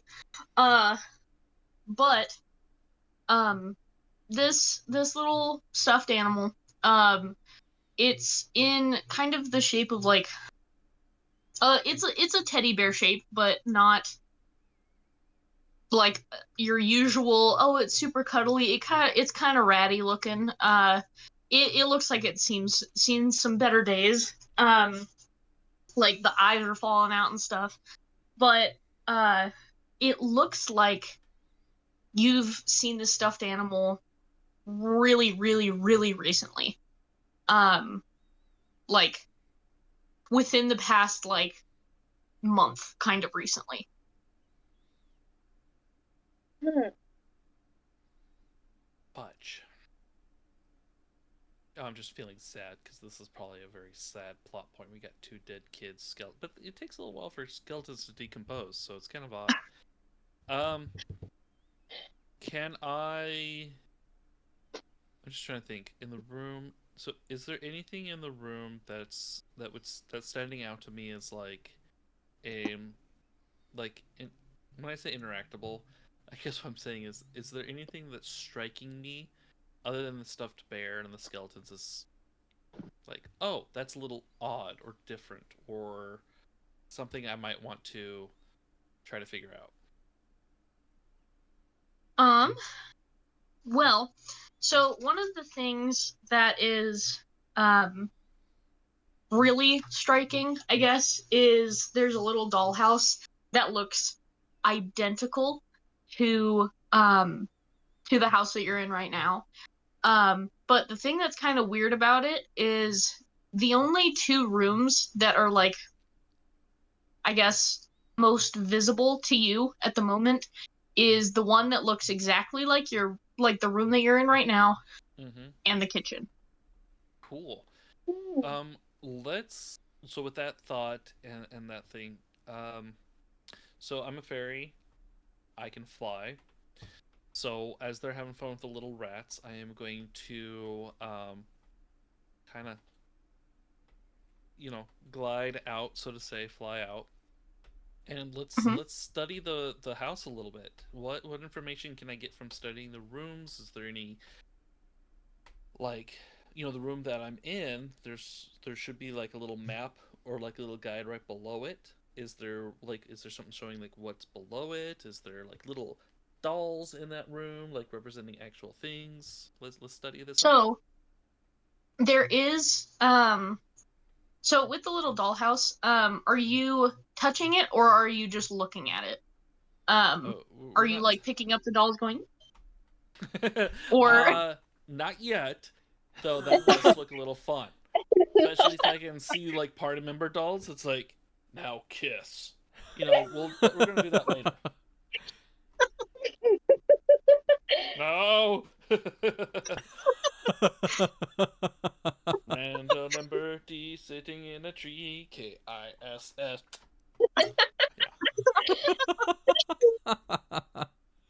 okay. So in that case, so with the house, you I guess okay, the best way to describe this is in Mario Kart when you haven't unlocked a new character yet, but you can see the outline of that character, Yeah. that's kind of what you see for all of the rooms surrounding both the kitchen and uh the room that you're in right now. But the only other room that you can see is the entrance that you came from and the den of wolves that you went in and got like the arrows and stuff. Okay. Okay, so it's kind of only showing us places we've already been. Then it kind of looks like. Okay, and then so there's just a bunch of like dotted outlines, so to say. Do I actually see like little dolls that I could interact with? And are the little So dolls you representing each of the people that are there? hmm So there's two dolls just laying down on the floor of the room that you're in, and there's a little tiny doll in the like near the wall Oh, of um of the room that you're in, and another doll in that room, and then there's three um three can I think today? Holy. There's three dolls in the kitchen, and they're just kind of standing near each other, um so you said just the doing their thing. okay. So in the room that I'm in, just make sure I get this right. There's two little dolls, but there's another doll that's not me in there. Oh. Can I tell what the doll looks like? Oh. It looks similar to that of, the little wooden dolls with like just the circle head and then like the kind of like square looking body that has like a peg at the bottom that you can Uh like huh. stick it to like cars and airplanes and stuff. Yeah. That's like from the 80s or something. Okay. So It's so not like they're like generic dolls that you can't like tell like race or Yeah, species. they're really generic. Okay. there's another This is Jacques kind is of pregnant. so Jacques is looking here. He sees the two dolls. He sees himself, and then he realizes there's another doll. Now is it off to his right, behind him, or like where's the doll? If I'm looking at the house, where's the doll? Like In correspond? in proximity to you, Yeah. it would be behind you. Is it getting closer to me? Scary. So, Mm-mm. are you gonna look away from the dollhouse, look back to try and see if there's anything, or no? Oh no, no, Jacques. He's got a little bit of a no. He's excited. He's like he's entranced, and he has a thought, but he just wants to see if the doll is going to move a little closer to him before he does what he thinks he's going to try to do. All right. So no looking around other than the dollhouse. No, I'm just seeing as long as the doll stays in the same spot, Jacques is he's just looking to see if the doll moves towards his doll. Okay. But if So it the moves a longer little you bit, if it moves a little bit, let me know though, because he's going to do something. Okay. So, all right. I guess I'll do it this way. So behind you, you hear scratching. Like it's a lot more right here now, but there's scratching. It's that still same tinny ew kind of like scratching, but the scratching is kind of right here. Okay. Uh, does that change at all anything that you're doing? So the sound's getting closer to me then? The scratching is getting closer, but the Okay. doll has not moved. Okay, well, I really want to see if this is the case. What I'm going to do is the scratching's getting closer, so I'm going to kind of ready myself, so to say. But before I turn around, I'm going to touch that doll and shake it really hard and see if what happens. Okay. Not the two So little you dolls of the skeletons, may they rest in peace, but whatever that thing is, I'm going to find out. okay. So you take the little doll and you shake it really hard, kind of how I assume you would with a dice, like Oh yeah, I mean it is. I'm hoping to hear. That's what I'm A hoping. rat We're gonna shaker find out. game. Oh yeah, like so. Rat Shaker. Exactly. Hmm. Okay, so you shake around the doll and you hear behind you um two little I guess footsteps of like it's like a little kid jumping where you can Hmm. hear them hit the ground, but it's not very loud. Okay. You hear that, and all you hear is a, "What are you doing?" Playing a game. What are you doing? And I shake "Why it are again. you touching my toys?" Am I touching you? "No, that's my toy. Put it down." Sorry, I forgot to do the voice. Very well, I shall put him down. Nope. I will keep it. No. The toy is mine because I Oh, want to that's play a game. Wait, put down. Let's play a game for the toy. And at this whole time, Jacques is still looking ahead and has not turned around. Okay. So, you. I'm gonna do this.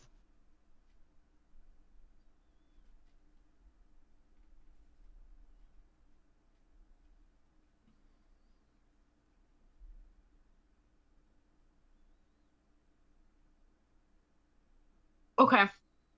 So, is your character immune to anything?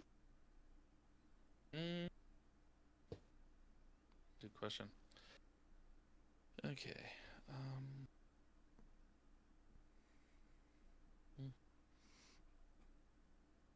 I don't. Oh, you know what?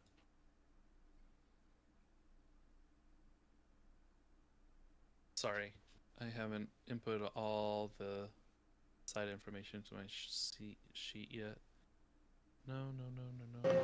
His character is immune to my advances. That's so weird.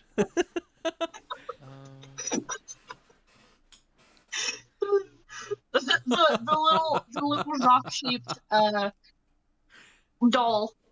The little head turns a little bit pink.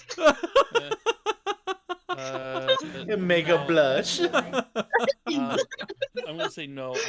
I'm not immune to anything at the moment. That's funny. Okay.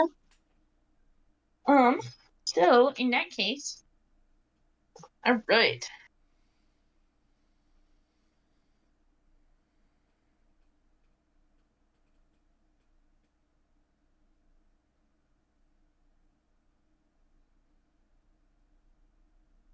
Close would you say that your character is to the dollhouse? Like, like, is your face like inside of the dollhouse and you're shaking this little thing, or are you like a foot away or I mean, two? I'm close enough to. I think I'm close enough to like kind of have my arm. I mean, granted, the dollhouse is probably really big to my character, but you know, to have my arm extended, and I'm not trying to like destroy the dollhouse, so my arm's kind of in there, like pinching the or holding the little doll, however big it is, and shaking it. So, yeah, I would say with the arm reach, probably 8 inches away from the dollhouse, as I'm just kind of reaching in, so to say, not like all up into his house. But Okay.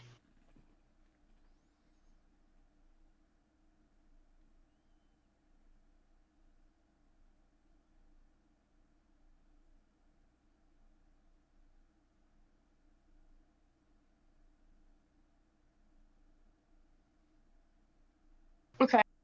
So, um, as you're talking to this disembodied voice, um, you you hear footsteps behind you coming closer, and if you're looking at the dollhouse and you blink, one of the dolls that was on the floor is now standing. oh, fun! I like that.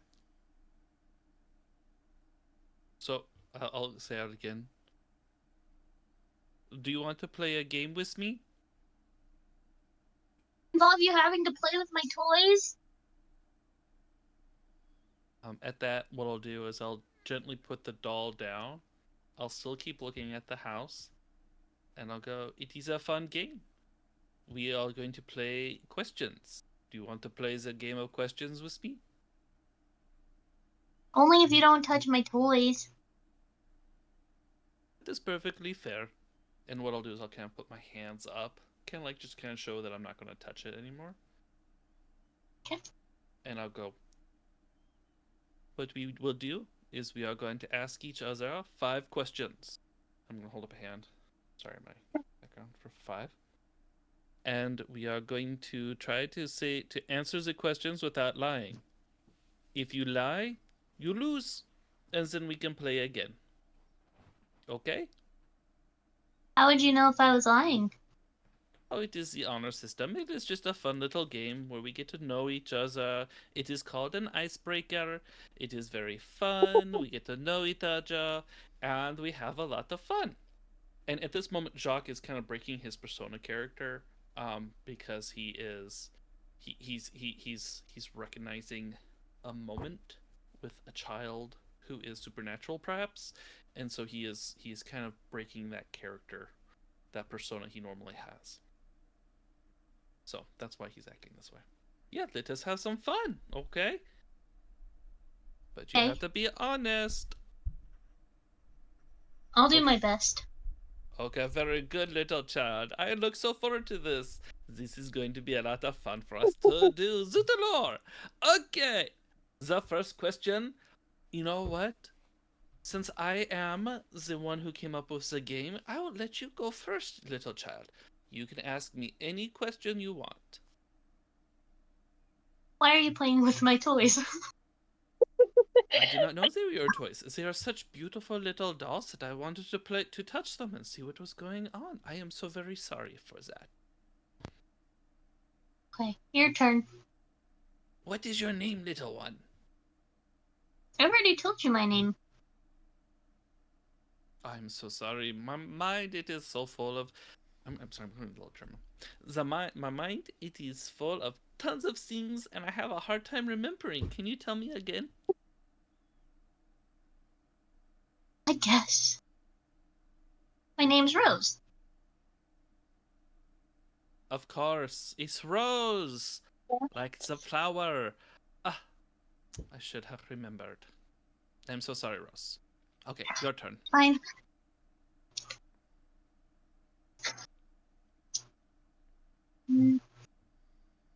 Have you caught the beast yet? You know, that is something that I have been trying to find the beast, and I cannot find the beast yet. Do you know where the beast is? I do. Oh. But Sorry, I was going to ask you a question. That was not my turn. I almost lost the game. Sorry. Well, I guess my question would be, where's everybody else? They are playing hide and go seek. The silly little creatures. We're going to have to go find them. Okay. Your turn. So that will be the game for the next time. So, you know, I remember you saying that the beast was down into the cellar, and I come down, I try to find the cellar, there is no cellar, there is no beast. Where is the beast at? Did you use the stairs?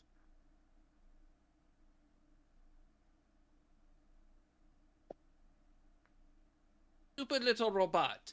He said we go up the stairs, and then we found the kitchen, and in the kitchen there's this little dumbwaiter, and I was thinking, well, we should go down the dumbwaiter. But no, we went up. So silly me. We went the wrong direction. You are absolutely right. Your turn.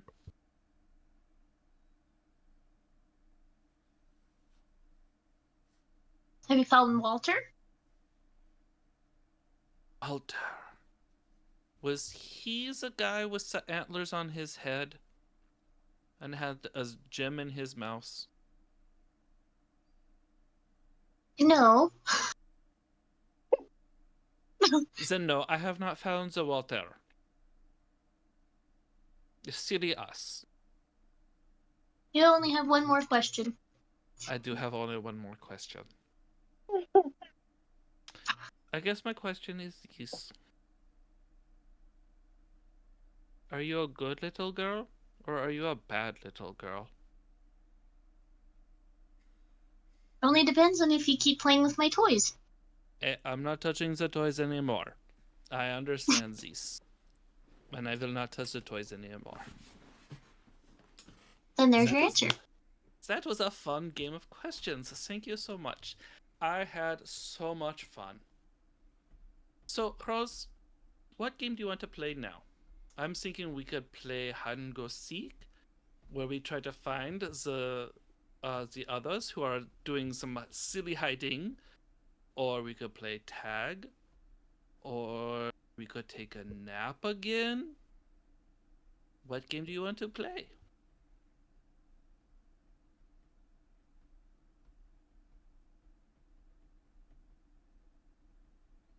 Played a game in a long time.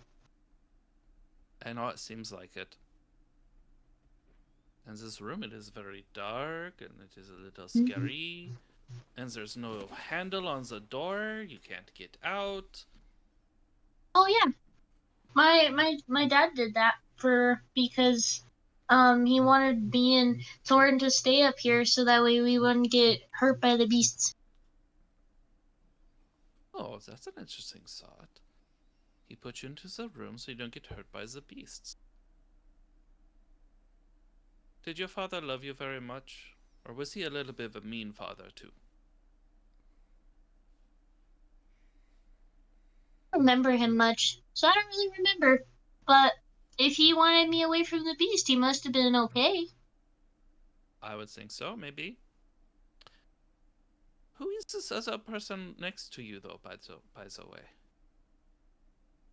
Oh, Thorin. And Thorn. as you're looking at the dollhouse still, the other little one on the ground stands up. Ooh. Thorn, how are you doing today? Fine.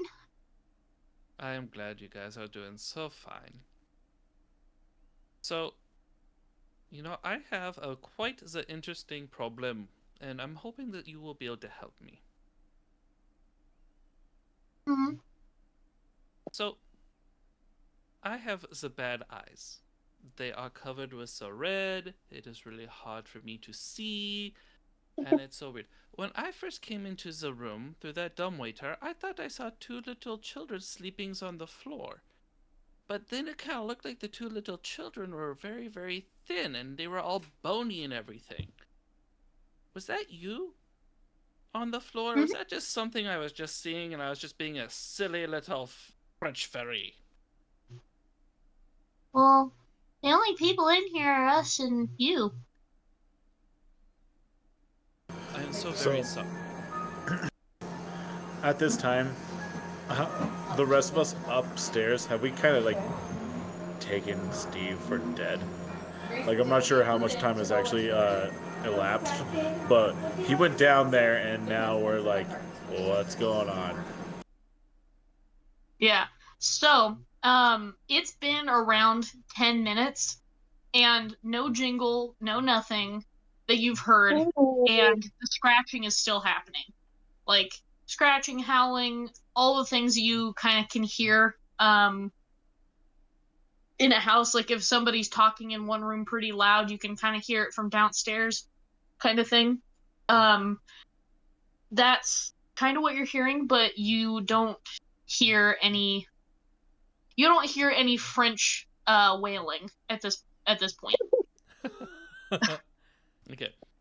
So go ahead and finish up what you were going to say, Steve. Okay, so right now Jacques is trying to think of a way to not turn around necessarily, because I'm thinking something like the ring might happen. I turn around and insta kill. Why? Because why not? So what I'm going to do is I'm going to make an attempt to get my little friend to. So the first thing I'm going to do is I'm going to keep my eyes locked in the house, but I am going to do like a little move, like where I fly up on the ceiling. I'm still looking at the house, and then fly backwards towards the dumbwaiter. And theoretically, like if they're positioned like right here in the room, I'm in front of them. I'm gonna go whoop, so that way I kind of eventually see them and the house at the same time. Does that make sense? Yeah. Okay, so what I'm gonna do is like, can I show you Rose and Thorn? Can I show you a little trick? I can fly. Look. So, again, doing the game thing, Mhm. and that's what I tried to do, is do that maneuvering, so that way, and I'm going to stay up kind of towards the ceiling a little bit, but I'm going to do like a little behind them. Okay. So as you are going up and flying and stuff, they kind of track you with their eyes, and you see them, and they're the same little kids from earlier. And you notice that the doll, like the fourth doll that's in the room, you notice that it walks around to where, or like moves around to where the dumbwaiter is. And then you blink, and that doll is gone. Curses.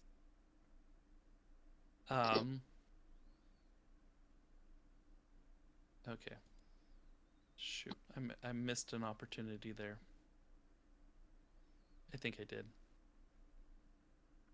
My character has access to fairy fire, which can reveal invisible objects, and so Just I was because the doll close. is gone doesn't mean that whatever it was is gone. Well, if the DM's given me that level of a hint, so because of my level and because of fairy, I can cast fairy fire using my druid craft cantrip. And so fairy fire, yep. So it has to pass a dexterity saving throw. If it fails, it sheds a 10-foot radius light. So in essence, it can kind of create like a little silhouette around a creature. So I am going to cast it. So seeing that object, that doll disappear, I am going to try to cast fairy fire in that area and see if something gets illuminated by it. And All right, so you. I'm going to try to angle it so that way the two little girls don't get hit by it. I don't want to create a battle with them inadvertently, or aggress them, or make them afraid, or whatever the case might be. Okay, so you do the fairy fire, and you notice that there's what looks to be a kind of portly gentleman standing in front of the dumbwaiter, and he's facing away from you and from everybody. And you notice that the back of his head is missing. Like, as in, like I can see into his brain, or Mhm. oh, lovely. Hold on a second, guys. Sorry. Go ahead, Em. Steve, you're pretty. Thank you. He says thank you. All right. Sorry, that was an Emily intervention. You're good. How tall, if I can guesstimate, how tall would he be? You said he's portly. Is he? He's like 5'6". He's so somewhat short for a man. okay. I know that's average, but somewhat short. So is he moving right now, or is he just looking away from the dollhouse? He's just looking at the dumbwaiter. He's looking at the dumbwaiter. Okay.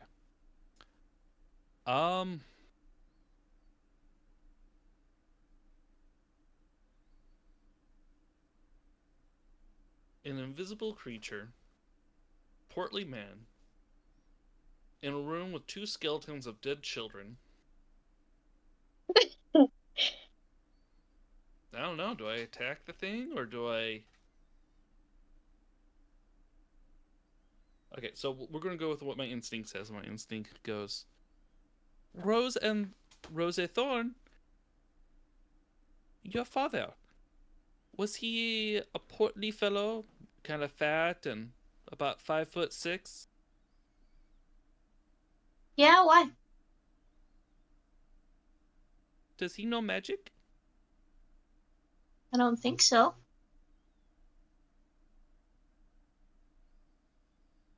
Did he have the back of his head the last time you saw him?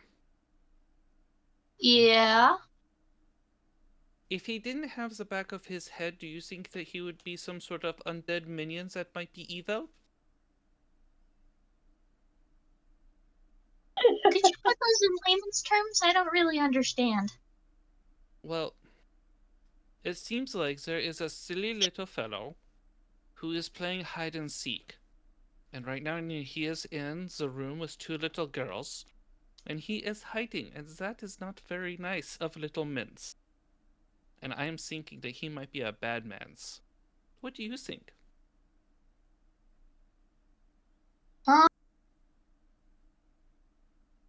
Theoretically, if he was in the room with two people and I don't know, is he doing anything weird?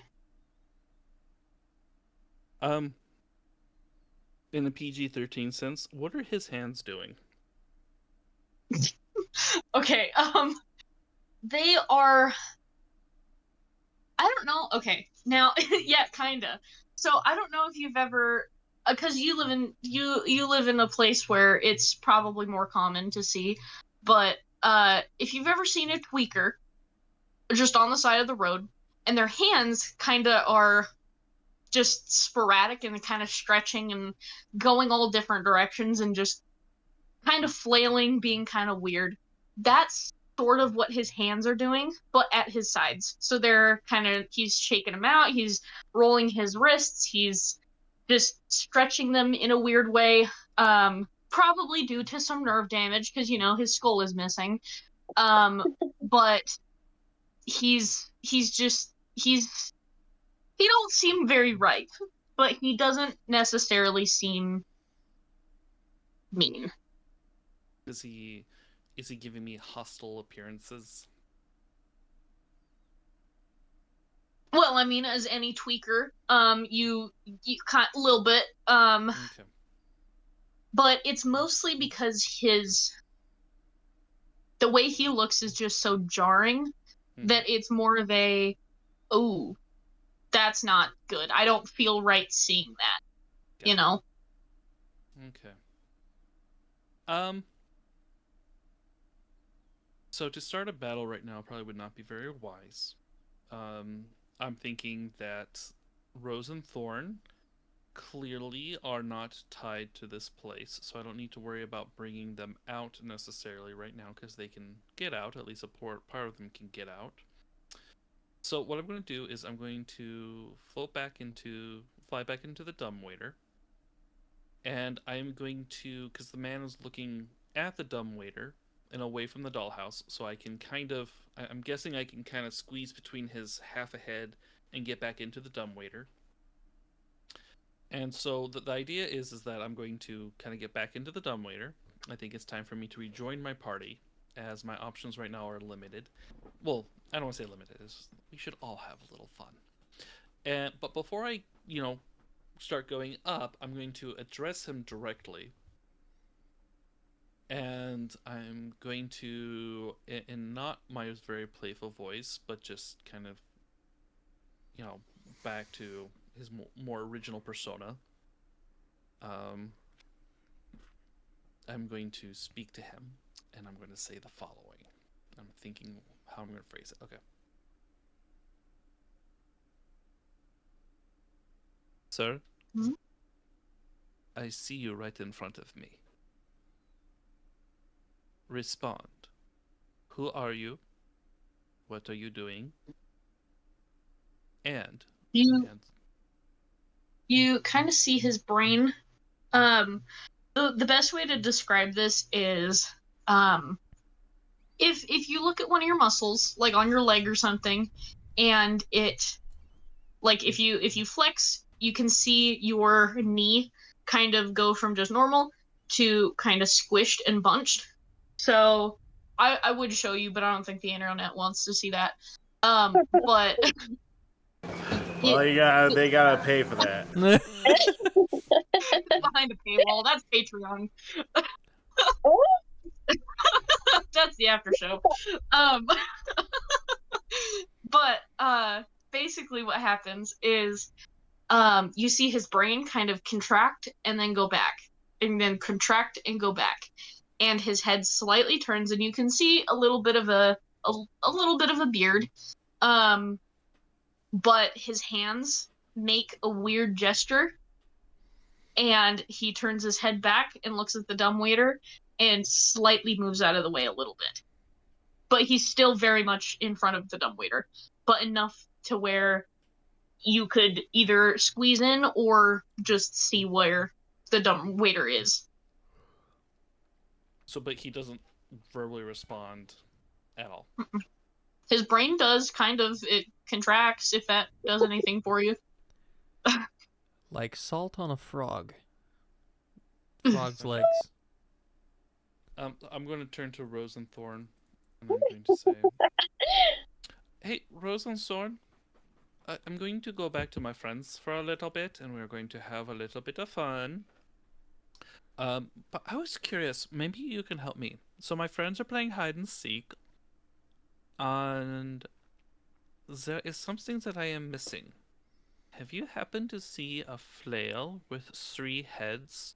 It's about this tall. The heads have different colors. I seem to have misplaced my weapon, and I don't know where it might have gone."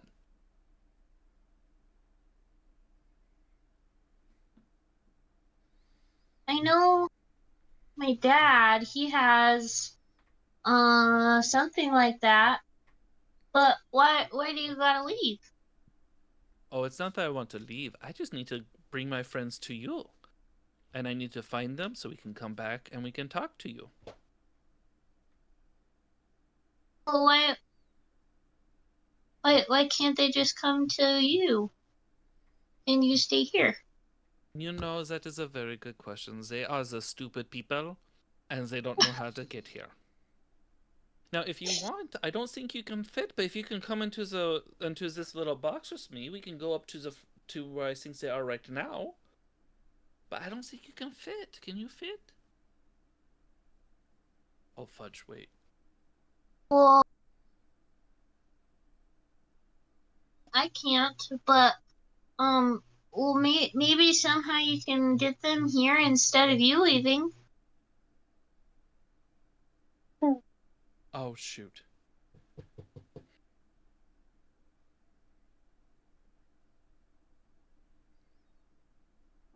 Wait, hold on.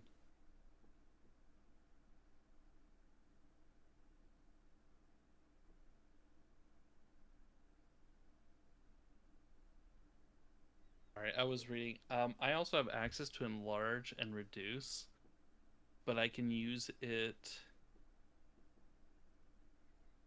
I can only use it once. So I was kind of hoping I could like shrink them down to size, but I can't shrink them down. And like I can't shrink both of them down. Mm-hmm. So I was just trying to think. Okay. This is really hard. How about this? What I'll do is I'm going to go up real fast. I'm going to talk to my friends, and then I'll come right back down. Okay?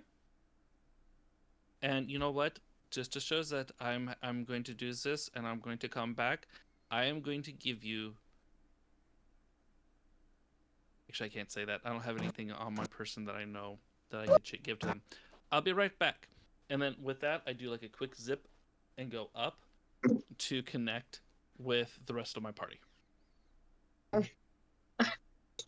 Crazy.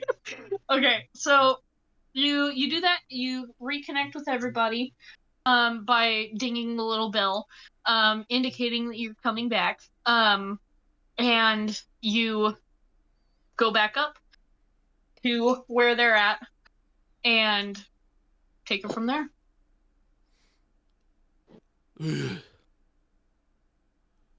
Lad, you're back! So I'm like, in fury, I'm taking the corpses of the rats and I'm just like tossing them out the dumbwaiter. I'm not throwing them at anyone, I'm just tossing them out. This is stupid! You know where the wolves are? You know where the bets are? They're not down there! There are 2 little girls Pros a thorn. Does that sound familiar? It should sound familiar because it is the same ones that we met before. I did not get a chance to bash the head in of a bat. How did they But get we have into the problems. basements? We have the problems. And at that point, what I do is I relay to them for the sake of time, and everyone else has been super duper patient. And for this little moment, I relate to them everything that's happened, and right up until that moment. So there you have it. We've got 2 little girls who are skeletons down there. Rose and Sorn are not real. We have their father with the brain, and we don't know what to do. And apparently the father, he has my flail. The weapon that I use to kill the things.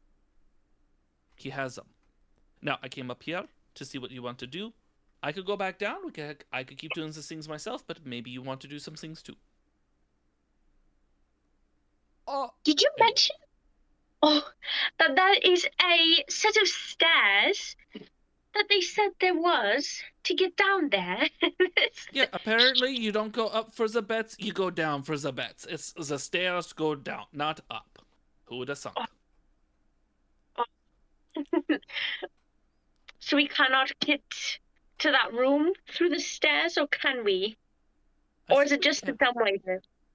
No, there is a door, but you cannot open the door from the inside. We have to go from the other way around. But something tells me that the bets are on the outside, and then we get to the inside.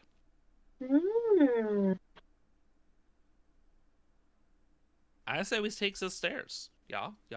Take the stairs, go down. Let's take the stairs. That's a good idea. Just Let's given what you've told us so far, I can't fit in the dumbwaiter. I'm a tall man. I'm very tall. So let's take the stairs. That is the only way I can help.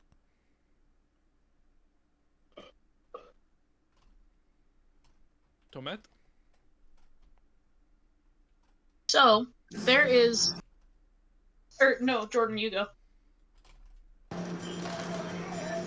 With the news that there's like 2 like kid skeletons and stuff like that down there. Tomte is he's pretty sad, so he's just gonna kind of keep to himself, but he's willing to go with the group, but he's a sad panda right now.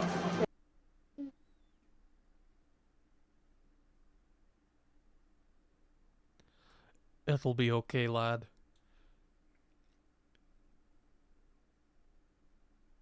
Group hug. And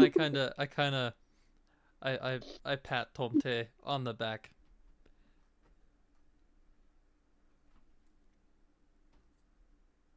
Okay. So, No. I just take the bunny ears from my like nightcap and I just like wipe my eyes. No. So it's a little like. Yeah, there's like a sobbing rabbit in our group now. Oh, it's so sad. Okay, so basically, there's a few sets of stairs, but you see one that looks like it could go the furthest, I guess. And it's a narrow spiral staircase that's made of pretty creaky wood. But that's the one that looks like it could go the furthest. Everything else looks like it could go maybe a floor up or down.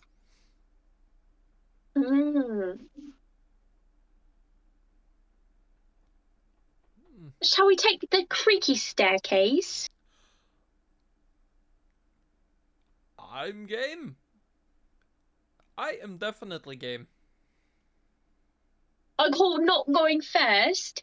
I've had bad experiences with people, like, hitting me on the way down things, especially a ladder. I don't remember where that was from. That seems vaguely familiar. But I. Sorry.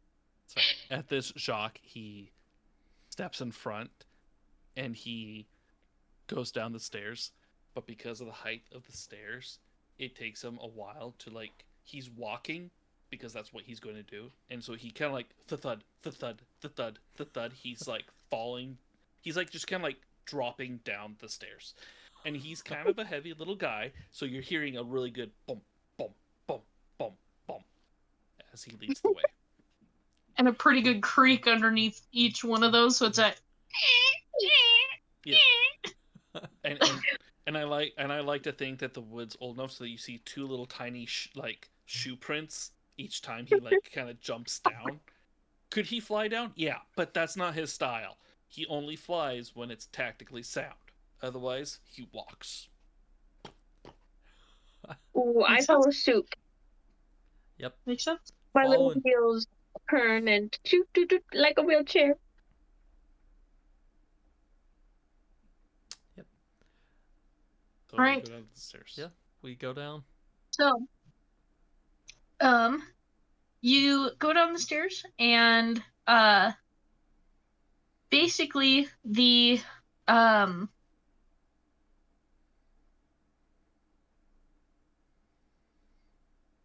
so the stairs start from the attic all the way down to the basement. And it descends about 50 feet to the to the farthest part and the highest high. So there's about 50 feet of extra stairs going down and up, if that makes sense. So if it's normal stairs, there's an extra 50 feet of stairs. So it's not necessarily going anywhere, but it's just an extra 50 feet on top and bottom. But basically these stairs, as you go down them, there's thick cobwebs that just fill everything, and they reduce the visibility on the staircase 5 feet. So you can only see about 5 feet in front of you, and then everything else is just cobwebs. Friends, I have spider webs in my eyes, they're touching the flesh of my eyeball. It is painful, and I am not able to see.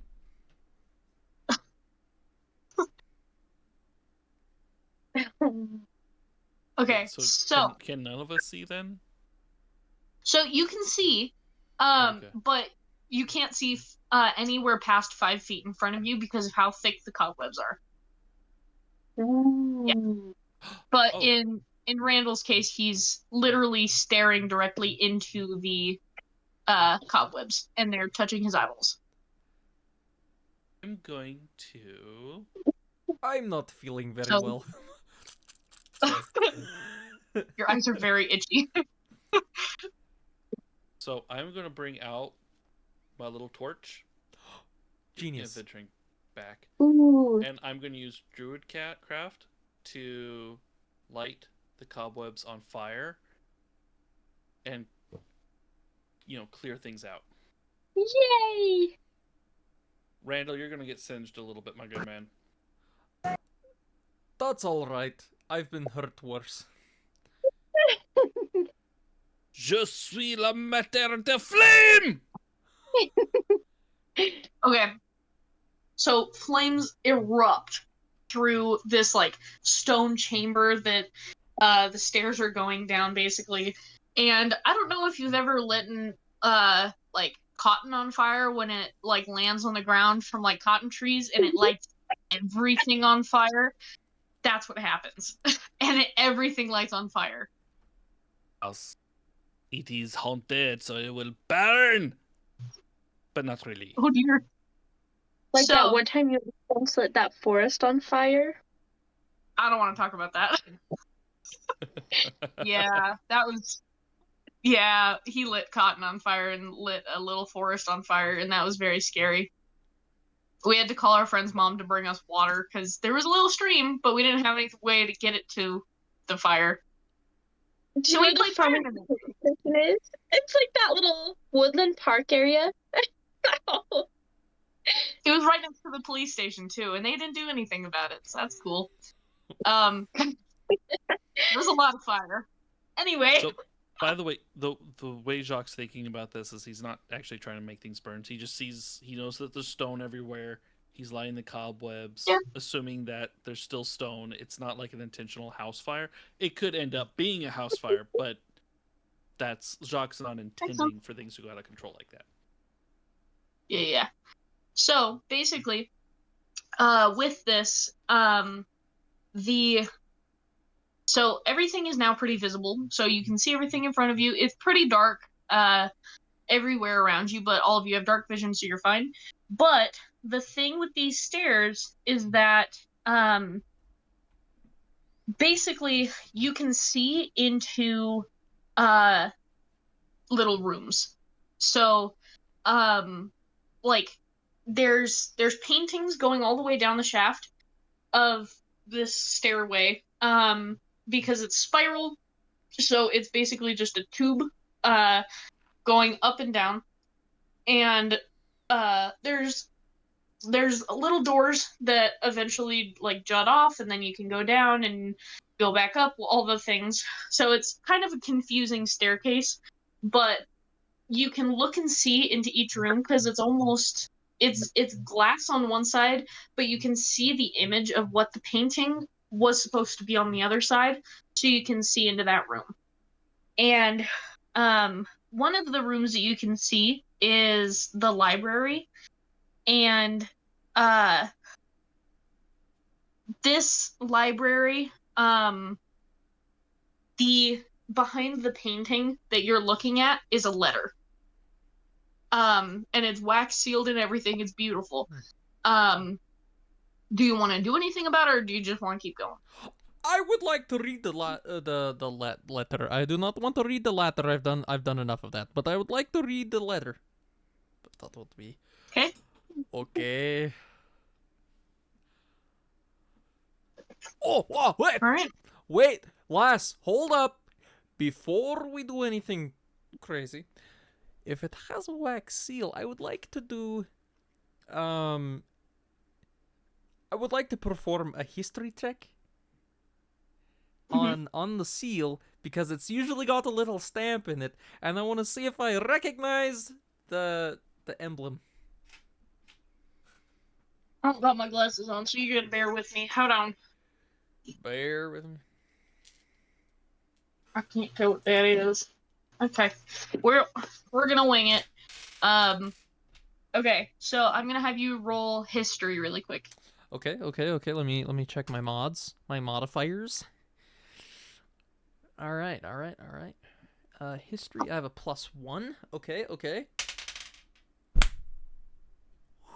Okay, so that is a 13, 14 plus 17.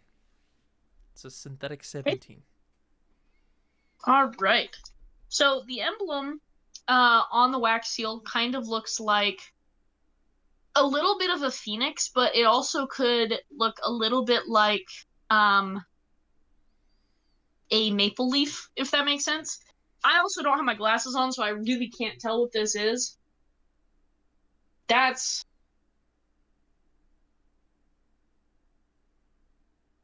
could also be a Pegasus.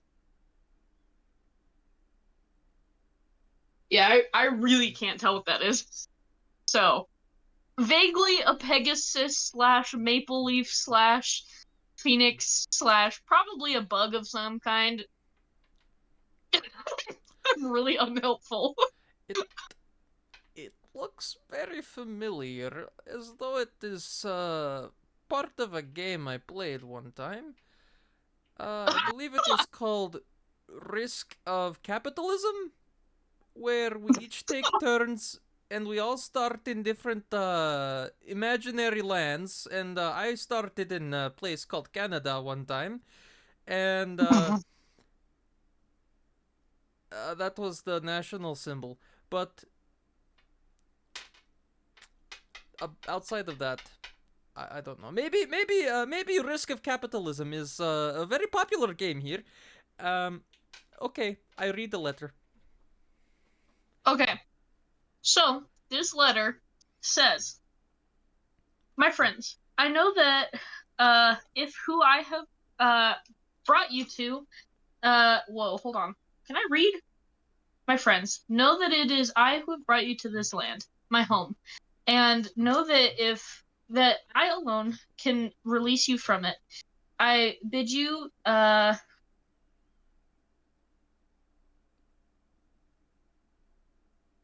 I bid you wine at my castle, so that way we can meet in civilized surroundings. Your passage here will be a safe one. I await your arrival. Love, your host, Strahd von Zorovich." I have no idea who that man is. Wait! Wait!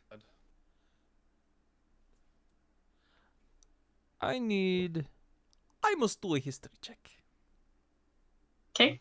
Do I know who this Strahd von Zorovich is?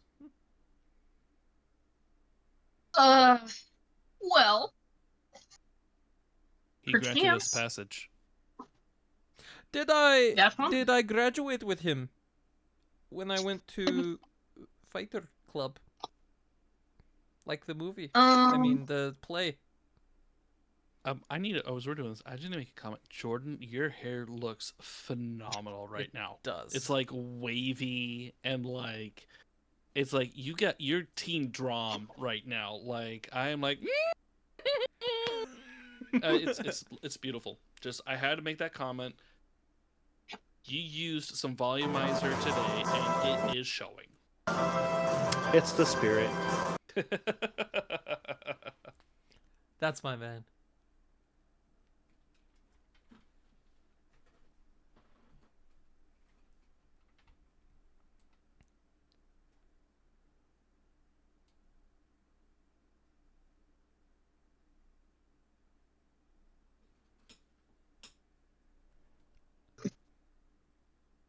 So basically, you think really hard, and the thing that comes to mind when you think of Strahd is dictator, and that's about it.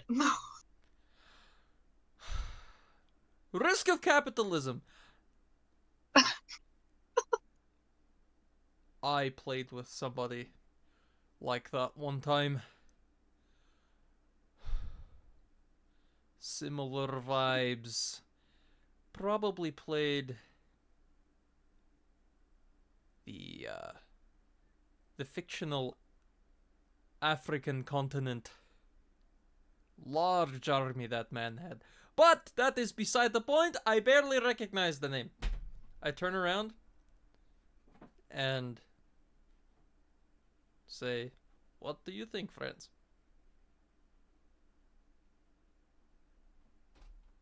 Did you read the letter out loud? I did. It was all out loud. Okay. Tight. Hmm.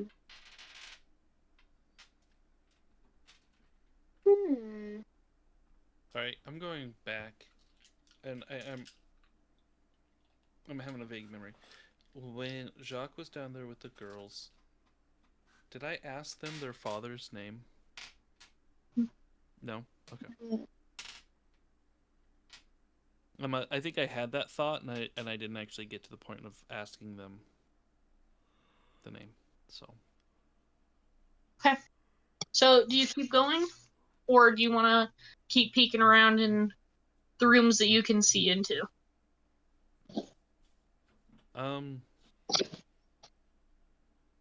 There's a part of me that thinks that Pekin would be. Oh, sorry, she is a character. Are there other letters to find? So I've expressed a desire to keep peeking as Jacques. I say, most likely. There are most likely many other letters. Would you like to ride atop my head so you get a better vantage point? Puppies! No. Jacques will use his little flight magic just to very quickly get on top of the head of Randall. Perfect. Put your seatbelt on. It could get bumpy. Okay. So you keep peeking, and one of the uh one of the places that you see is uh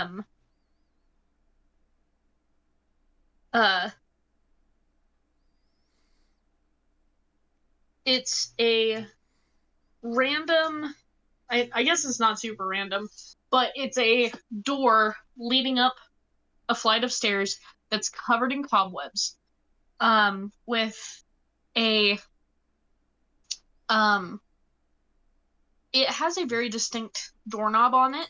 It has a little windmill, colored kind of the same ways that you've been seeing all these other windmills, and you see um a couple of small dishes on the top stair, that's right in front of the door, but they are very much untouched and covered in dust.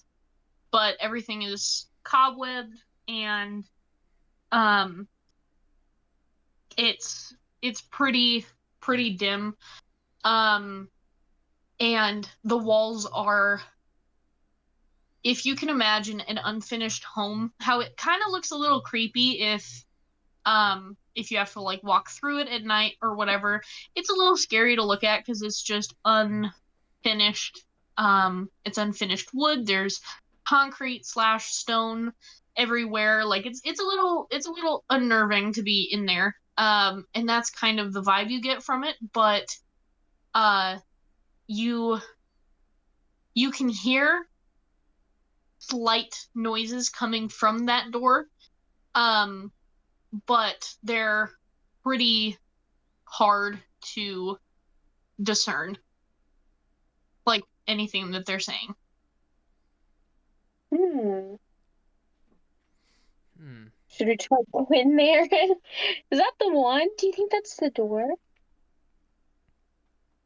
It very well could be. Hmm. What do you think?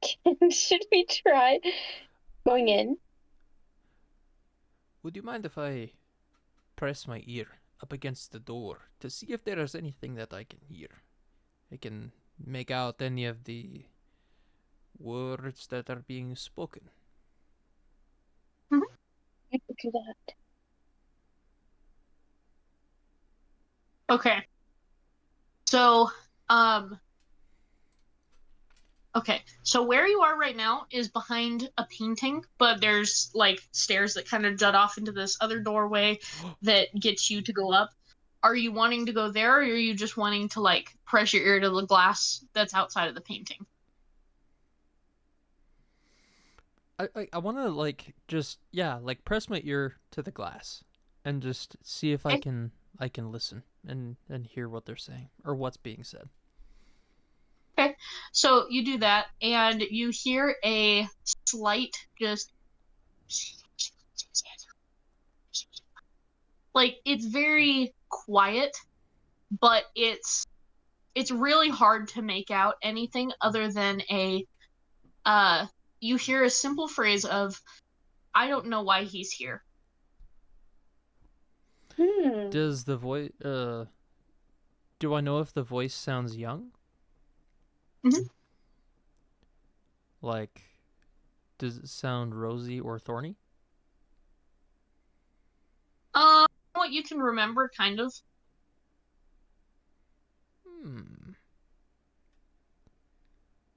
I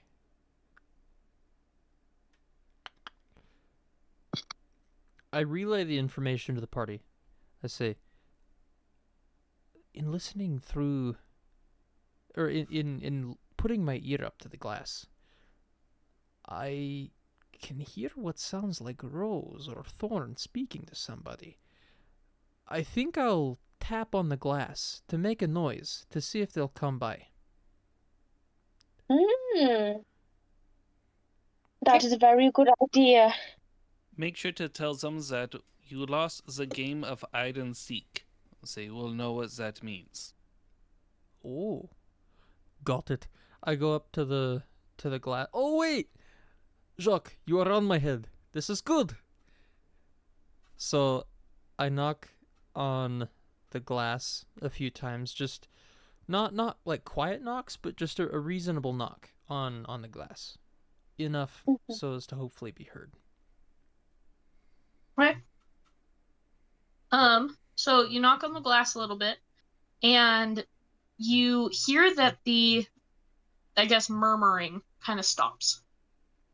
And it just goes quiet. Hmm. Layman and Lemuel and they saw the angel. Yeah. Just kidding. Ooh, should we wiggle the door off? Or would that be like scary? I think it might be a reasonable idea to, in a non-threatening way, just kind of start pushing the I assume the painting is like a door. And so Oh, we can is that the case? The painting is a door, right? So there's a door next to the painting, Oh, but the okay. painting is more, I guess it's more like a window, to see Oh. what's going on. Yeah. Oh, it's a one way. Okay. Um all right. I so should go we open the doorknob? yeah. What if it's a trap? Wait, Chase, can I roll a perception check to see if there's any traps? Um, I I don't would know have if you that's roll a. investigation instead, because that would help you a little bit better. Okay. I've got a 4. Oh, dang. Oh, okay. No idea. Like, it looks Wait, fine. can I try again? Yeah. 11. 11. Okay. So, basically, you don't see any traps that you're aware of, but behind the door, you get a weird vibe. But that's about it. Hmm. I think we should push the door open. However, um Tomte, I will need you to maybe ready an attack if you are willing.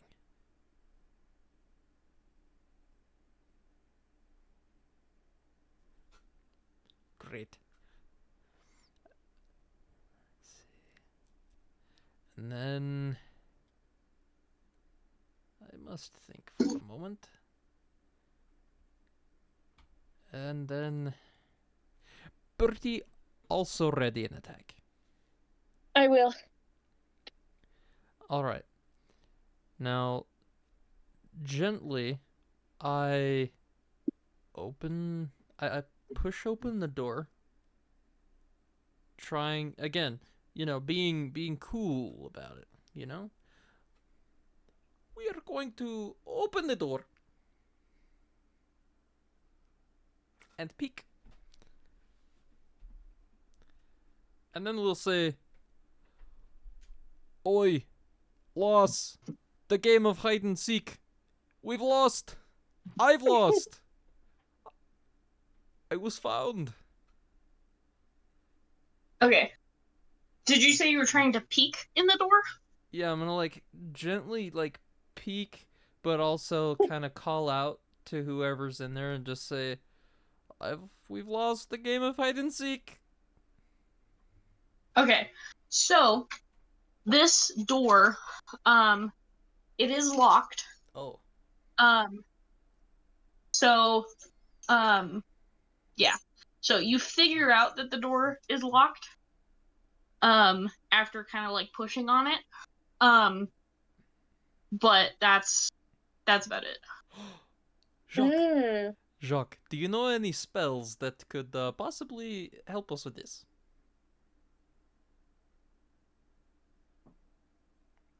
No. Hmm. I don't know many of my powers, but I could try vicious mockery on the doorknob. Oh my gosh, that's genius. Just do it. I Threaten. just do it. See what happens. Threaten the doorknob. Lord, can I cast vicious mockery on the doorknob? Yes. Okay. What can you say to the doorknob? You can insult I'm the gonna door. Let's see. Wait, the doorknob has like a little windmill on it, right? Yes. What do I say? Ooh. You were only useful in the Netherlands. You little doorknob! You don't even have. Why do you need a little windmill when you're inside the door? You know? Wait, that's a bad mark. No, Wait, it's wait, awesome. wait. Wait, I'm gonna say this thing. You're only useful in wherever Scotland, wherever they use those silly doorknob windmill thingies. You're not even outside, you're inside. How useful can you be? And you're so old. Look at all these cobwebs. And you're locked. You can't even be used. This is awful. This won't end my vicious mockery. I'll be thinking of you in harmful ways in my mind. Ah! Wait, do I have to roll something? No. Good. I'm sensing some internalized things with that mockery though. Ooh. All right. So, Mocking. so this door, you hear a and the doorknob falls off. Wow! Wow, you really handed me one there, Trees. Words are powerful. Alright. Mason, do you want to commence with your thing? After that display, I definitely do not want to be on your bad side. That was so vicious. You mocked that doorknob off its own house. That's I can't terrible. mock. You are dastardly. I love it. And then I just kind of push the door open and say, So, we've lost the game of hide and seek. I am terrible at hiding. Was okay. never good So at it. you Oh my. Okay, so you do that, and as soon as you open the door, you see Rose and Thorn. You see Rose and Thorn, but they look insanely skinny. Like they don't look like how they did outside. They look really thin.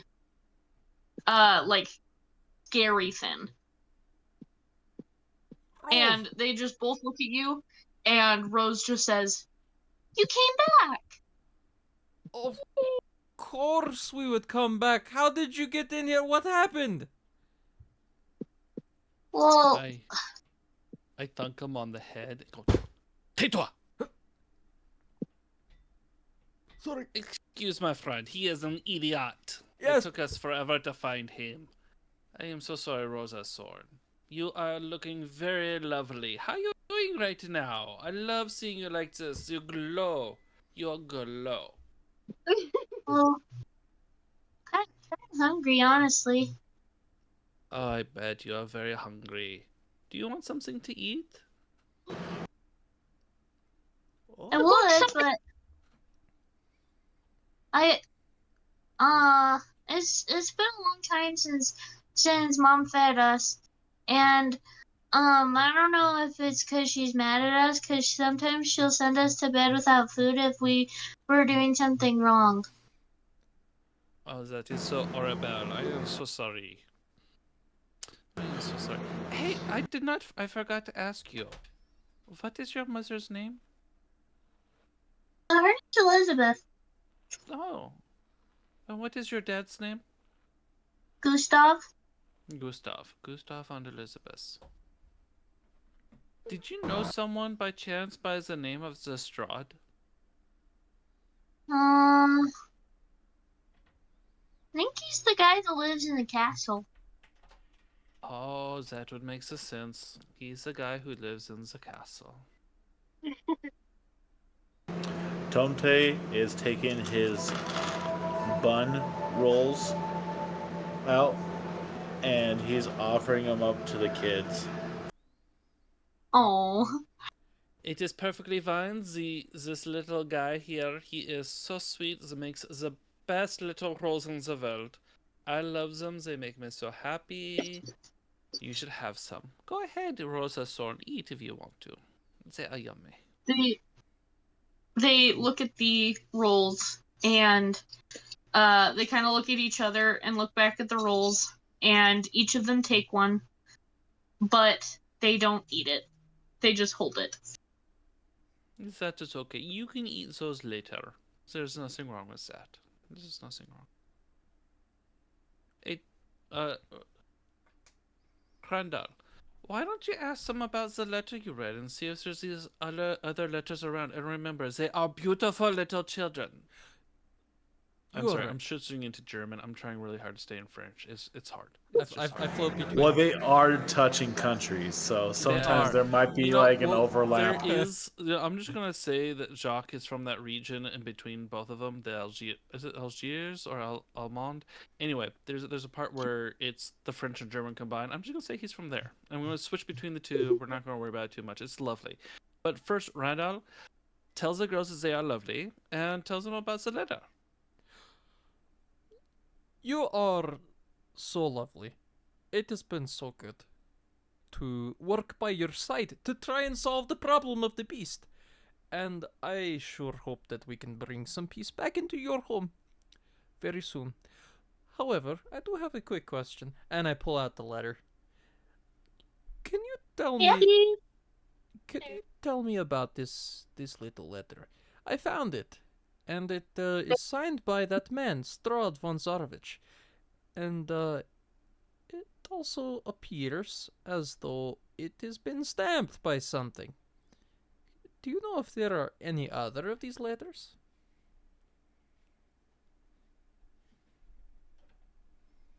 Where that one came from? Cause it's addressed to multiple people, um, and there's not a lot of us in here, so we can't really do a whole lot. So I don't know why it would be addressed to multiple people. Where'd you find it? I found it in the room, back there. Through the door that we just came in. Uh, what door? The one next to the painting. It's full of spider webs and all sorts of creepy little things. I've never seen that door. Huh? I walk over and I open the door and show them. They kind of peek their heads out of the room that they were in, and they look at you and they're like, How? That door wasn't there before.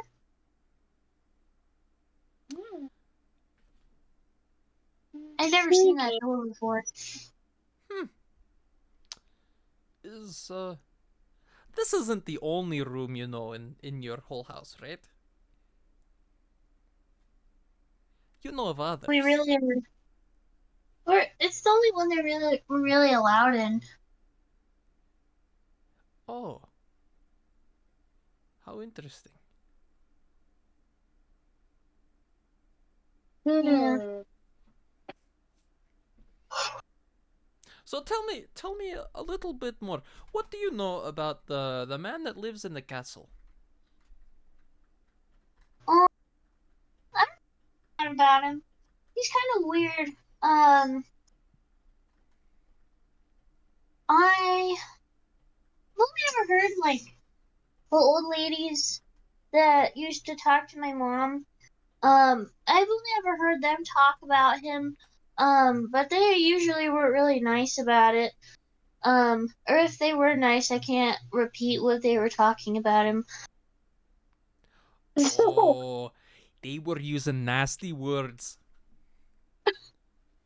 You mean Yeah. sentences? Fish? Just kidding. That's disgusting. We don't appreciate people that say nasty words like that. That is not right. So, um, hmm.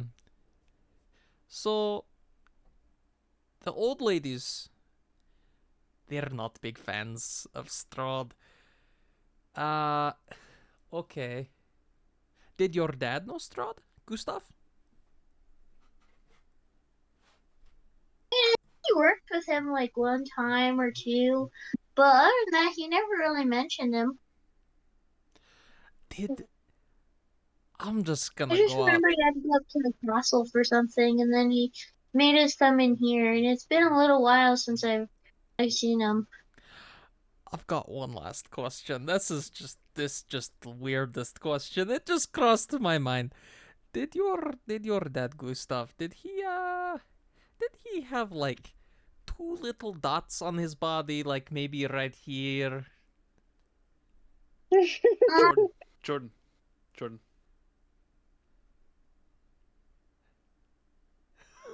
Sorry, that's a little inside joke at a campaign. Oh, I forget which one it was. Josh, every time he was like, "I want to check," and just like tap his neck just to see every time we came across a character, just to check. So I just want to that's a check. very good question, Randall. Very good question. Yeah.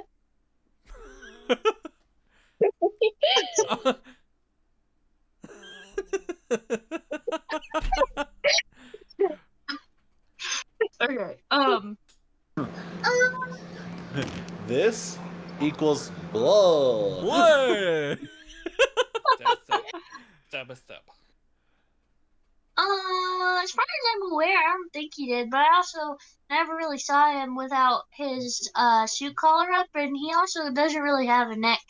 So Ah, I don't I see. It would be tactfully not a wise idea for a mosquito to go after his neck. So, okay, that is all the questions I have.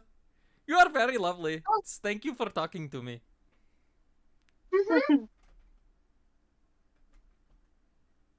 So are you gonna come hang out with us again, or What I'm gonna um?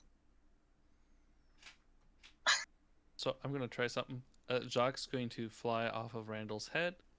He is going to. How tall are the two girls?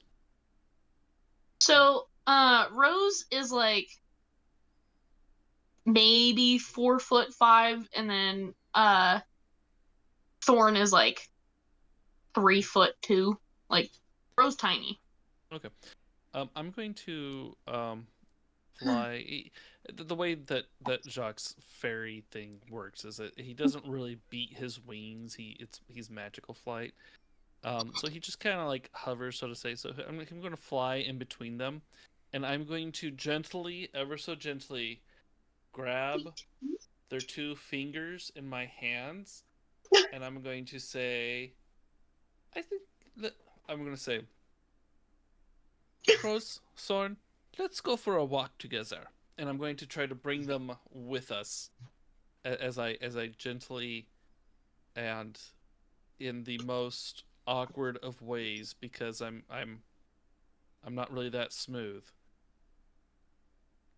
You know, hold their hands to take him with us, if it's possible. Okay. So you awkwardly kind of grab their hands, like, uh, kind of like if you're going in for a high five and somebody else is going in for a fist bump, kind of thing. Um, yeah, it's one of those. But eventually, like Thorn just kind of grabs. Do you have like long sleeves or like? Well, I guess you're wearing armor. It's all plate Is armor. there? Would you say that your armor is enough of a sleeve to get fingers underneath it? I have a cape, my cloak of displacement, and so they could, kind of be pinching onto my cloak. Okay. Yeah, they just grab your cape. Okay. Awesome. Cool. So we're going to lead them with us, and I'm going to make small talk.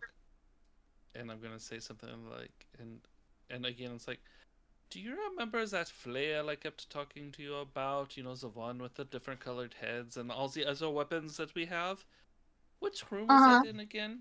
I forget. Was it this way, that way? huh.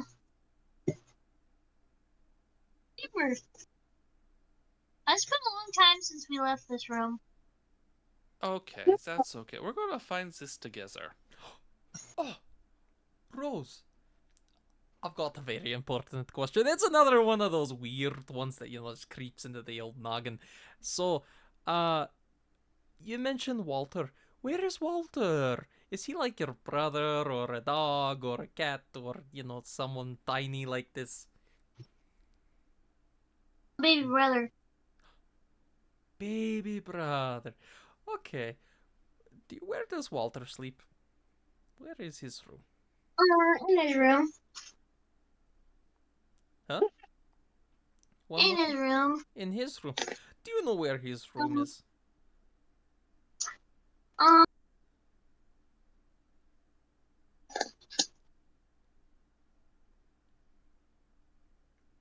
well, um, I think I'm pretty sure it was. Hmm. The third on the third floor. Oh. Next to a window. Because one time that I saw him, he was, This is like I'm describing the way a little kid would tell you a story of like, well, Would you, I if think you he was would you, over could you? here. it's very much like a little kid story. Um, Well, I'm sure that he, used to sleep right next to, um, my mom's room. Bobby just flopped onto both of my books. Oh, that's cute. Oh, What a cute little pigeon. Oh. Robert. But Rose just kind of says, I'm pretty sure that it was right by my mom's room, but I don't really remember because I don't know if they moved his room because, yeah, it's been a long time since we left the room, and I don't really know how much time has passed since we have been on the other side of this room. Ah, that's all right. That is okay. Clocks usually stop ticking if they haven't been wound for a long time, so that is all right. We will figure it out. And then I remember from last time. Let's see. It was Jacques that went and flew up to the windows and saw the cradle. Or oh yeah, right, Tomte. So, Tomte, where again did you see those cradle or that little cradle? It it was within the windows, probably at the level underneath the attic. That's what I remember. Great, great. Shall we go up there, friends? I say yes. Please, um, Hmm? so if you go out this door and then you go out, if you go out this door and then you go to your right and then you walk a little more, then that's where it'll be. That's adorable. Thank you. And that's Thorn talking, by the way. Thorn, you are just so small. And I, like. uh, so. Sold him.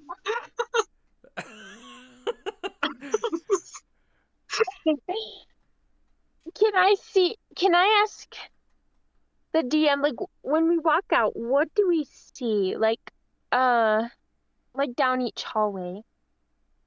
Okay.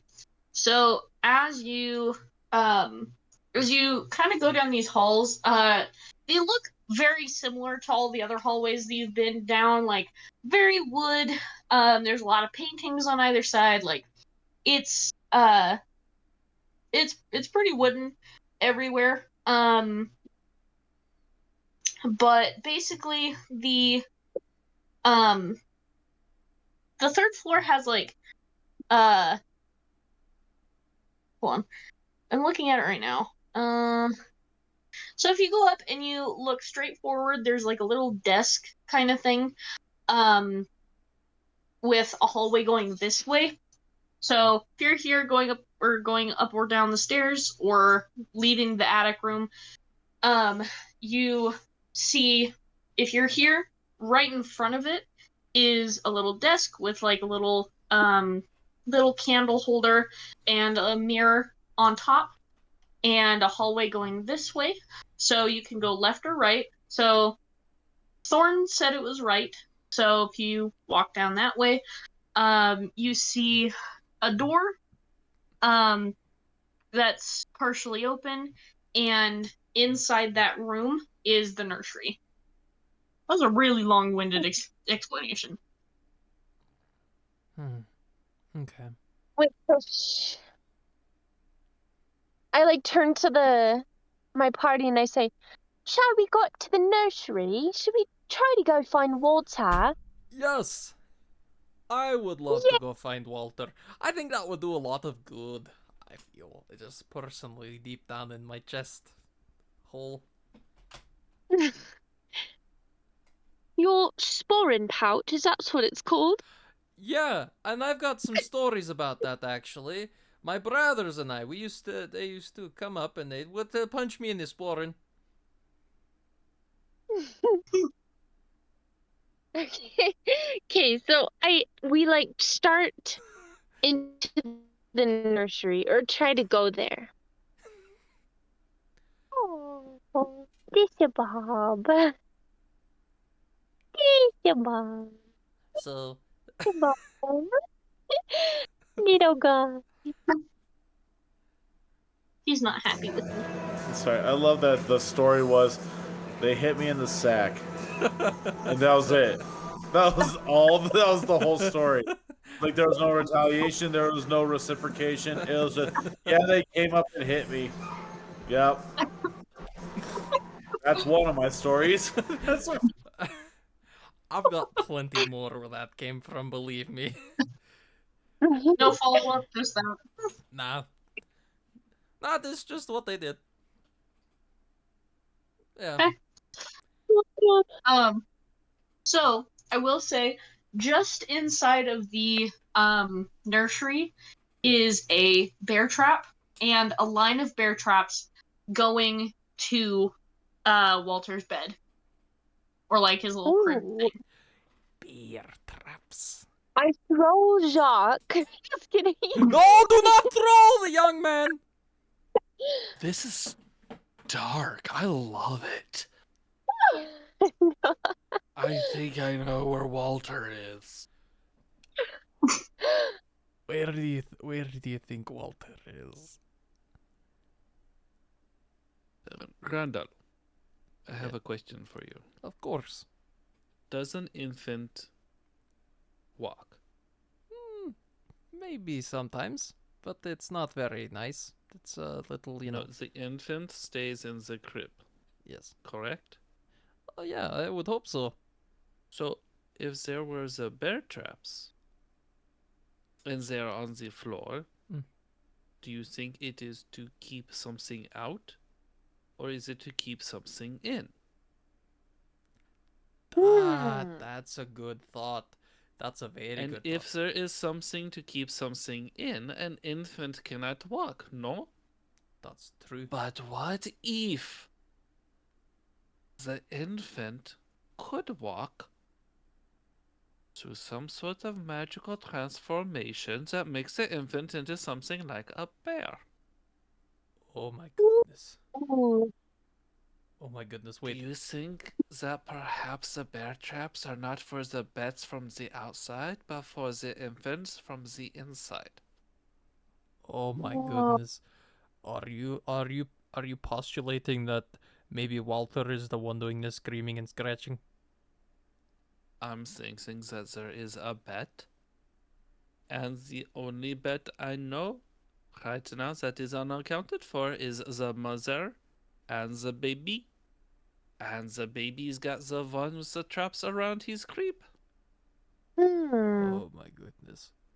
You are so Isn't right. this such a fun place to be in? I am I'm- having a blast!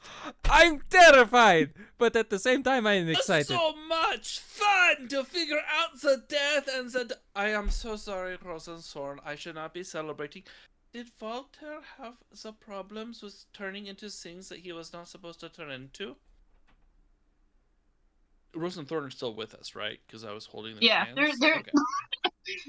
metaphorically or physically.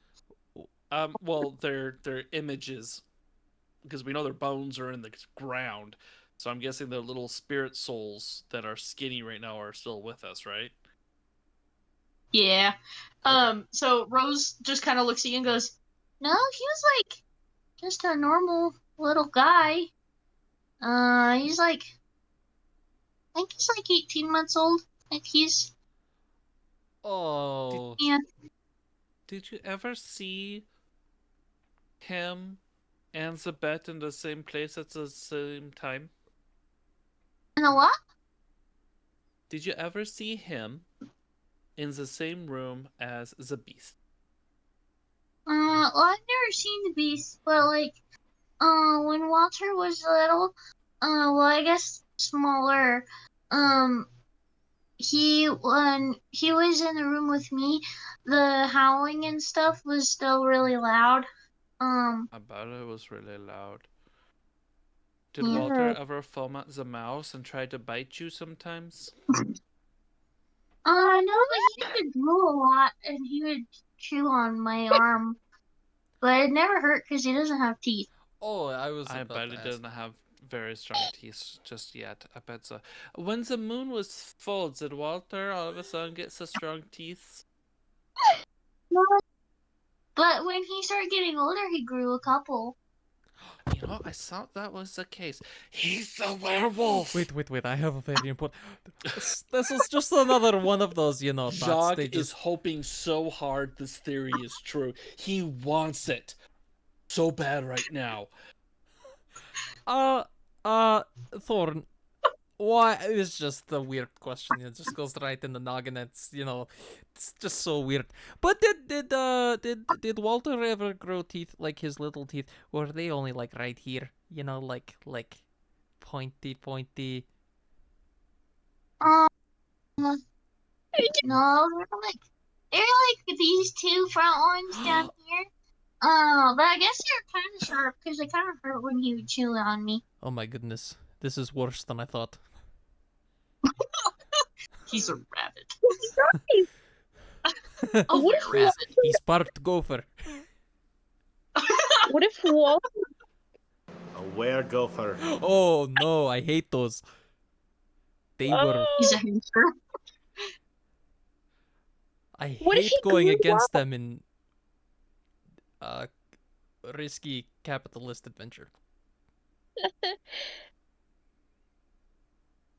Depending on when this went down, Walter could be grown up. He could be like walking around the house. Ooh, that reminds me of a creepy movie. Yeah. Ghost traffic. So, maybe I might have been like missing Tomate. the way that I just had a clarifying question. So we were talking about the room with the bear trap. Did we actually like go up to the level where there's the room with the bear trap and we're seeing the crib and we're like looking at that room right Yeah, now? that's this room. So none of us have peered inside of the cradle yet, and there's just a single bear trap between us and this cradle. I'm assuming, is that correct? There's a line of bear traps going from the doorway to the crib. Okay. Can I see if there's a lot of dust that has been settled on these bear traps, or if they are fresh or recent? Yeah. So the dust on the bear traps, they look uh they don't look too terribly old. It's like, have you ever set out a DS for like a week or two and it gets like a small layer of dust on it? That's kind of what it looks like on some of them. It's every other bear trap that has like 2 weeks of dust, but then every other one has like decades of dust. So, alternating of the bear traps, there's decades of dust, and then between the decades of dust is a couple weeks of dust. So, is that what? Mm-hmm. So,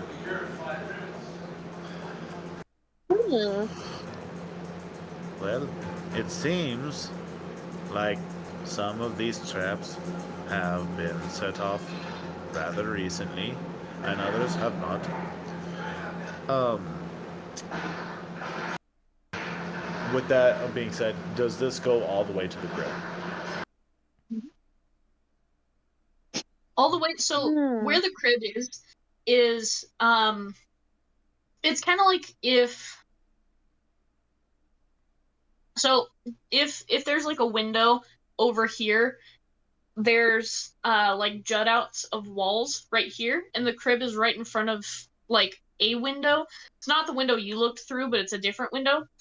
And uh like that window has been boarded up, but so there's only one way to get to the crib, and the bear traps are leading exactly to that spot in front of the crib. And is there? I'm gonna like just look around to see if there's any other traps or anything dangerous like that. Any kind of like motion sensor kind of things going on, or if it's just the bear traps. Okay. So I'm gonna have you roll investigation.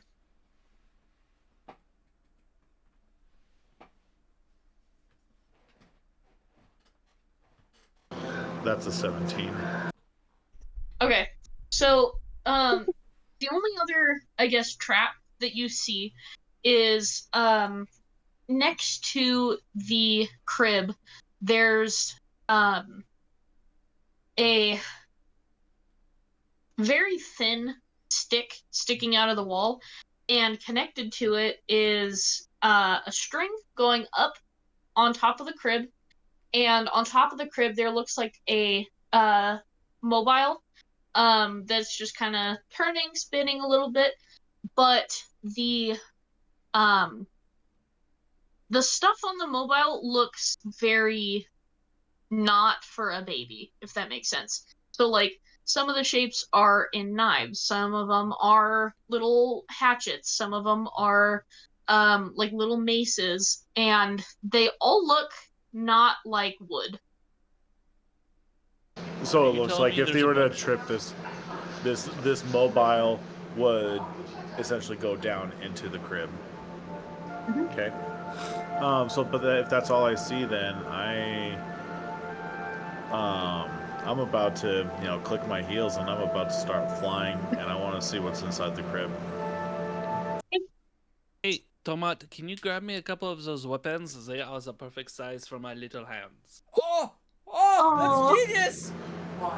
Uh, let me see what's inside the basket first, and then I shall grab us a fresh supply of weapons. So, you know, kind of fly up and just like looking around to make sure that there's no arrows going to be coming at me Indiana Jones style. But then I'm going to like make my way over, and I'm just going to make sure that like looking to see if I can see anything inside this crib, and So, yeah, go from there. all right.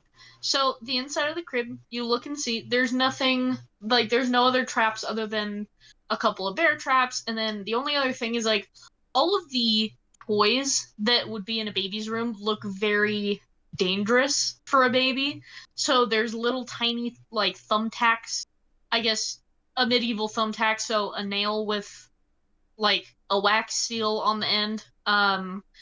And there's like nails everywhere. There's little stuffed animals, but the stuffed animals are holding knives.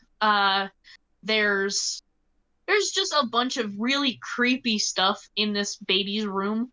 And once you get to the crib, you look inside and you see that the only thing inside of that crib is you see just a little body underneath some blankets, but where the head should be, there's a pillow on top of it. Can I see the motion of breathing? It looks like a skeleton. So it's not it's not a round figure, it's a skeleton figure. It's pretty simple. So if you put like a really thin sheet over like a Party City skeleton and it kind of covers over the shape of that, that's kind of what you see. But where the head is, there's a pillow on top of it. Oh. So we're turning back to the bunny ear wipes. I guess the only thing to do is to grab my friend some weapons that are about his size, and I'm not lifting the pillow, not doing it, and so yeah, I think if anything, I'll just grab the whole mobile, and I mean, I know that's attached to a string or something like that. Can I see where the string is like leading to? Like where the like cut is or whatever for the wire? So where it's attached is I want you to imagine like a Looney Tunes kind of setup to where if somebody were to trip something, an anvil would fall and hit the person on the head or whatever. That's kind of the setup for it. So like if somebody were to touch the string, mobile would fall. That's kind of the vibe. Well, yeah, I'm just what I was trying to do is find out where's the anchor point? Like where is this string leading towards?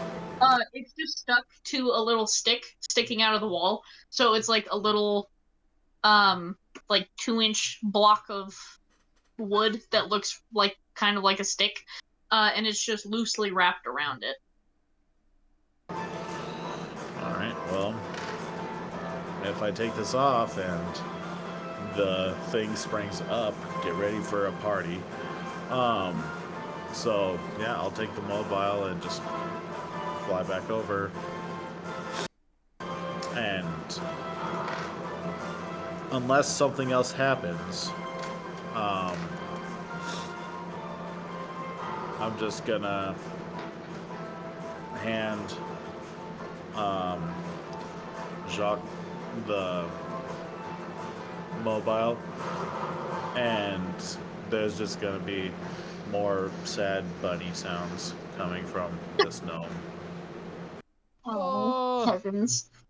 Okay, so you fly over and you give Jacques the little mobile, and you notice there's a couple of hairs, like if you've ever seen like a German Shepherd, like those kinds of hairs, they're stuck to like little chains. So this mobile, it comes down kind of in a like curved kind of shape, and then there's little chains hanging off of it, and the like little like knives and little whatevers, they're stuck to the chains. So through the chains, like if ever you've worn a necklace and then it rips out some of your neck hair, your hair on your head, and it kind of just intertwines with the chain, you see little hairs from an animal sticking out of those chains. That's disgusting. Mm-hmm. So, given the nature of Tomte, um, he's trying to hold it together and not just be a complete mess or a wreck right now. But he's not actively trying to investigate this. He's right now he's halfway through his second bunny ear. He is this is not he's not a happy camper on this one. Oh, Penny. Okay. Does Don't anybody get me wrong, want he's really freaking deadly, but these are people his size. Yeah. Yeah. So, um, it seems like we're kind of finishing up here, and so Jacques, being a cleric and clearly the remains of a child, he lets go of Rose and Thorn's hands. He turns to them and says, um, Rose and Thorn, it is time that we begin to let the things go and we let things move on. It is okay to be sad.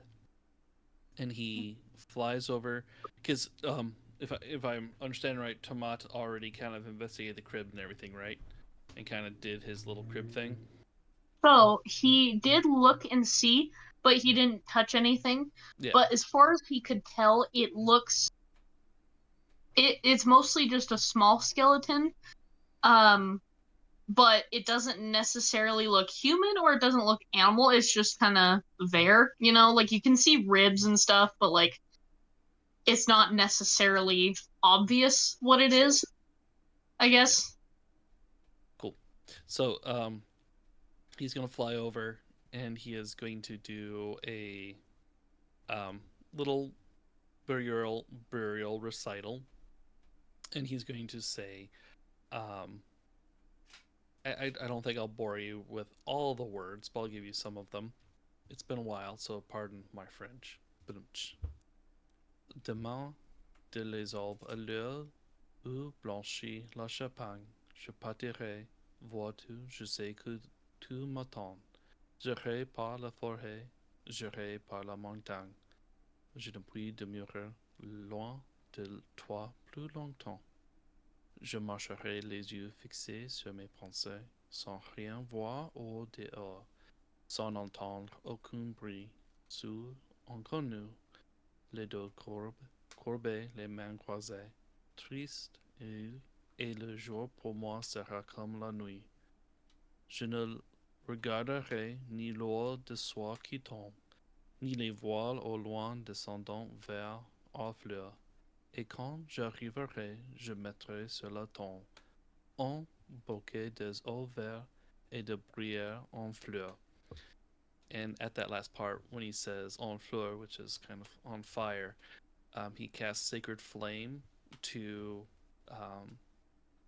put to rest the little skeleton in the crib. So Sacred Flame, now what does that do necessarily? So Sacred Flame is, so it's an evocation cantrip. Flame-like radiance descends on a creature that you see within range. The target must succeed on dexterity saving throw or take 1d8 radiant damage. It gains no benefit. And then the damage is increased by 1d8 when you reach the 5th level. So 2d8, radiant, flaming, purifying kind of thing. So would you say it's just like light that emanates down from the heavens or something? It's radiant burning, I guess. I don't know how you'd want to count that. Like I know it's radiant damage. I kind of see it as flame purification damage kind of thing. That's kind of how I kind of. I mean, the title's Sacred Flame, so I kind of see it as like Yeah. radiant fire. So, I imagine it would be a purifying force on bones and stuff. Like a pure white fire that just kind of bursts from the target. Yeah, exactly. A pure white fire, radiant damage, but not combustible necessarily. But it will purify and, in essence, turn the body into what a flame would do, which is just evaporate and flame and radiant holiness and release the poor soul from the poor skeleton. It's a burial. That's what I'm going for. So what ends up happening is you do your thing, but the pillow and the blanket kind of burn up a little bit, and underneath you see that it's kind of hard to make out what animal it is, but from knowledge of just seeing animals, you see that the skull looks similar to that of a dog, and the um it kind of goes from a dog skull to human vertebrae into legs of a person, and the arms look very dog-like, if that makes sense. So it's kind of a awful looking creature. Kind of what you expect a lycanthropic toddler to look like if they died and their skeleton was remained in their werewolf state. Yeah, basically. Jacques not surprised at this revelation. I mean, he's a little sad that the skeleton's still there. He thought he purified it pretty well. He's about ready to do a torch moment, but, light the whole crib on fire with a little gasoline. But these bones are going to rest one way or another. Tomte caught that a mile away. He flew up, he saw all those bear traps around. He was like, yeah, this isn't to keep something away from the baby. This is to keep the baby away from everybody else. Baby freak. Does Sacred Flame do its job and purify the skeleton, or do I need to light the crib on fire now? Okay. As funny as that would be to my little mortician heart, I'm gonna say that it did work, but the first thing that you see is that skeleton, and then Wait, you said slowly you see, huh? Okay.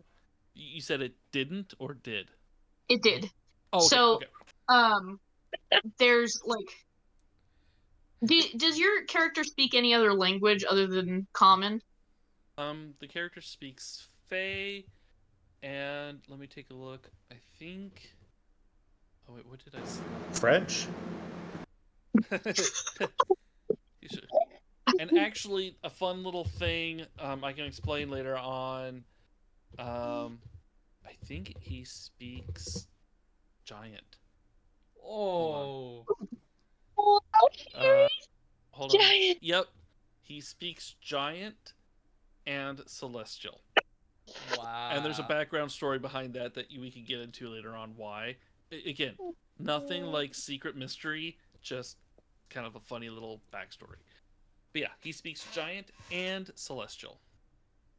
So if that's the case, so the bones start to kind of burn a little bit, but as they're burning, ash comes up, but as it's coming up, you see that it's writing on the bones that's coming up, and it's written in Fey, and all of the little ash pieces are little letters, and the final bone that burns is the 13th rib on the left side, and underneath it, or like on top of it, huh? I was saying, write that down, Jordan. That's gonna be important. It just reads, "Thank you."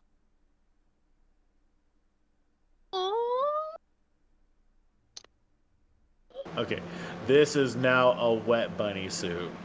Like this is like waterworks are coming out. I am just like Snoopy, like leaning on Randall and just.